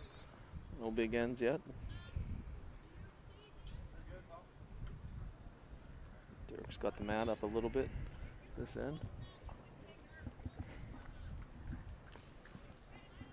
It's a good jack position for us in the booth here. Yep. Basically got the bird's eye view here, just to our left of the announce booth. Another beautiful day here. Sun's glistening. And Derek off to a great start touch here.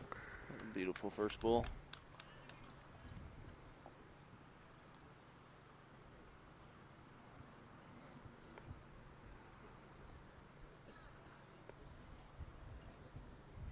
Beezer's trucking in. He's in the neighborhood. I think he's going to come up just a little bit shy, though. Whoa, No, great right bowl. on it. Well done. I know it's early in the game, but the leads are off to a great battle. I think it's going to be a good game. We've got all 4 players have started to settle in and certainly be in the neighborhood with their bowls. Derek didn't like that one. That might be his first loose bowl of the game.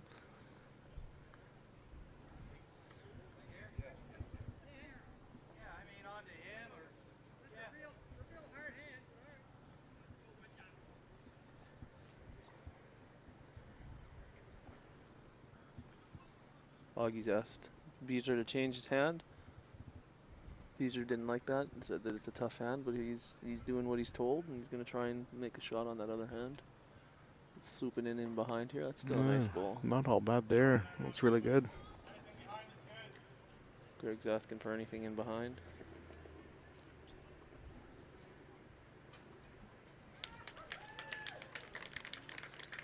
Great bowl there by Betty Van Willingham on the next green in the women's pairs final. Her and Elaine Jones, a couple of timeless legends from Manitoba, are taking on the Ontario team of Cormac and Shepherd. You have the Elaine Jones, definitely timeless, man. She is amazing. For as long as I've been around, she's the face of Manitoba for sure. Right?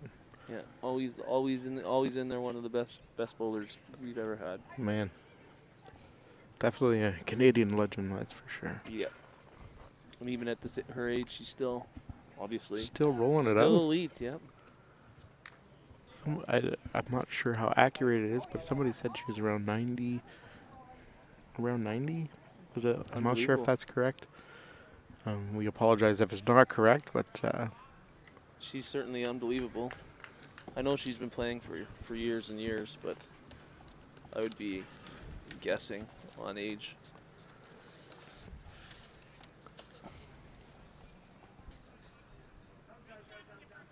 We do have a biography of her, and it is that this is her 43rd year of Vaughan Bowls. Amazing.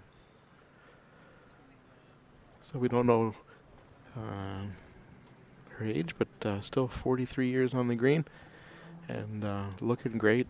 She's looked the same as ever since I've ever met her. I do think her moving to lead is fairly new. I always remember her as being a skip and being such a dominant singles player as well. So I know, I'm sure that's fairly recent in the last few years that she's made the transition. So coming back to the men's pairs here, Derek asking Greg to put a little position in here in the back, covering the tee. And he's done that really well.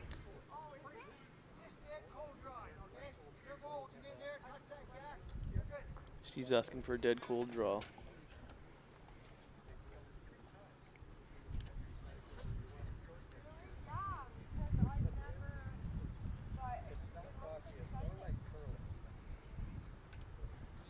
Awful close. Oh, we went through the hole. And Steve Bezanson showing some animation like he normally does. The miss, though, is put another ball in that area to receive the jack if he does connect on it. Yeah, it could be as much as 3 for sure. If you can just pick the jack up, but I'm sure that's where Derek and Greg want the bull, but Greg Greg's doesn't like it. unfortunately shanked one tight and narrow, a little bit light even.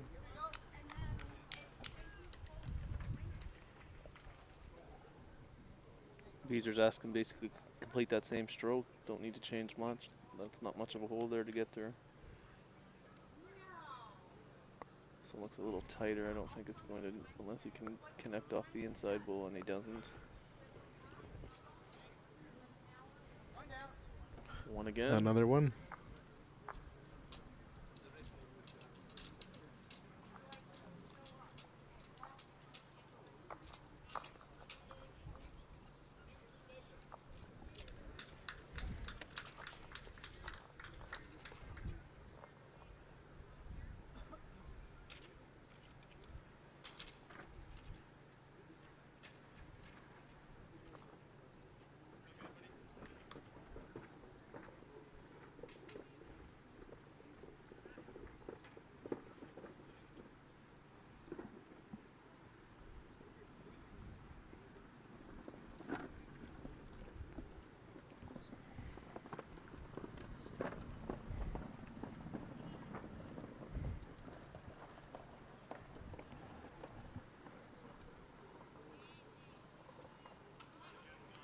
Another nice stroke here by Derek.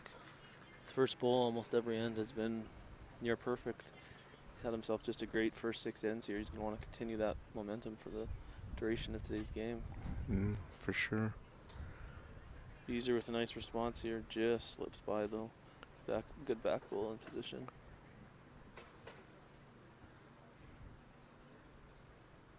Yeah, I think we're in for a good battle here today for the final.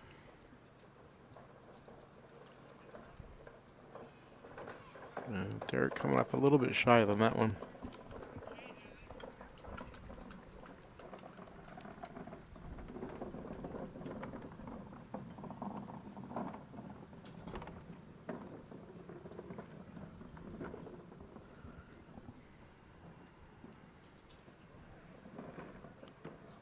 Beezer's close here again. I think he's just going to have almost the same result as his first though. Yeah, just sliding through.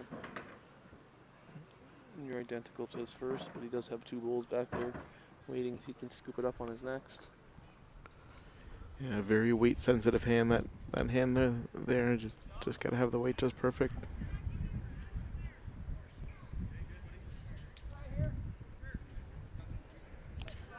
Beezer's asking to change hands here.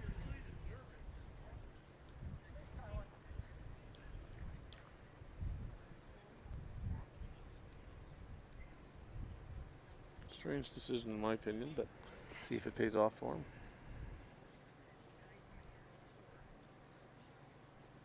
Appears to be just a little bit light, but that could cut it down to just the 1.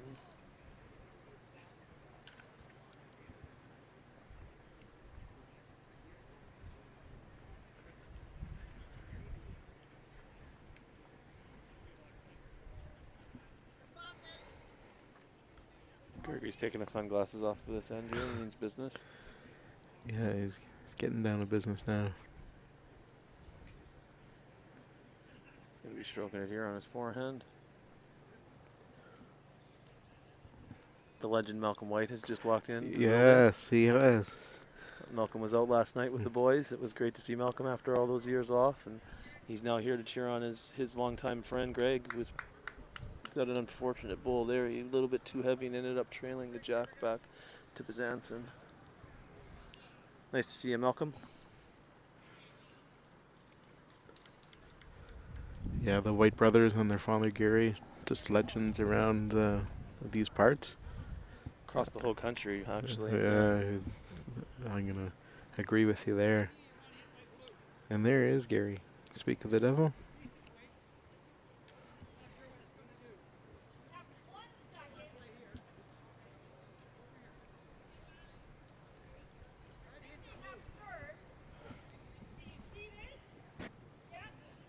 David Anderson and Marky Sanford are now coming in too. Oh man, Two other legends of the sport right here. yeah, they're piling in here. What we would call a very Shibo by Steve on that last one. Didn't get his line and ended up coming in extremely narrow. Derek thinks they're down one now. A little bit of movement on their short bull should get them the shot or just slide by.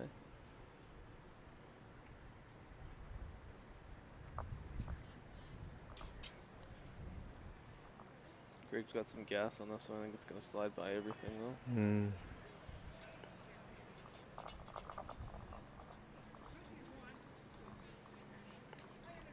Yeah, Beezer thinks he's won.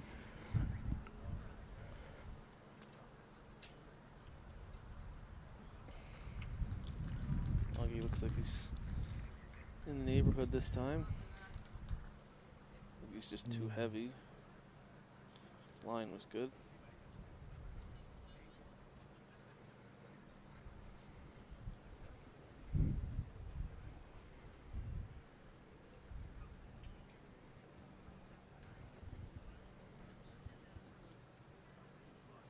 Greg's taking a look now. One shot maybe he's contemplating. It's hard to tell from this angle. If a double's available on those bulls, if it is, he could play a real aggressive shot and sit probably 4 shots if he's able to get those 2 bulls. It's just hard to tell from our angle if they're completely perpendicular to each other, which would make a double difficult. But if there is some gap between the bull, one a little bit higher than the other, the double would certainly be available.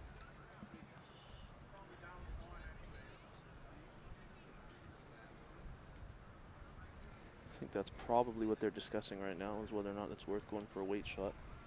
The only risk with the weight is if he catches his own, he would make the head from just down 1 to 2. Lining up on the backhand here. Probably maybe looking to flip that red one. Oh, he is playing the weight. He's killed the end, which is going to result in a respot. Hard to tell from this angle which bull will be the shot. My guess is it's going to be the Greg's bull, but we don't see the spot right now. There, it's being marked by Derek. Yes, it does look like it would be 1 for Alberta right now. Yes. So that's a good shot. Great ball from Greg.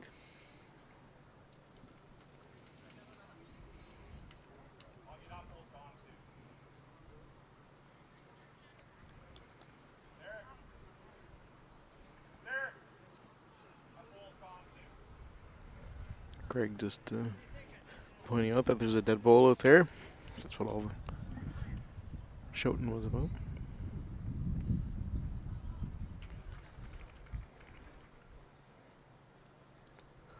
So Augie in a difficult position right now.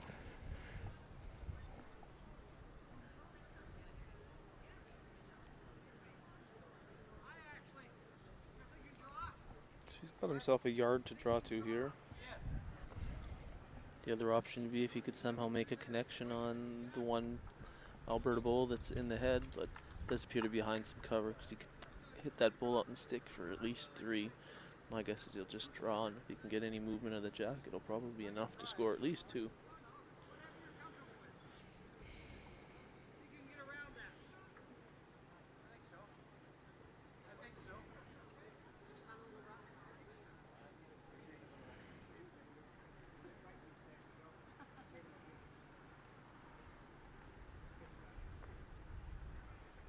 He's stroking down the draw on his backhand.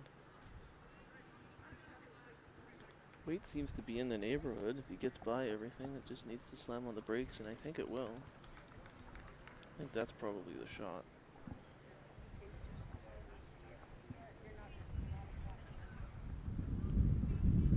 Looks like the Silver Fox is getting out the measure. He doesn't want to give away any shots here.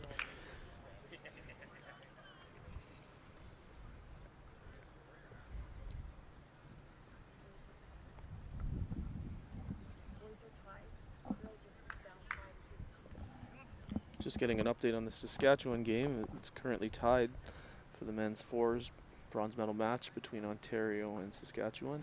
And the women's fours gold medal match, Nova Scotia is out to a 5-2 lead over Saskatchewan early. We'll keep getting more updates as they come. Yeah, we're trying our best here to get some updates. The scoreboards are in the wrong end for us to see. So yeah, they're on the same end that we're sitting on, unfortunately. But we could pop out from time to time. We're gonna get those scores. So it looks like Alberta got the one there, so I'll update the score here accordingly. Just about to do that for everybody. I'm going to go see what I can manage to get. And then was that last update was thanks to John's mom, Harriet. Always nice to see her. Yeah, it's the first time in ages. I think she probably isn't playing, but she's actually the coach this week, so we were joking around on the team that she was a bad coach, because it's also the first time in a long time I didn't make the medal round, so I think that's the difference, is Harriet's coaching. You know, you always blame the coach, man. Yeah, it's never the players, so. So it's a rare, really loose first bowl by Derek. He's been so good in those first 6 ends with his first bowl. It's not a bad spot to be back there. It's got some use, but certainly he's been within a foot of the cat, it seems, on every first bowl and before that one. Bees are just looking on here, about a yard away.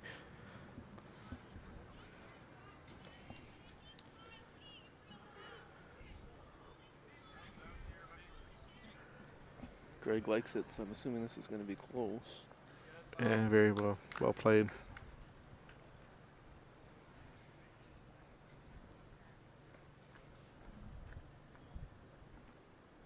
A couple of new shirts out there this year. So Ontario's got some new shirts now, including these Nova Scotia ones, so it's great. And then Saskatchewan, I think Alberta, they updated their shirts right before the pandemic there too, so this is probably only the second or third bowling year with them for those teams as well. So it's nice to see the nice new shirts. I think BC was the first one that kind of went to these new styled shirts that are quite sharp, and most of the provinces are following in behind here, which is great. Yeah, I agree with you, John. I think the color out there looks great. I know everybody in Ontario was excited about their new uniforms, so they did a great job on them. Kind of updated them a little bit.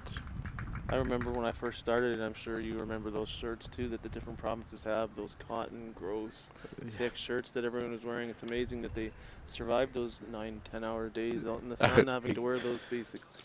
Oh, it was bad. No, it's nice to have those breathable shirts. It's certainly much more comfortable, and they certainly are easier on the eyes as well. Yeah, definitely, and I'm sure the players appreciate the cooler temperatures out there.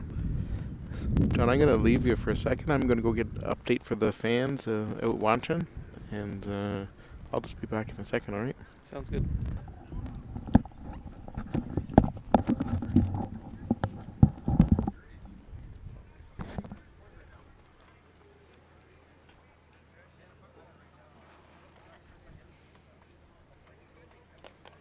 Nice bowl there by Greg. He's trucked in behind here, so it's lying a couple shots. That's a position bowl, and it's also probably in the count as well right now, which is excellent.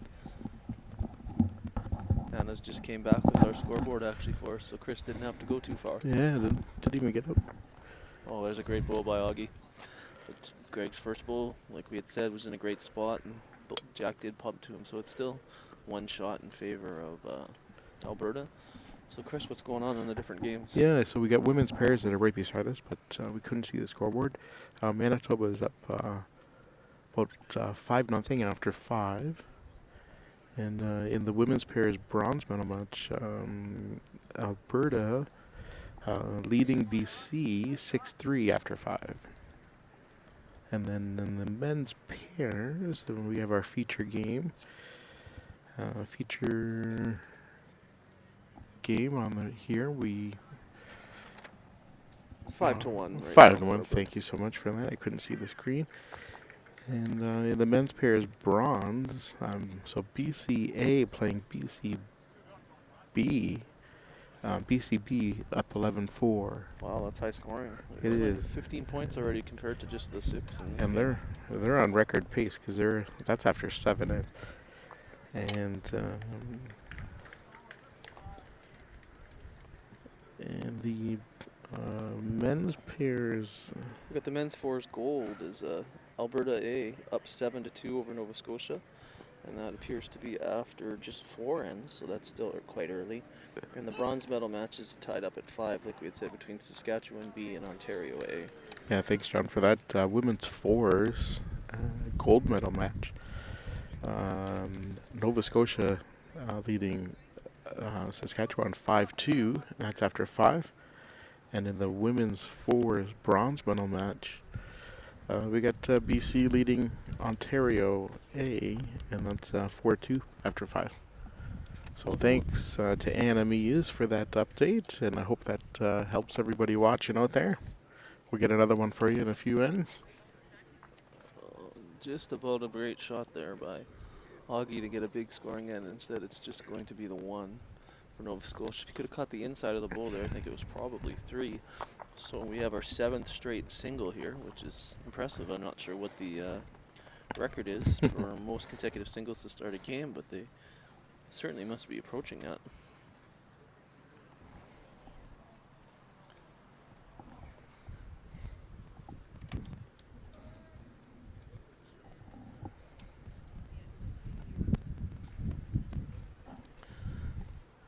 So change the length a little bit. Beezer's got the mat back a lot further than Derek's been playing. So we'll get a little bit of a different angle and view here. Beezer looking to play the other hand, trying to get off that other hand that he was sticking out there, and he's got a relatively great bowl for the start. I think he's going to be impressed with that. Yeah, he's telling his friends behind the green there that that's exactly what he's looking for. The other thing that does is kind of blocks Derek too, because Derek's been playing this clubhouse hand, and so I always found that if you get that first bowl in your opponent's line, sometimes that can be advantageous because they just want to try to make the adjustments, and they end up having loose ends because they're worried too much about their line, and then they forget about their weight, which we might have just seen here on Derek's first bowl. Derek nailing the line, but definitely well past.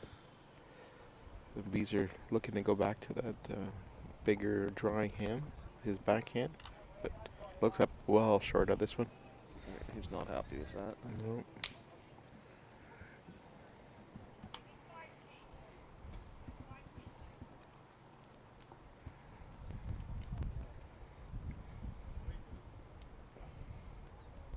This looks quite tight. Probably gonna. His weight's fairly good though, so at least it's in the vicinity. I think it's still probably 1 for the Bees. Yeah, Bees having to switch hands here.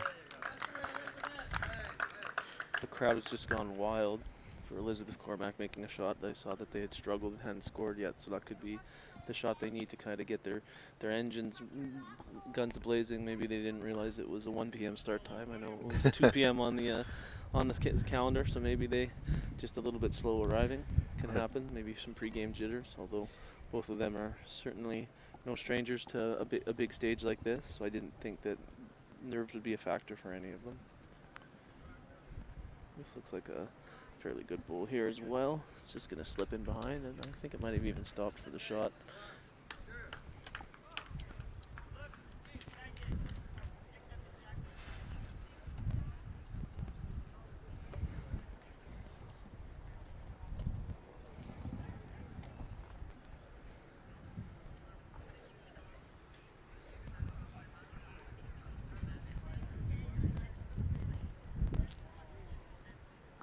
So from what I've seen, John, the Burlington Club's been on another great week here for everybody.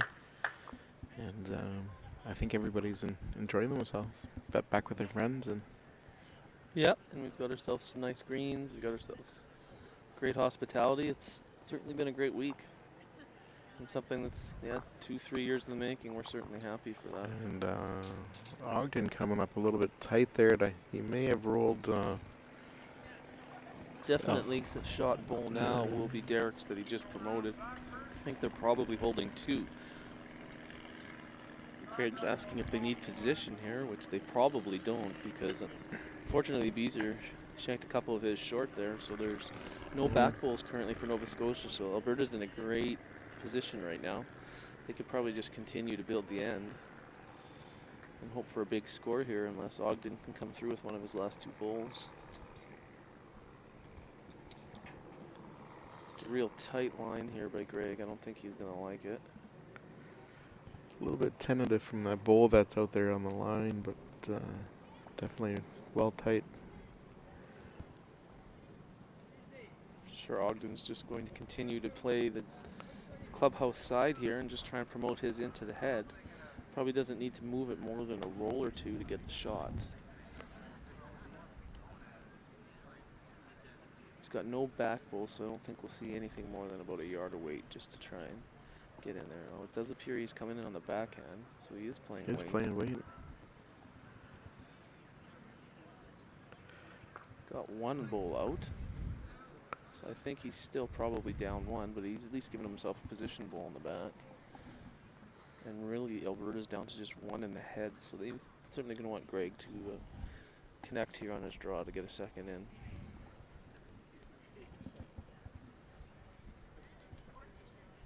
This is,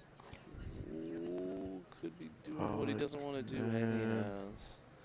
Just as I had said there to start the end, that's always the danger when you get one in your opponent's hand that they like to play. Those things can happen. Alberta's certainly playing very well right now, but Greg has had a couple of unfortunate shots like that, which is helping to keep Nova Scotia in it, as it's certainly been Alberta kind of taking it to them early.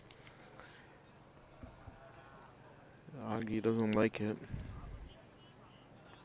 I think he's quite light if it can finish, and it doesn't.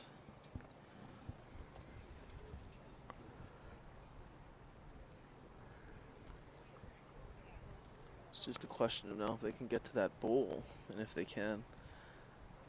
Could be a fairly good end here for Greg. I'm sure he's looking at trying to find his way to make a connection, because he does have some good position in the back as well. He does, definitely. I think we're going to be seeing some heat here.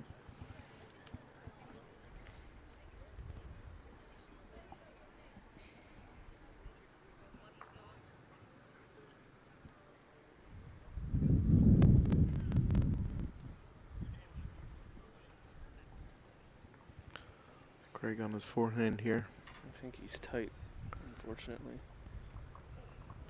He's asking him for it to hold. Holding it. He's got no result, unfortunately. Might have got an unlucky result there. I think he's still just the 1. Just one. Yes, Thanks, they John. confirmed it's 1. John's got the younger eyes between the 2 of us, so he's definitely a lot sharper. Just the 1. I just got to make sure my glasses are on. If I don't have my glasses today, the contacts, I'm as blind as a bat.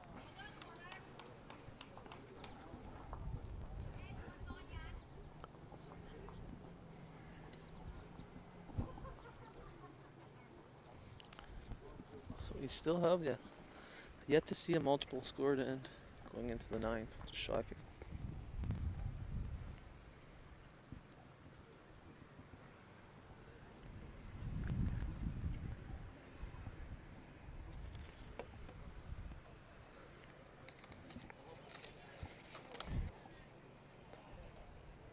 Peter's not going to like this first one. Fairly good line, but unfortunately that's a big yard. Probably closer to 4 or 5 feet short.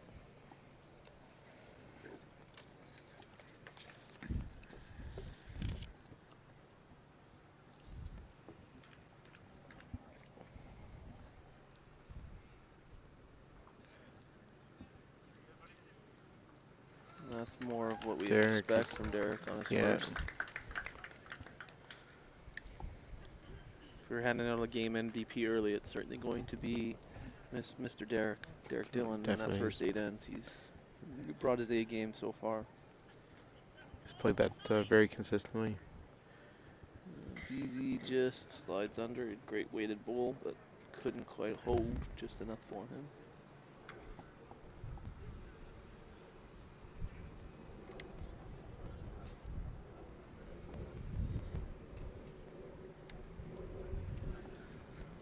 Derek appears to be coming up a little bit light on this one. May slide just under to get in the count still, though.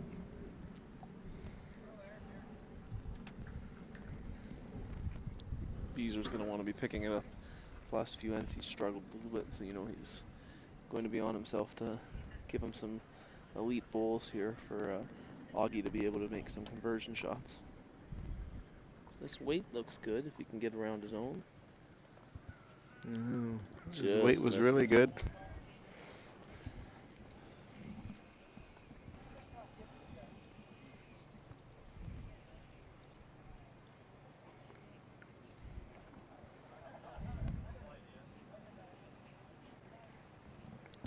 So, John, any tips for Beezer when if he was your teammate in this situation? He's just struggled with the weight a little bit, or the line.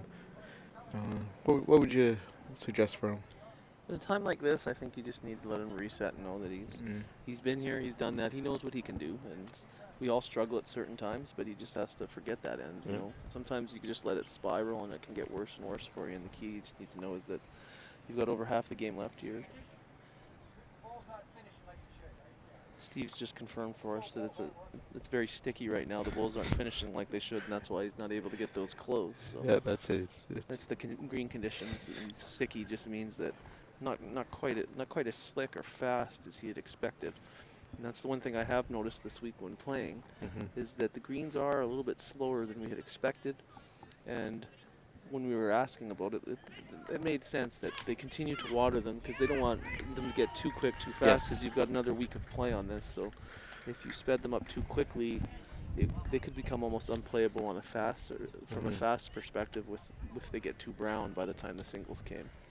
Yeah, and there's a lot of wear and tear on the greens right now, and the weather is so hot, so humid that got to be careful with the greens a little bit, and the humidity might be causing a little bit of factor right now. But nevertheless, the guys are adapting well, and the players out there are really strong, so they can learn about the greens as they go. But you see Greg coming around to the back here with this one.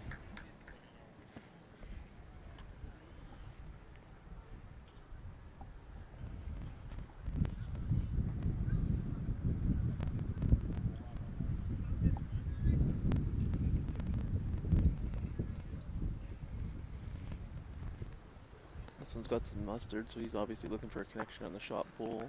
Oh. Instead, he's pushed. That's a great result for him. I'm not sure that's what he was looking for, but he's pushed Byzantin's bowl onto the jack, and now they're lying shot. And there's some white bowls in each of the draw lines, so it could be difficult for Derek and Greg here to try and get into the head. Greg is stalking this bowl, so he must think it's close. Must be awful close here. Yeah, definitely. And he's What got a shot. What a bowl. You could tell Greg halfway down liked it. He was stalking that bowl like he was out at a bar on a Friday night in his younger days. Yeah. And he knew that was going to be a great shot. Yeah, he was following that one right from the get-go.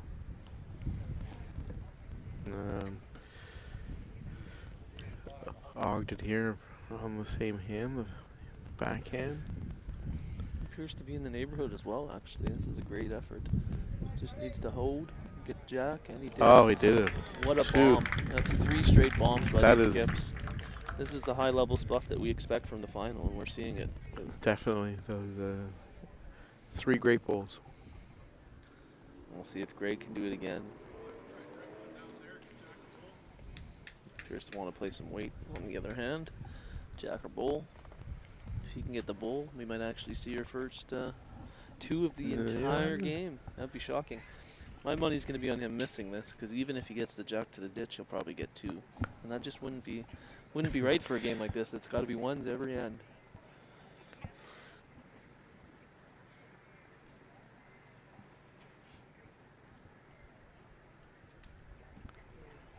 go. He doesn't appear to like it, so I have a feeling he's narrow. Uh-oh. Maybe we will get a 2, not the way we expected it. Nope, just the one. Just moving the enough. one. So that's going to make it 5-4 here. Heading to the 10th.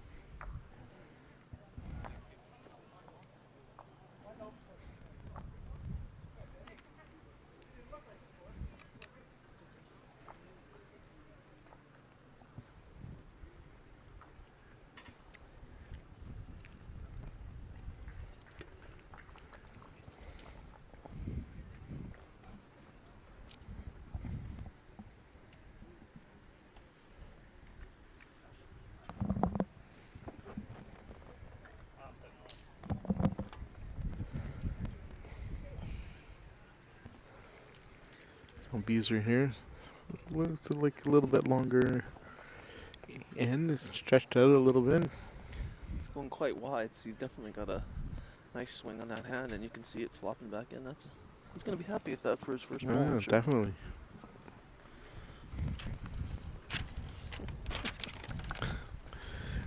We got all our paperwork flying all over got a little the bit of place. wind issue right now, but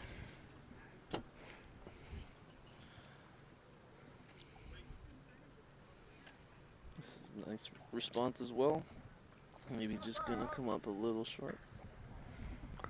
no. Augie just mentioned he's about 18 inches behind.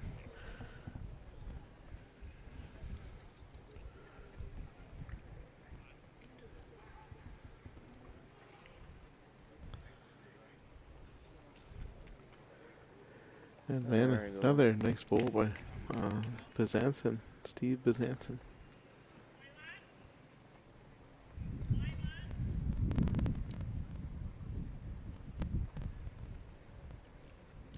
I don't think Derek's going to like this one. This looks narrow out of his hand. Maybe a little bit light as Yeah. well. Unusual loose end here for Derek.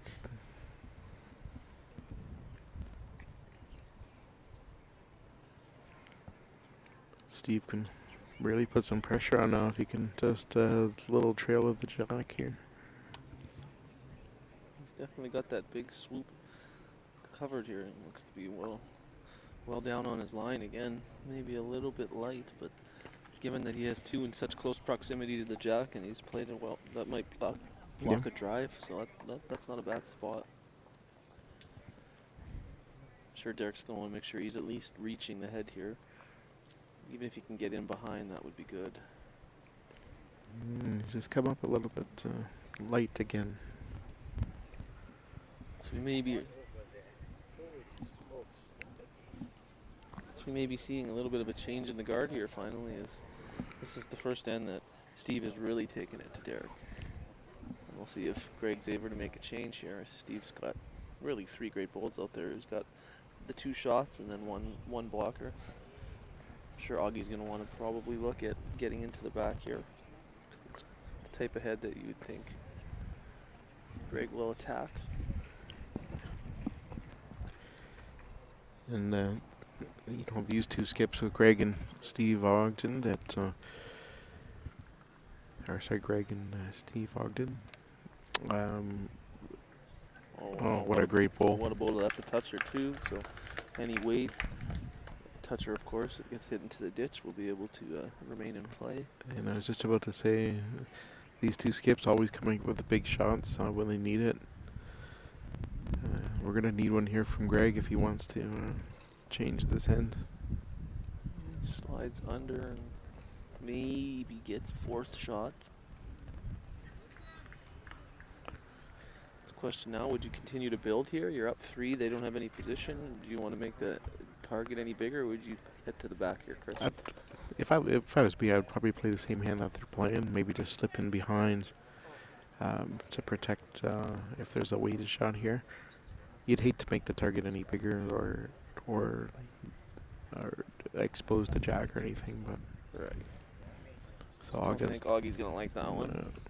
That might block maybe the draw on that hand, which Greg was playing on his first, maybe to draw and cut down. I think you'll probably see Greg make a change now. He might just try and play some weight, and even if he just takes out 1 or 2 of those bowls, he's reducing the count.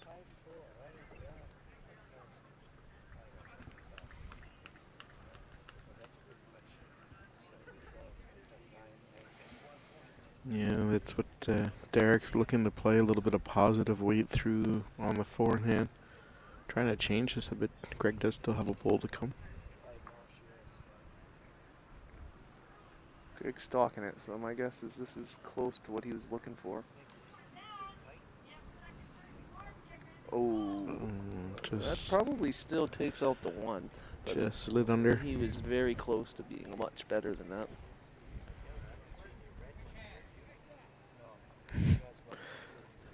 Steve is calling a shot with one hand and waving a fly with the other.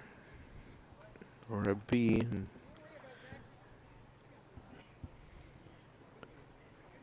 Steve Ogden was what hand do you want me to play? Back on the backhand. He might wreck on his own up front, and he does. Certainly, he's disgusted with that shot. He's not happy. He had a chance to really put the pressure on Gregory here, and they weren't able to do that. Greg's just down the 2 now, I would assume. Although, could be a measure for the third.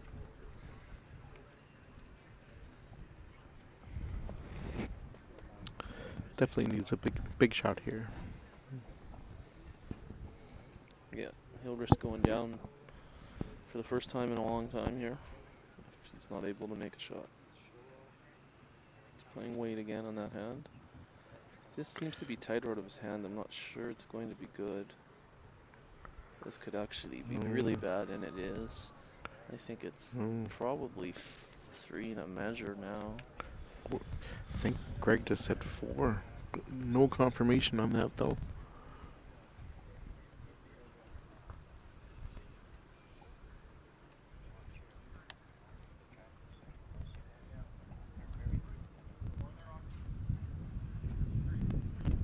Just the 3.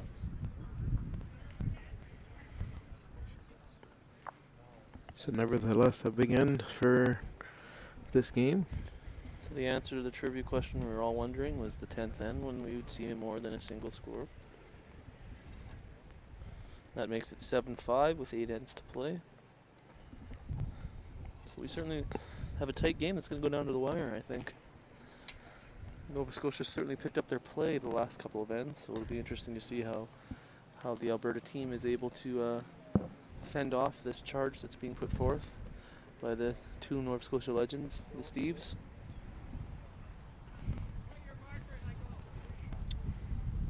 Bezanson was disgusted with that as soon as he got out of his hand, and it ended up being quite narrow. It's not surprising to see that.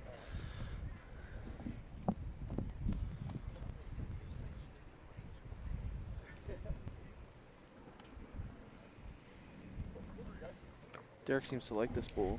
He's really looking at it, so I think it must be a good start. Yeah, well done.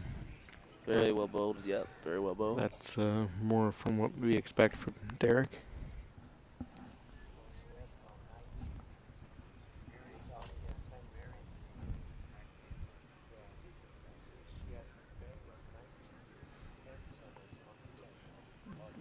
V's looks like he's in the neighborhood here as well. Just gonna slide past. That's a good position back there. Derek will look to replicate the same bowl he just threw.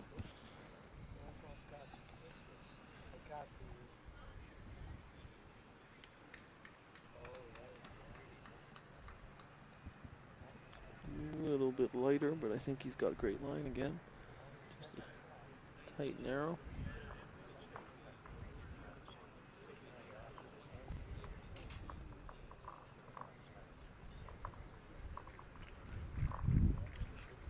I don't know if there's any birthdays around the green today, but yesterday there was Tammy Foster was her fifth. We do have a 50th birthday today. Do you? We do. And I apologize if it was the other day or today, but isn't today Derek Dillon's birthday? Oh, really? I believe so. I heard some singing earlier this morning, and Derek was right in the middle of the circle, so I was thinking it was Derek's birthday today. On our Saskatchewan team, I know we had our skip of the women's pairs, Janice Robson, and as well as our coach, David Kalem's birthday yesterday. So wow. lots of birthdays this week.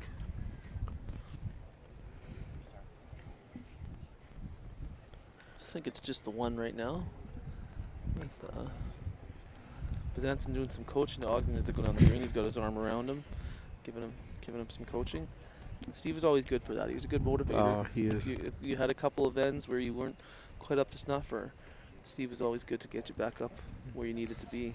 Yeah, he's very lighthearted out on the green, and as well as serious. But he comes up with those jokes and makes you laugh out there. Keeps you loose. Kind of reminds me of, I was a big Blackhawks and still am fan in the NHL, like an Andrew Shaw style player, one of those agitators, Theron Fleury, that you love to have on your team and hate to play against. Hate to play against. Yeah, Exactly. like he's the equivalent of that in lawn bowling, Yeah. for sure. He's amazing teammate but when you're against him, he likes to trash talk you. He'll do anything he needs to do to get that upper hand, and yeah. So he reminds me a lot of Theo Fleury style player. Yeah, and if anybody wants to trash talk John, being a Blackhawks fan, go at it. He's in Leaf country here. We're going for Connor Bedard all in this year. And we're going to be absolutely awful, so won't be watching any NHL hockey, I don't think, for the next couple of years. Here comes Steve. He's still looking at it.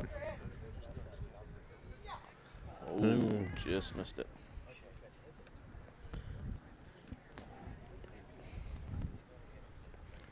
Nova Scotia doesn't really have anything close currently.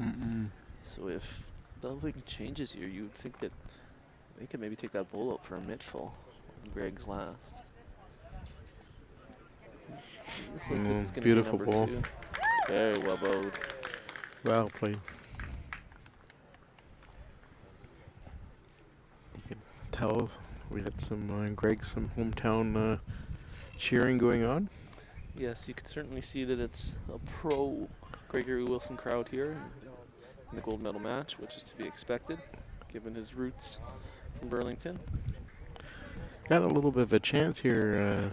Some squeezing of the jack here over to where Bezanson is standing. Could provide a nice change of ends here.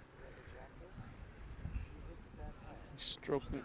I Does- think that's going to hold, unfortunately, and just missed the head on the right-hand side.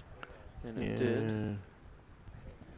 Steve's disgusted. He's dejected looking at that bowl. He knows that he's given up the lead here, and Greg's got a great chance to actually take the lead, not just tie it here. Mm-hmm.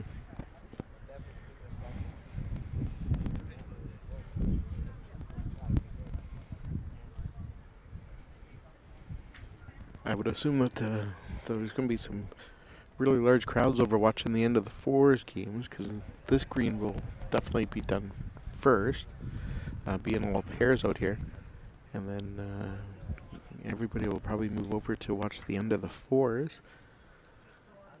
Yeah, it seems that the pairs seem to end, even though they're playing those extra 2 ends, seem to finish up about 15 minutes before the fours on a consistent basis. That'll be a big crowd over there watching the end of the fours.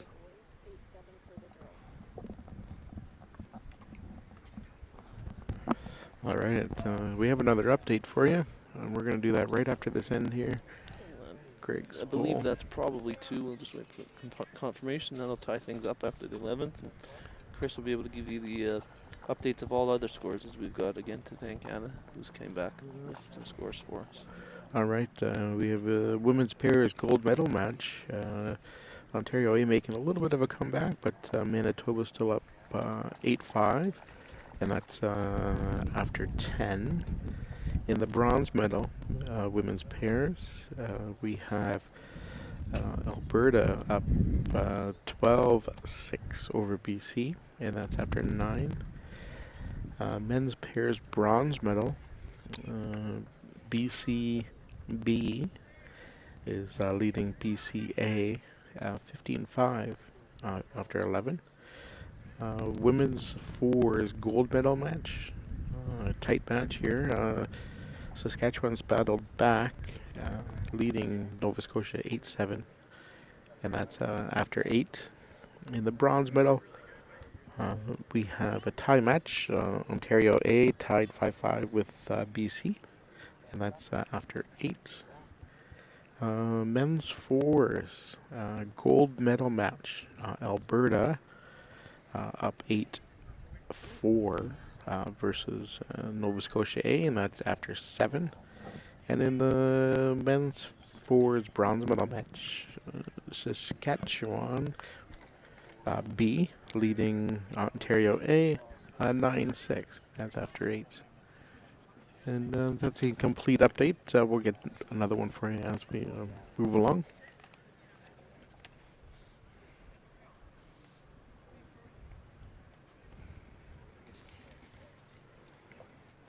Derek's had another nice start here with shot in position.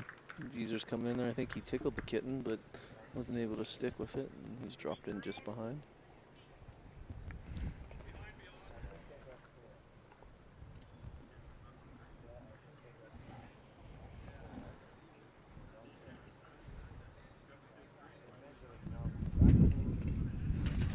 Ooh. We just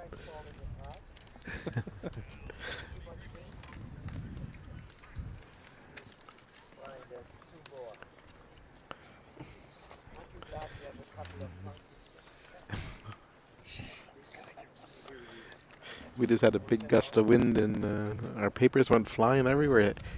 Thank you to the Burlington spectators for picking those up for us as they flew around.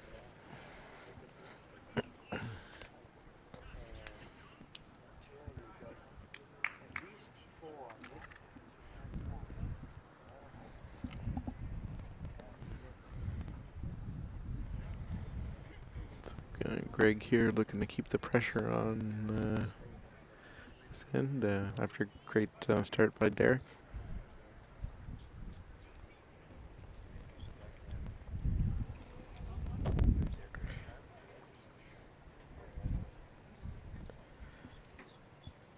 This looks like another good one here from Greg. It's going to be a big head building right now. Well done, Greg. Certainly expect to see some weight here from Ogden as Byzantin's provided him with some backing. And there's certainly a lot to run into here. Might be easier than the draw to cut down.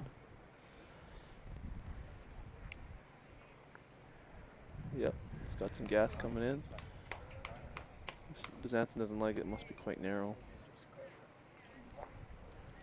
He's hit his back bowls to the point where they have a bunch of back bowls now, so it's certainly something that Greg's going to need to address here, otherwise could go down a lot on a killed end or a jack to the ditch. Yeah, exactly what he's playing. Looking to come around everything on his backhand. Not sure if this has as much gas as he was hoping for. Provides some cover, but probably not what he was looking for.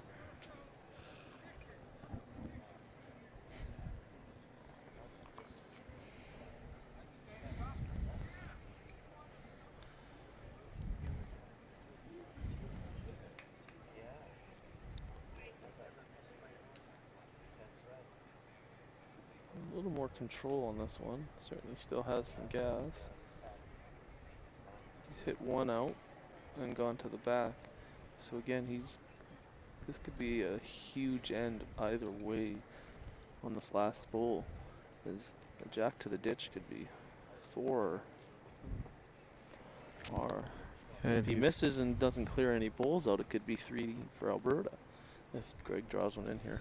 I still think Greg will probably try to draw the tee. I think. Yeah, I would think so. I think that's where Derek is asking for it.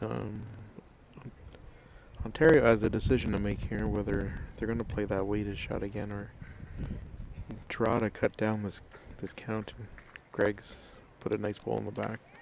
Well, definitely. That's right where he wants to be. Yeah, that's a great shot. Yeah, pretty much perfect.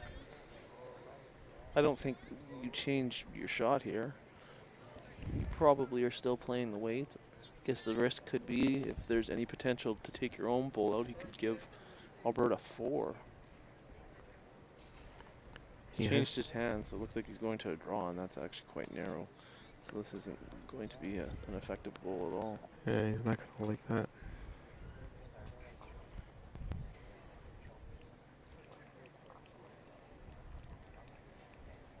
It'll be 9-7 with 6 to play.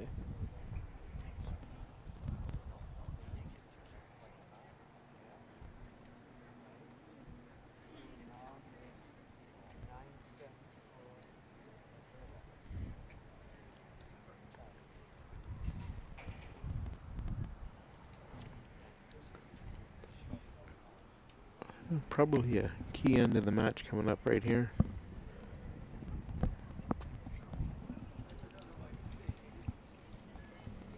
Yeah, both teams have gone out to a couple of point leads, but each team battles back. So it's definitely been the back and forth action that we were hoping for heading into today's game, and I expect to see that for the last 6 ends here as well.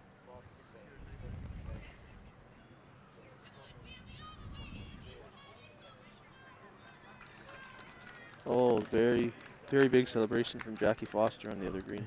Tammy must have made a miraculous shot there. Could hear it all the way from the other side, so it's just 2 full greens over. You could see the celebration, so great bowl there by Tammy. And of course, that's a very tight match, so I imagine that's going to, Saskatchewan had battled back to take a slight lead, but wouldn't surprise me now that Nova Scotia pulls ahead after that bowl.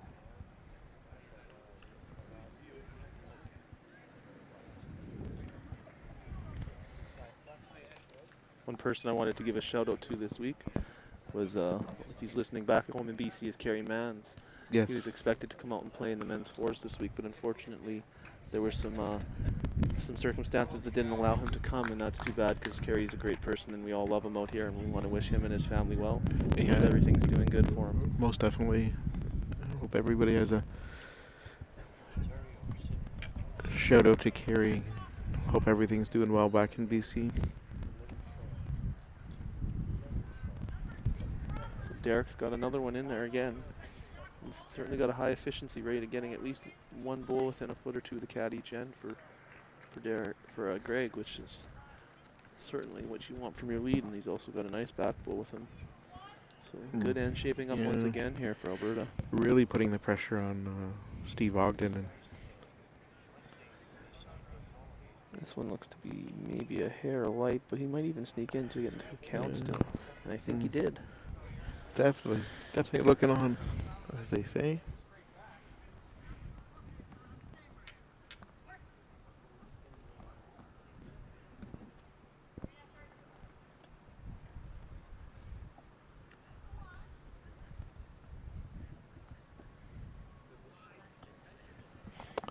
Beezer does not like it. Another heavy one into the back. That's the one thing he has consistently been providing Ogden, is he has given him position to try and turn some of these negative heads into positive ones, but it's tough on Ogden if every end he's down when he's going to toss too. So yeah, it's definitely needs to start building the head to give Ogden some bowls in there. And Ogden's a extremely talented shot maker, but at the same time, asking him to do it every end is it's getting tough on him. and Greg's coming in. That'll probably be a third shot, especially if it falls in. Beat out the closest Byzantine bowl up front.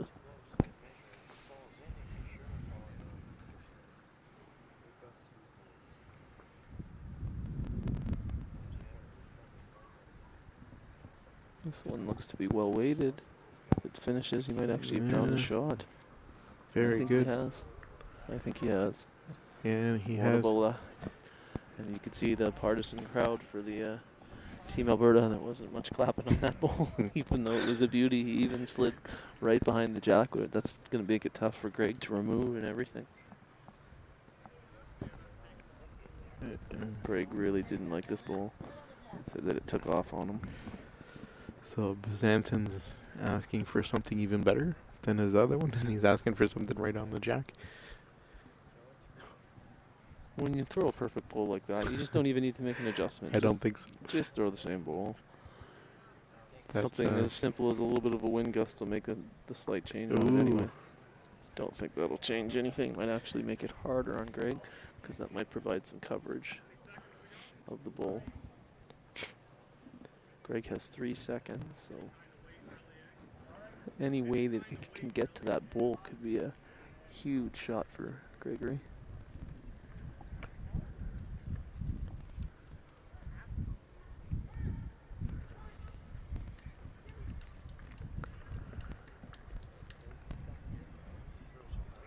He's narrow. Ooh. May have given away an extra point, unfortunately.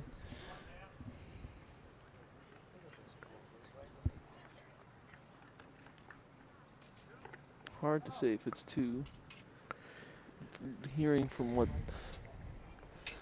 the leads are saying, I think it might just be the 1 still, but that would mean that second shot is the red bull jack high, and Augie could come down and just clip that one out for 3 now.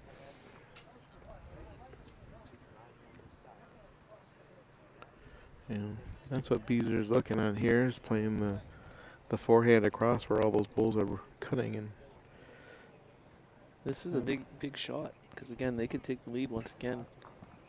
And as we creep closer to the finish line here, each end you're going to want to make sure you can maximize your value.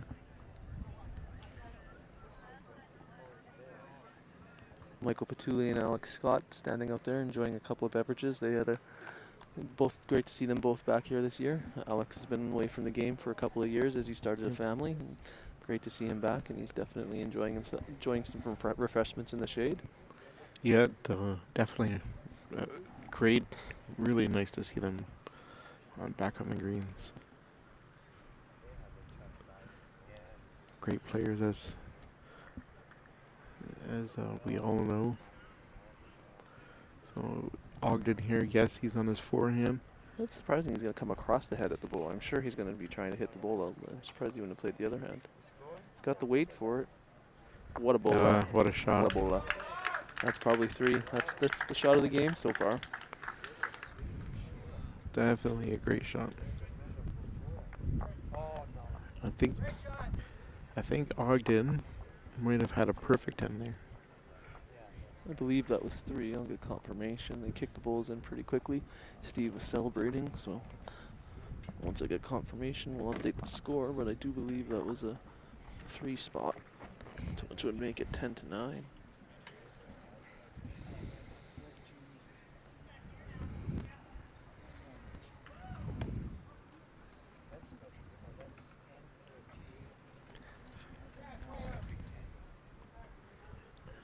And there's a big mistake there by Steve, who threw the jack out of bounds. Greg has been very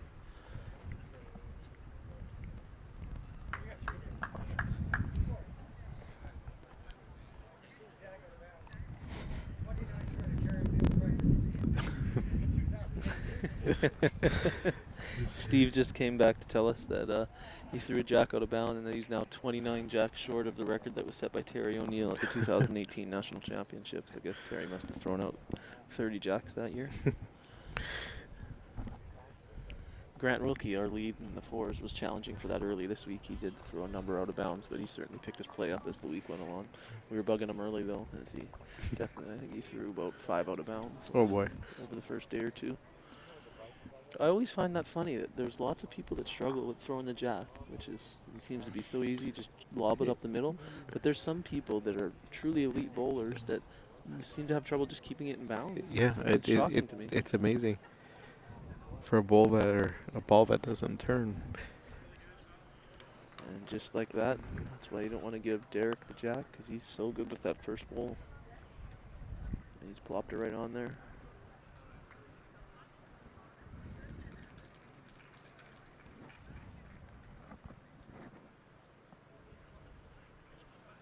This is the hand I think that, and the direction that I think Beezer's been playing the best, and he's dropped one as well. So that's 3 good bowls played by the lead so far here.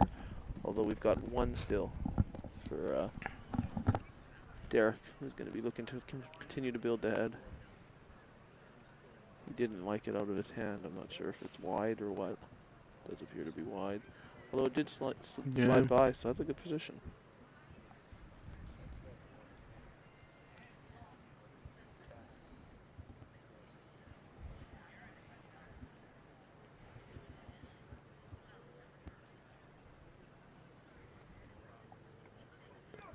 Beezer's got some gas on it, but he's already turned his back, so it must be narrow, and it is.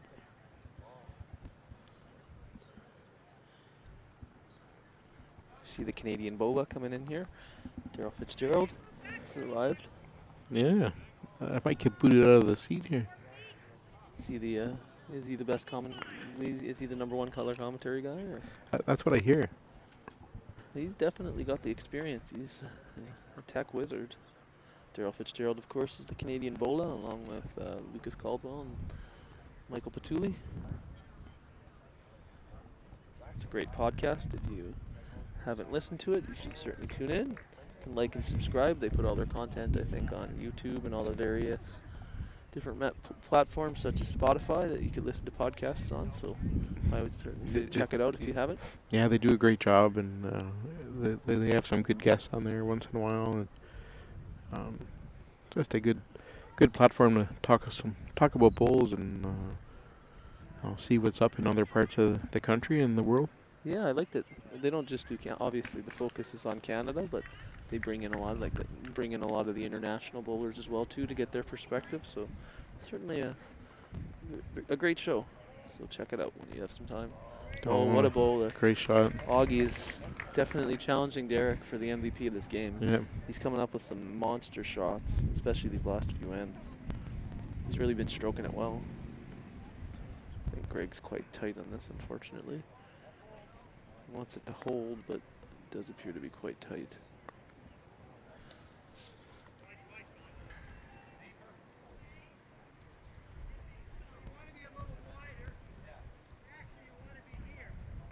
Yeah, that's what they're agreeing on, is a little bit of a position bowl here, trying to get past Jack High there.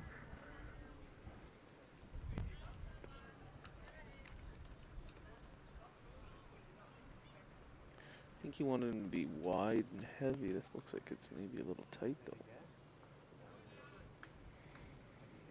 Don't think there's any change to that head, but he's not going to like that bowl. As Beezer did have 2 bowls there already. So Greg does have some potential here. If he's able to make a connection, could probably turn the head to be from one or two down to 2 or 3 up in his favor.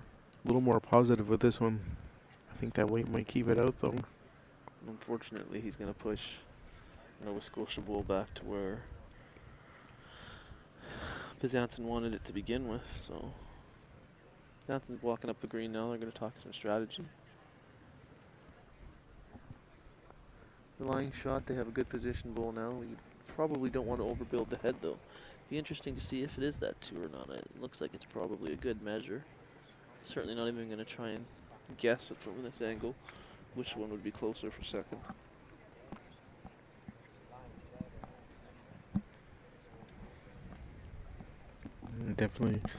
Definitely 2 big back-to-back ends here by Nova Scotia if it stands. And yeah. Cut a deficit to lead very quickly, and they could build on this.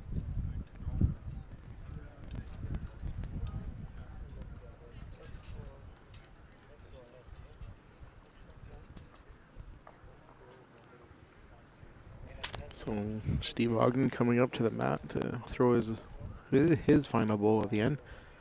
Still got one more by Greg in Alberta.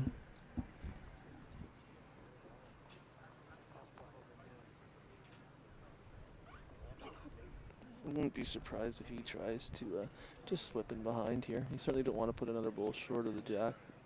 Could assist Greg. These came in slightly narrow, landed on a bowl. The way that Greg's clapping on his side, I think that must mean that that's going to be second shot. So my guess is he probably got ahead 2 points in favor of Nova Scotia right there, and potentially a measure for 3. So this is a huge bowl for Greg. He certainly doesn't want to fall behind by 3 or 4 with only 4 ends left. No, definitely, it would be a tough climb back. But what do you like in here, John? You like it a little bit of overdraw on the forehand, or bigger weight? I think I'd be coming in on Greg's forehand here, probably a yard or 2 a weight. Try and land that shot bowl, or if you can pick the jack up, you might even get 2 or 3. Just basically an overdraw. Greg's certainly playing with a little bit of weight there. Not sure he likes it. Seems to be a little too wide, unfortunately, so he's going to be down. My guess is 3 here, but we'll see.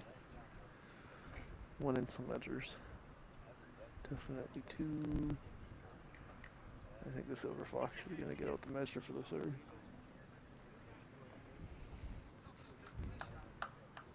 So Nova Scotia is going to open up the biggest lead, I think, of the game.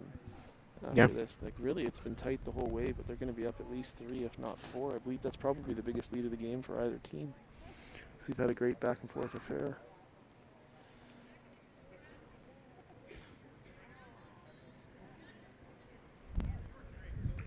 3. 3, wow. That's a huge end. Is that back-to-back threes? Yep. That's a huge swing in the match.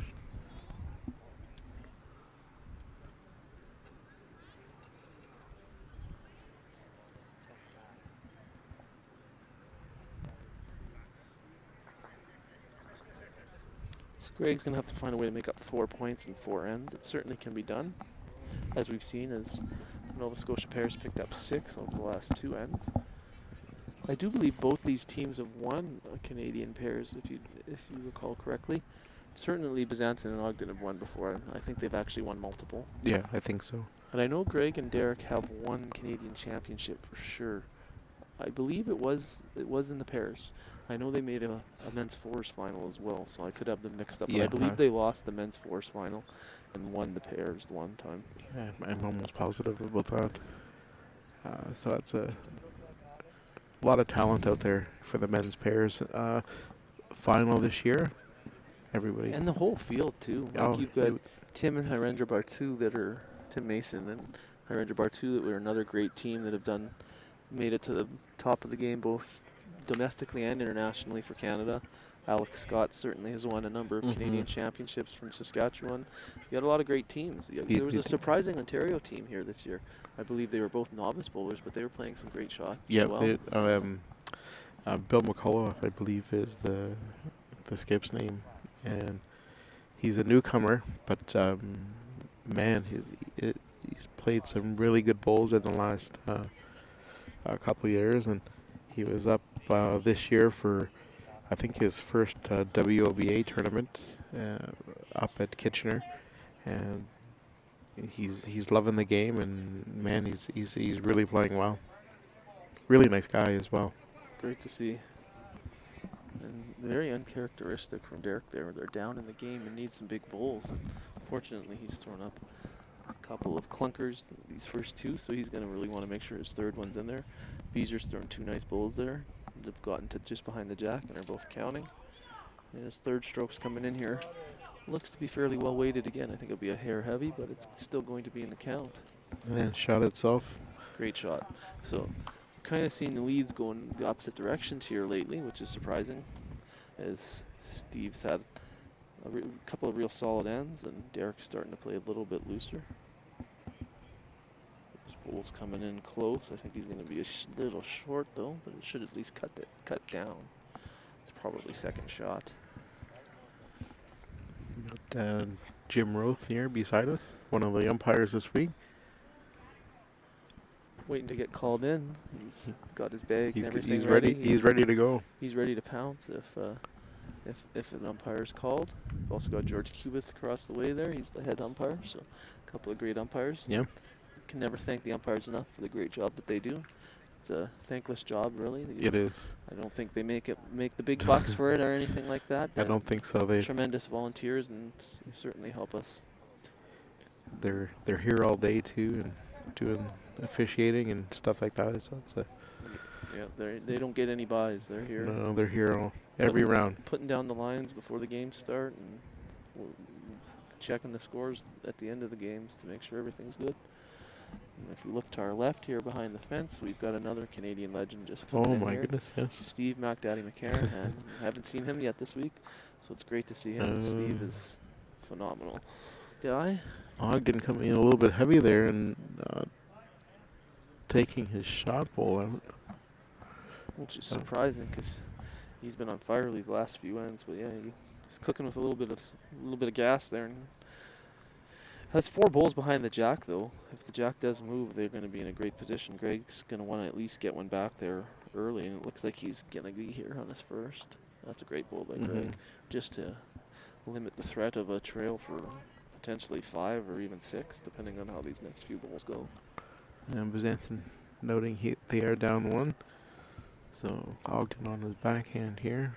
Coming up. This looks like a much better weighted bowl.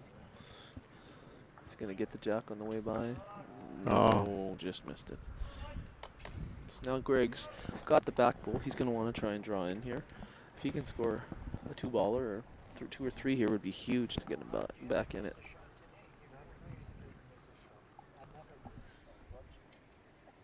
Greg likes it. He's stalking the bull.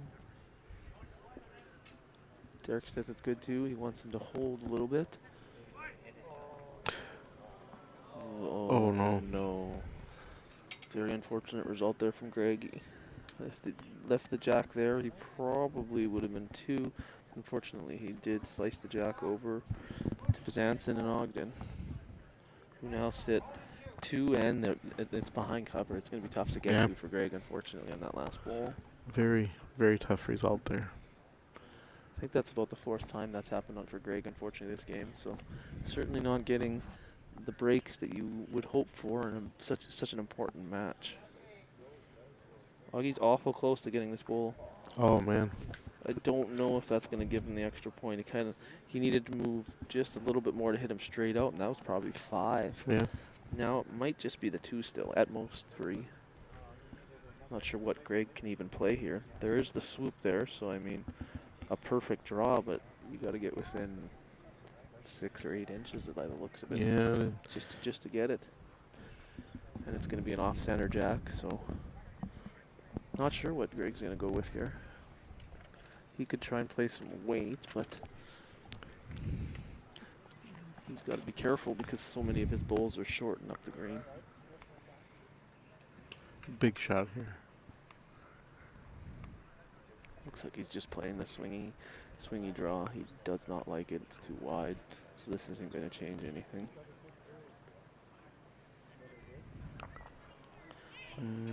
It's going to be at least 2, maybe 3.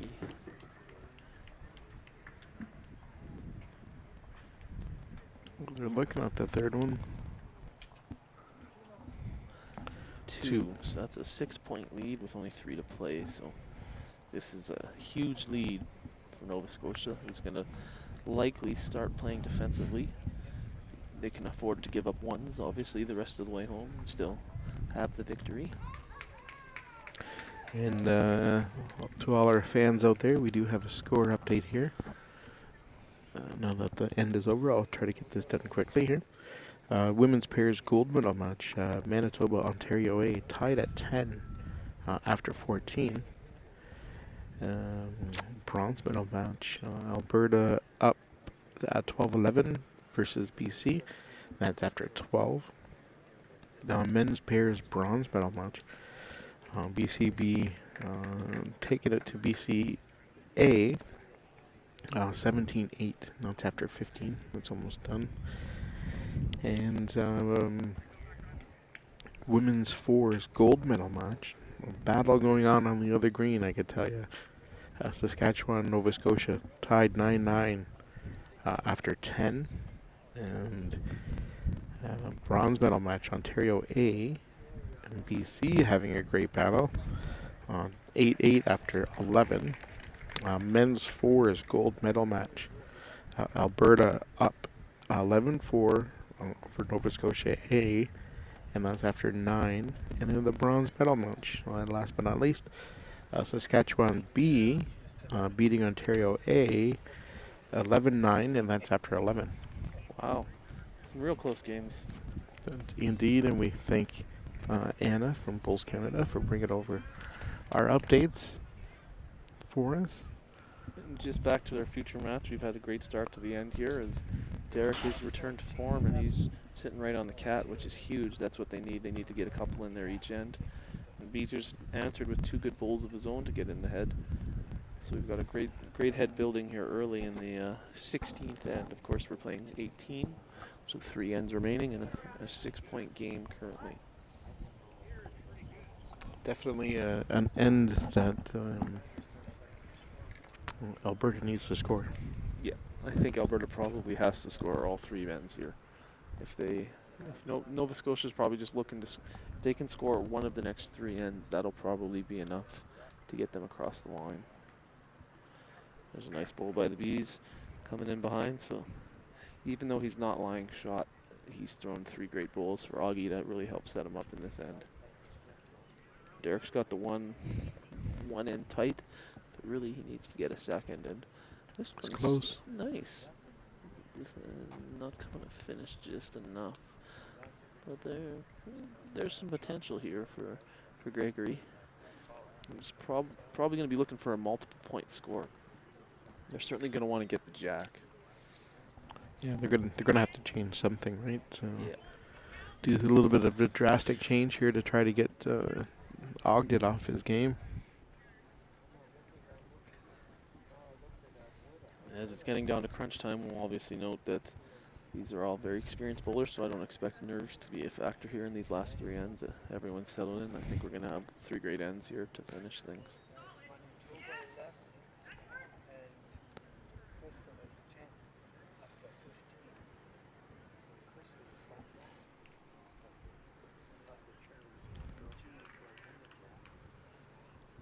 Manitoba women's pairs. Elaine just noted she's down 4 currently. Oh wow! So this is going to be a monstrous shot there in that game. So as you had noted, that was tied up with only a couple of ends remaining.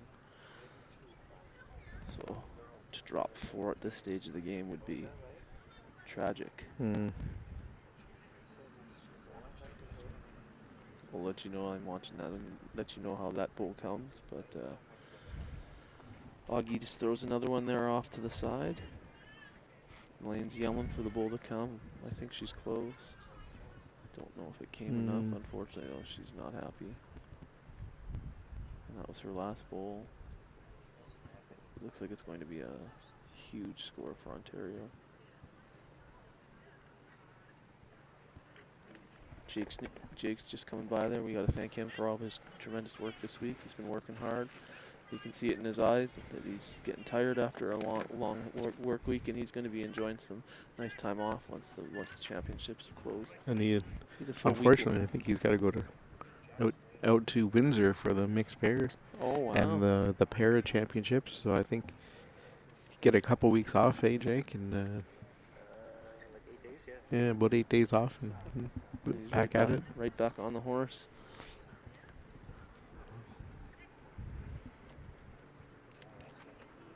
So it's still just one. Augie's trying to draw on that hand. He's a little bit wide. Greg does have some potential now. If he could just squeeze around his bowl, get a little tickle on the jack, he could maybe get himself a 3 or 4 point score end, which would be huge here. That's what he's going to be looking for. He's going to be looking for about a 1 foot trail if he can find it on that backhand. He doesn't like it. It's too wide, unfortunately. By the looks of it, he's asking it to curl.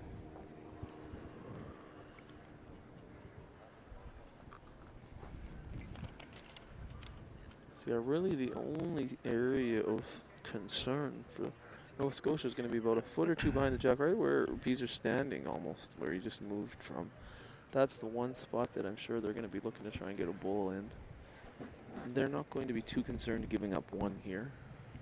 Obviously, they'd like to score, but up 5 with 2 to play, and the hammer is a pretty good spot to be in. This one looks wide again. Not sure anything's going to change here with this bowl, and it's not. So it's a big bowl for Greg. They have one in the bag right now, but unfortunately, 1's not going to be enough. So I think Derek's telling him just that he's even potentially got a wing bowl that can help him make this slight trail. And that would be a huge bowl. If he can kind of get the jack moving towards where Steve is. Obviously not all the way back to Steve's bowl, but if he can move it a foot or 2 in the direction of where Steve is standing, Zanson that is, would be a huge shot for Greg. I think he's going to potentially even try and use that wing bowl to help him make this shot.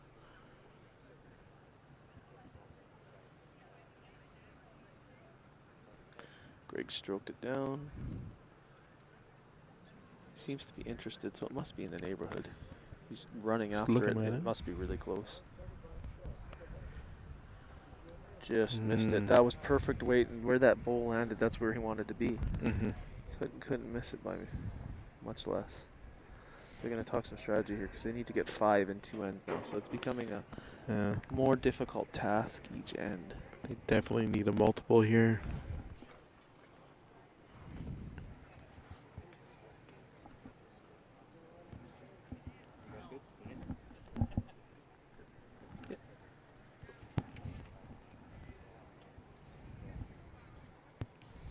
See what Derek decides to do with the mat here.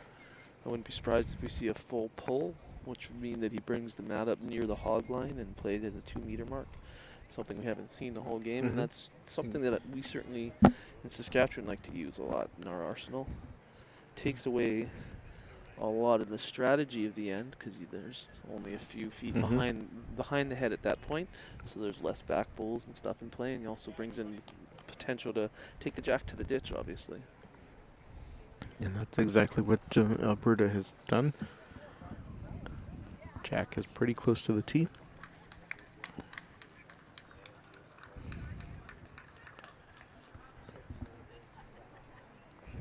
Of course, Greg is on the Canadian national team. He just returned from Commonwealth Games. Was it this month earlier still, or was it sort of end of July, beginning of August, within the last month or so? And has returned from the Commonwealth Games. So, obviously a very decorated player here in Canada. And I believe Derek was there with them as well. Is he not there as a coach? I'm not sure, but Derek is part of our coaching program in Canada, and part of our coaching program in with the national team, the development anyway. And speaking of Derek, he's off to a great start with a toucher. Changing up the mat length like that and still being able to lock it down.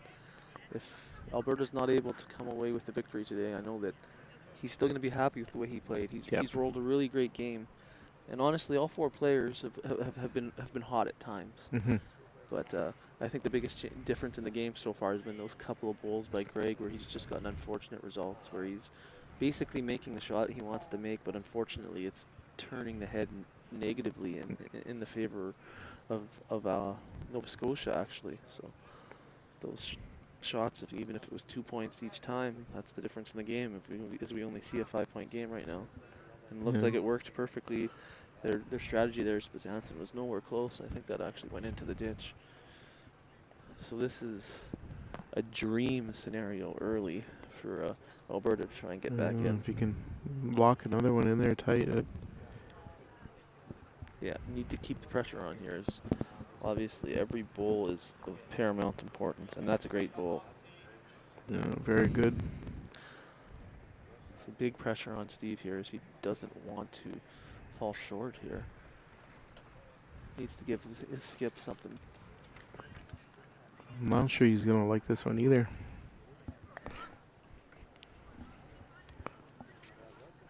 He's on the green, but well back. We do have our first final of the day, and the bronze medal has been won in the men's pairs event by the BCB team of Paul Lee and Earl Luck, who defeated Hiren Bartu and Tim Mason by the score of 17-9. So that was a rematch of the provincial pairs final out in BC, and the result actually went the other way. Oh, another great bowl in our game. 3 beauties. So we know that the bronze is going to BCB here in the men's pairs, and we've got the gold and silver here with 2 ends left.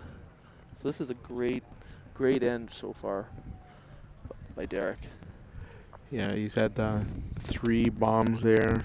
That's exactly what he needed. Pezan's getting a little closer with this one. It's quite wide, unfortunately. So that barn door is wide open in this end. Alberta's going to try and squeeze in there. Nova Scotia certainly do not want to let the horses leave the stable. So 2 great barn references there, but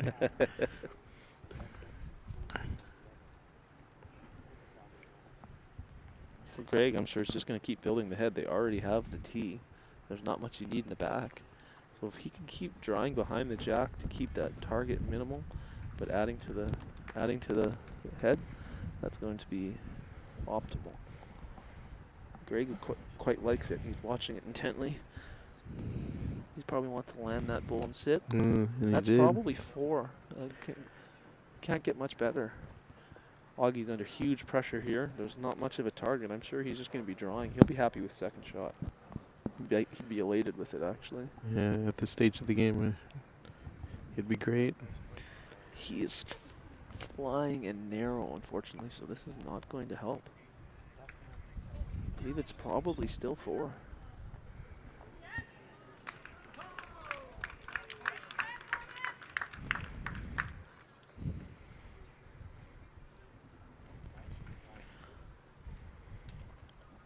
Greg's playing down here again.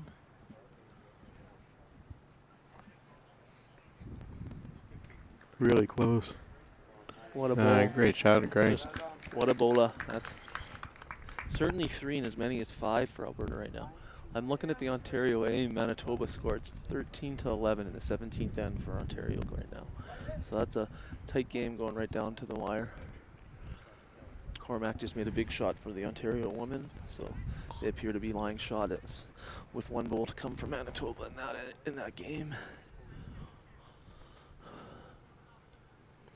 He's changed his hand. It looks like he's got good weight here.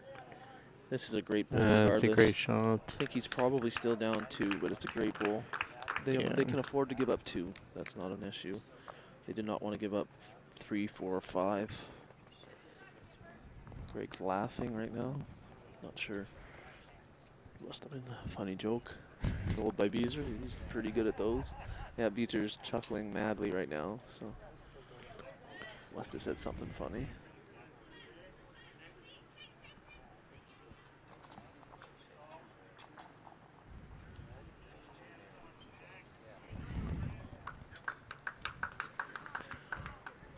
Going to be a different shot here because you're lying 2 and you almost still need to attack. Yeah.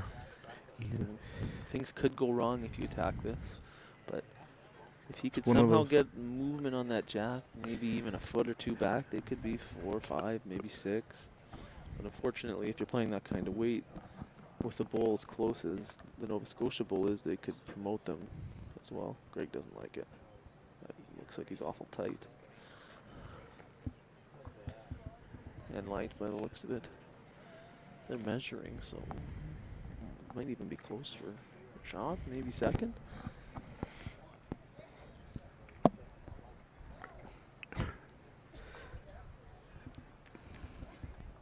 Yeah, they're looking at that for a second shot to see what the is. If they're only 1 down, they would hate to move the jack in a way that they're going to drop 2, 3, or 4 even. But there's not a lot of risk for them to play the forehand here. no. They just draw up to second shot. And flop in, you get the shot. Basically, the jack high bowl of Alberta's.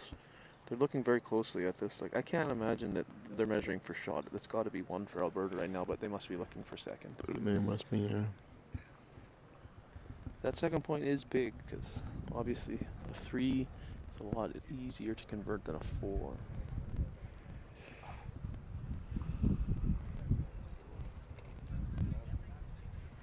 Taking their time. Users coming in to take a look now. Figure out what's going down. Thank you.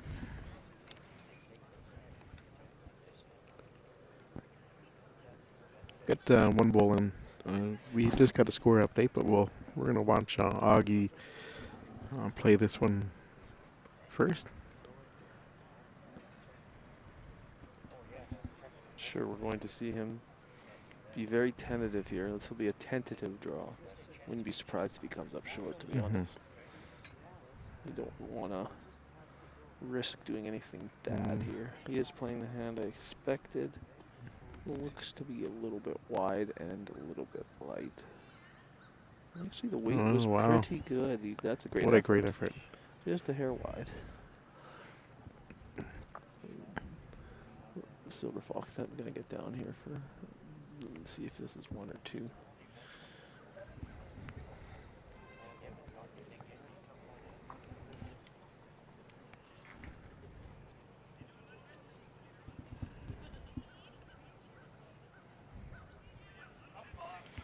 And they've called the umpire. This is a good move. It's a crucial point.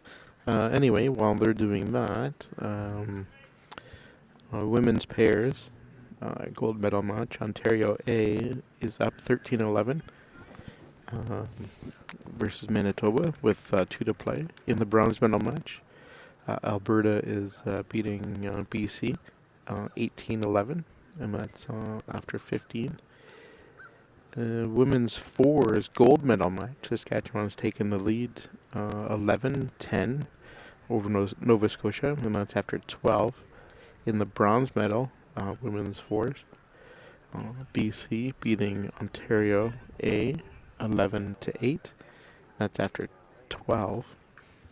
Men's fours, Alberta kind of running away with it a little bit now, up 14-4 versus Nova Scotia. And that's after 11. In the men's fours bronze medal, Saskatchewan B beating Ontario A 12-9, and that's after 12. So there's a update of the action here at Burlington Lawn Bowling Club, and we have Jim Roth down doing a close caliper measure on this. I can tell you in the 18th end of the women's game, I can see if we change camera angles, if we can get any view of that. There you can see it. 2 great shots to open it up by Crystal Shepherd, so it's looking good early for Ontario in that game. There's only a couple of ends remaining. She just trailed the jack again, as you can see. Stroking it real well.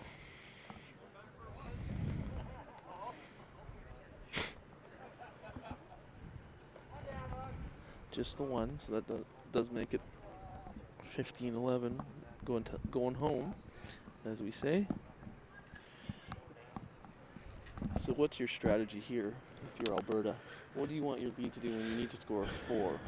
You gotta put those 2 in, and probably one just slightly behind, maybe trying to get in the count as well. You gotta put some pressure on the other team, kind of make them think a bit about dropping a 4, but you definitely need to put some pressure on with these first couple bowls.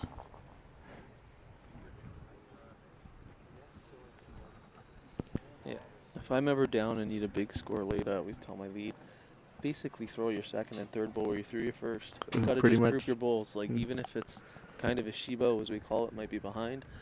Give your skip something to work with. You could be down 3, but if you have bowls Together, out somewhere, yeah, you still got a chance. But obviously, you're trying to nice get grouping. them in. If this goes in the ditch, that's catastrophic. No, it Ooh, stopped. stopped.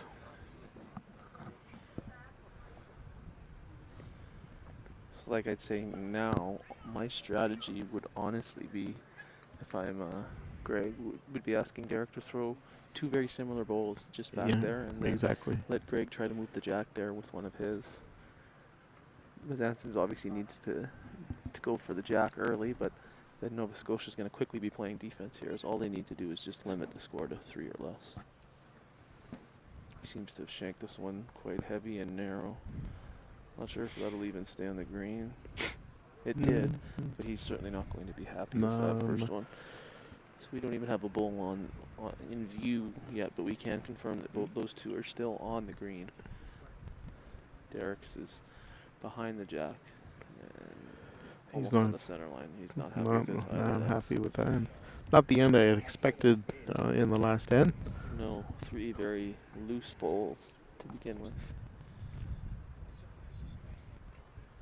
B's is a much better line on this one. He stroked it out wide like he wanted.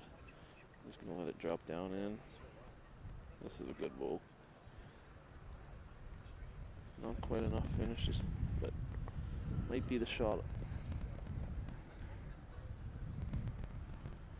Silver Fox, its last bowl of the tournament. Coming in here. Greg wants him to drop. This is going to be a good bowl regardless, because it's coming in behind. Yeah, there's a chance here. A bit of a grouping now behind the jack. They may even be lying 2 in the head to begin as well. Yeah, it's a big bowl by Steve. He's had 2 kind of clunkers early in this end. Yeah. There. He's not going to be happy with that one either.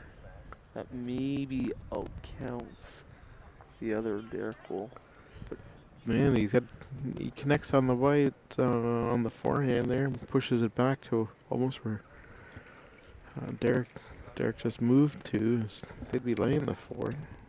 Yeah, certainly some potential here for Greg. Greg's going to want to be playing some positive weight on the forehand, almost just matching the last bowl by Derek. He seems to have stroked it well. It's going right to where he wants it to be by the looks of things. Wants to keep running. Yeah. Want to keep running, keep running. What a bowler! He's definitely got some potential here. Going to be making Steve sweat. Both Steves, especially Bezanson though, because you know how. Oh yeah, Beezer's going to have. He's going to be perspiring for sure right now. if Greg can ever sit there and make it a count of 4, Beezer will be shaking his head. Yeah, this is not how you want to lose. You do not want to drop a 4 or more on the last end. And let me tell you that by experience, as I dropped a 4 to Pat Bird in my last end to lose the game by 1 this week.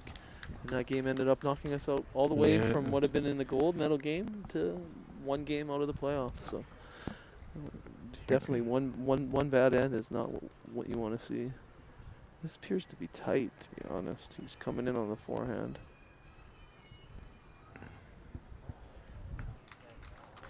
What that does do is that does count out that corner bowl. So Greg's still going to be looking. He needs to trail the jack a foot or 2 here. Yeah, he needs. And he'll be 4. Really just replicate his same bowl right now would be good as well. I'm giving him lots of options on his last. Yeah, that would leave him 3 plus. This is a lot wider. He needs to get under the Beezer bowl. Ooh, Which he does. He got very fortunate, and now he's got great potential for his last. I don't know whose shot, to be honest. I doubt it's 3. I'd say it's 2 at most. But Beezer's still calling for a position ball in the back, so I wouldn't be surprised if they could hold shot. No, 2. Measure for 2. There, we got confirmation. So a straight draw will not be good enough here for Greg. He is going to have to get a little bit of jack movement. yeah, that's what. If Beezer's only 2, yeah, then he puts a position ball in the back. That would be the call.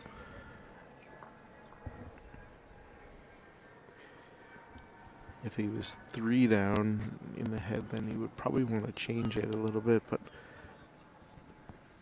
the danger is to get back there, you have to play through your bowl based off the hand he's been playing. So you don't want to risk clipping your bowl out and making the head a 3, because you obviously want to make it the jack movement essential. He's playing out wide. I'm sure he's just trying to get back to where Beezer's standing. He's awful light, unfortunately.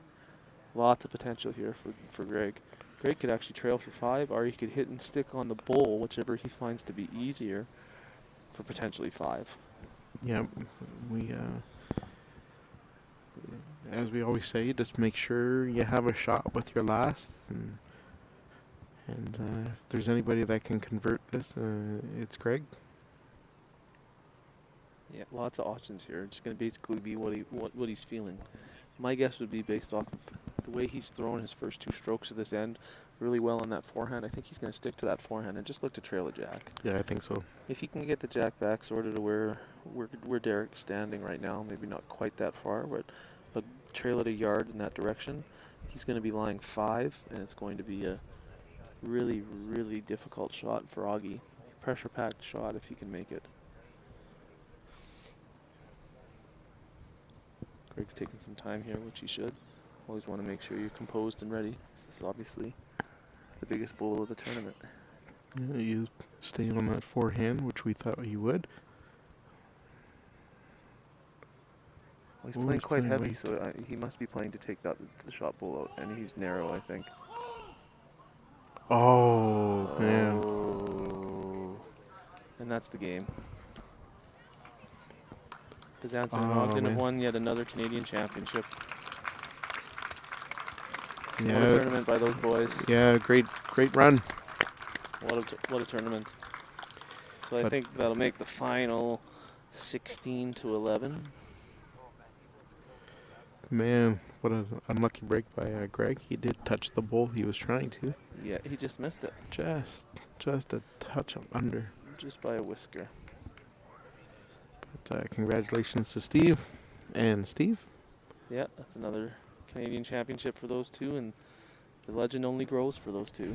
Two great guys. Yeah, for sure.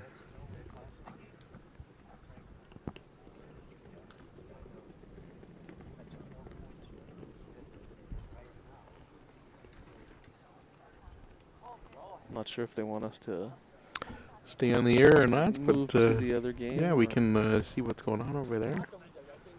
1, 2, 3, Ooh. 4. A big score of Big 4 score by for Ontario. Crystal Shepherd.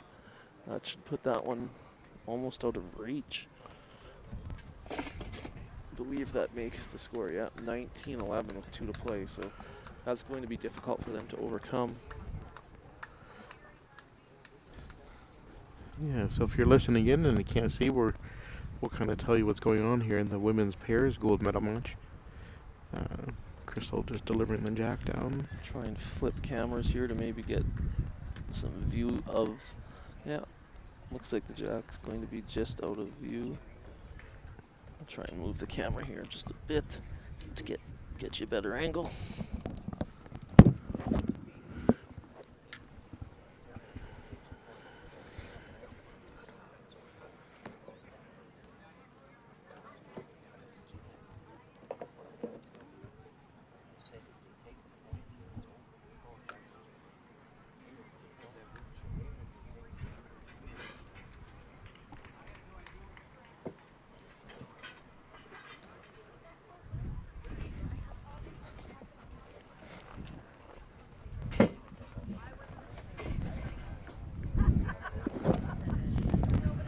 There we go. Thanks, John, for moving that. But Crystal's laid a really nice first bowl in there. Lanes come flying by.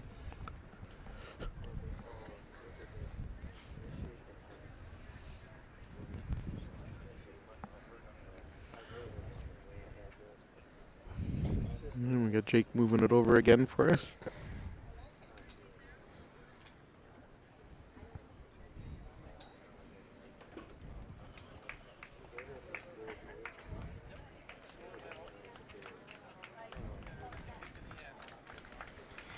So Crystal's laid another great bowl in there, just a yard in behind.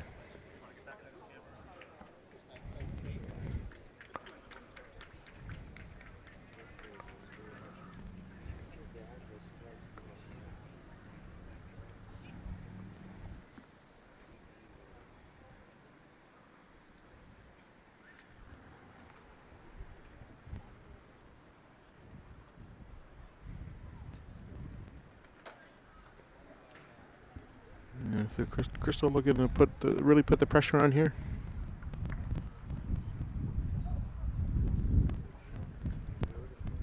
Yeah, she's laid another nice bowl in there. So we've got the scoreboard updated there for you. So yeah, Crystal's really got a great end going here. It's going to take a miracle here for Manitoba to score the points required even to play the last end. As they need to score at least 2 here. Especially with this one falling up short. Yeah, Lane's a little closer here, but not what she needed. She almost needed to play your strategy, John, as matching those two Manitoba bowls at the back to give her something, give her Skip a little bit of a shot here. Yeah. But she did come up short. I certainly think you're going to see Ontario just play position in the back now. Like they've got the 3 bowls they need in the head here to make sure that that's not any area of concern for this end.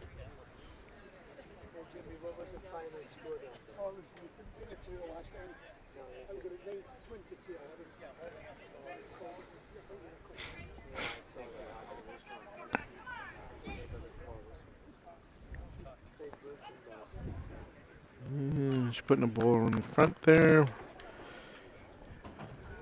Definitely. If you're Manitoba, they certainly want to be playing aggressive into that head now. I don't know if there is a direct line to the jack, but they would need to open it up for their next bowls. Because they certainly need jack movement here to have any sort of chance for a big end. Yeah, I don't know. I can't see any lines to the jack, but almost need to kill the end with your shooter and to put the jack back on the tee with your shooter going through the head. as a toucher, but Elaine's got her foot just beside the jack there. I'm not sure if that's signifying where they want to draw to, but yeah, I'm not sure there.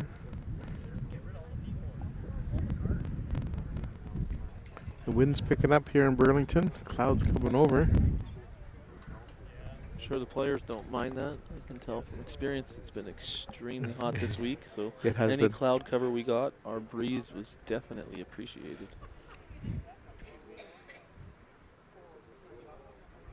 This is a good bowl. She's going to keep building the back here. Yeah, it's going to give her a shot there. I'm sure that Crystal's going to be calling for a back bowl here. They've got everything they need in the head. Yeah, I'm not sure she did, though. This has got some gas on it, which is what they need. Don't want to move anything.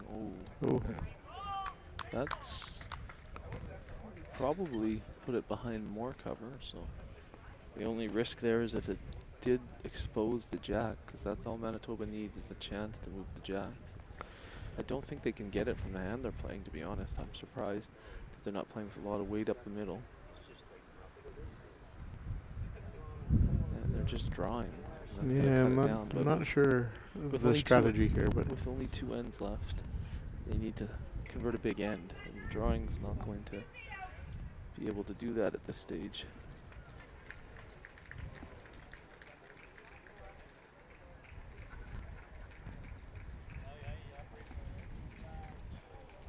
Ontario's coming in here, which looks like another draw. This is 6 well-drawn bowls here. That's for sure. In succession by Ontario. They're certainly, obviously didn't see the first 15 or ends here, but they've definitely dialed in here late, which is what you want to be.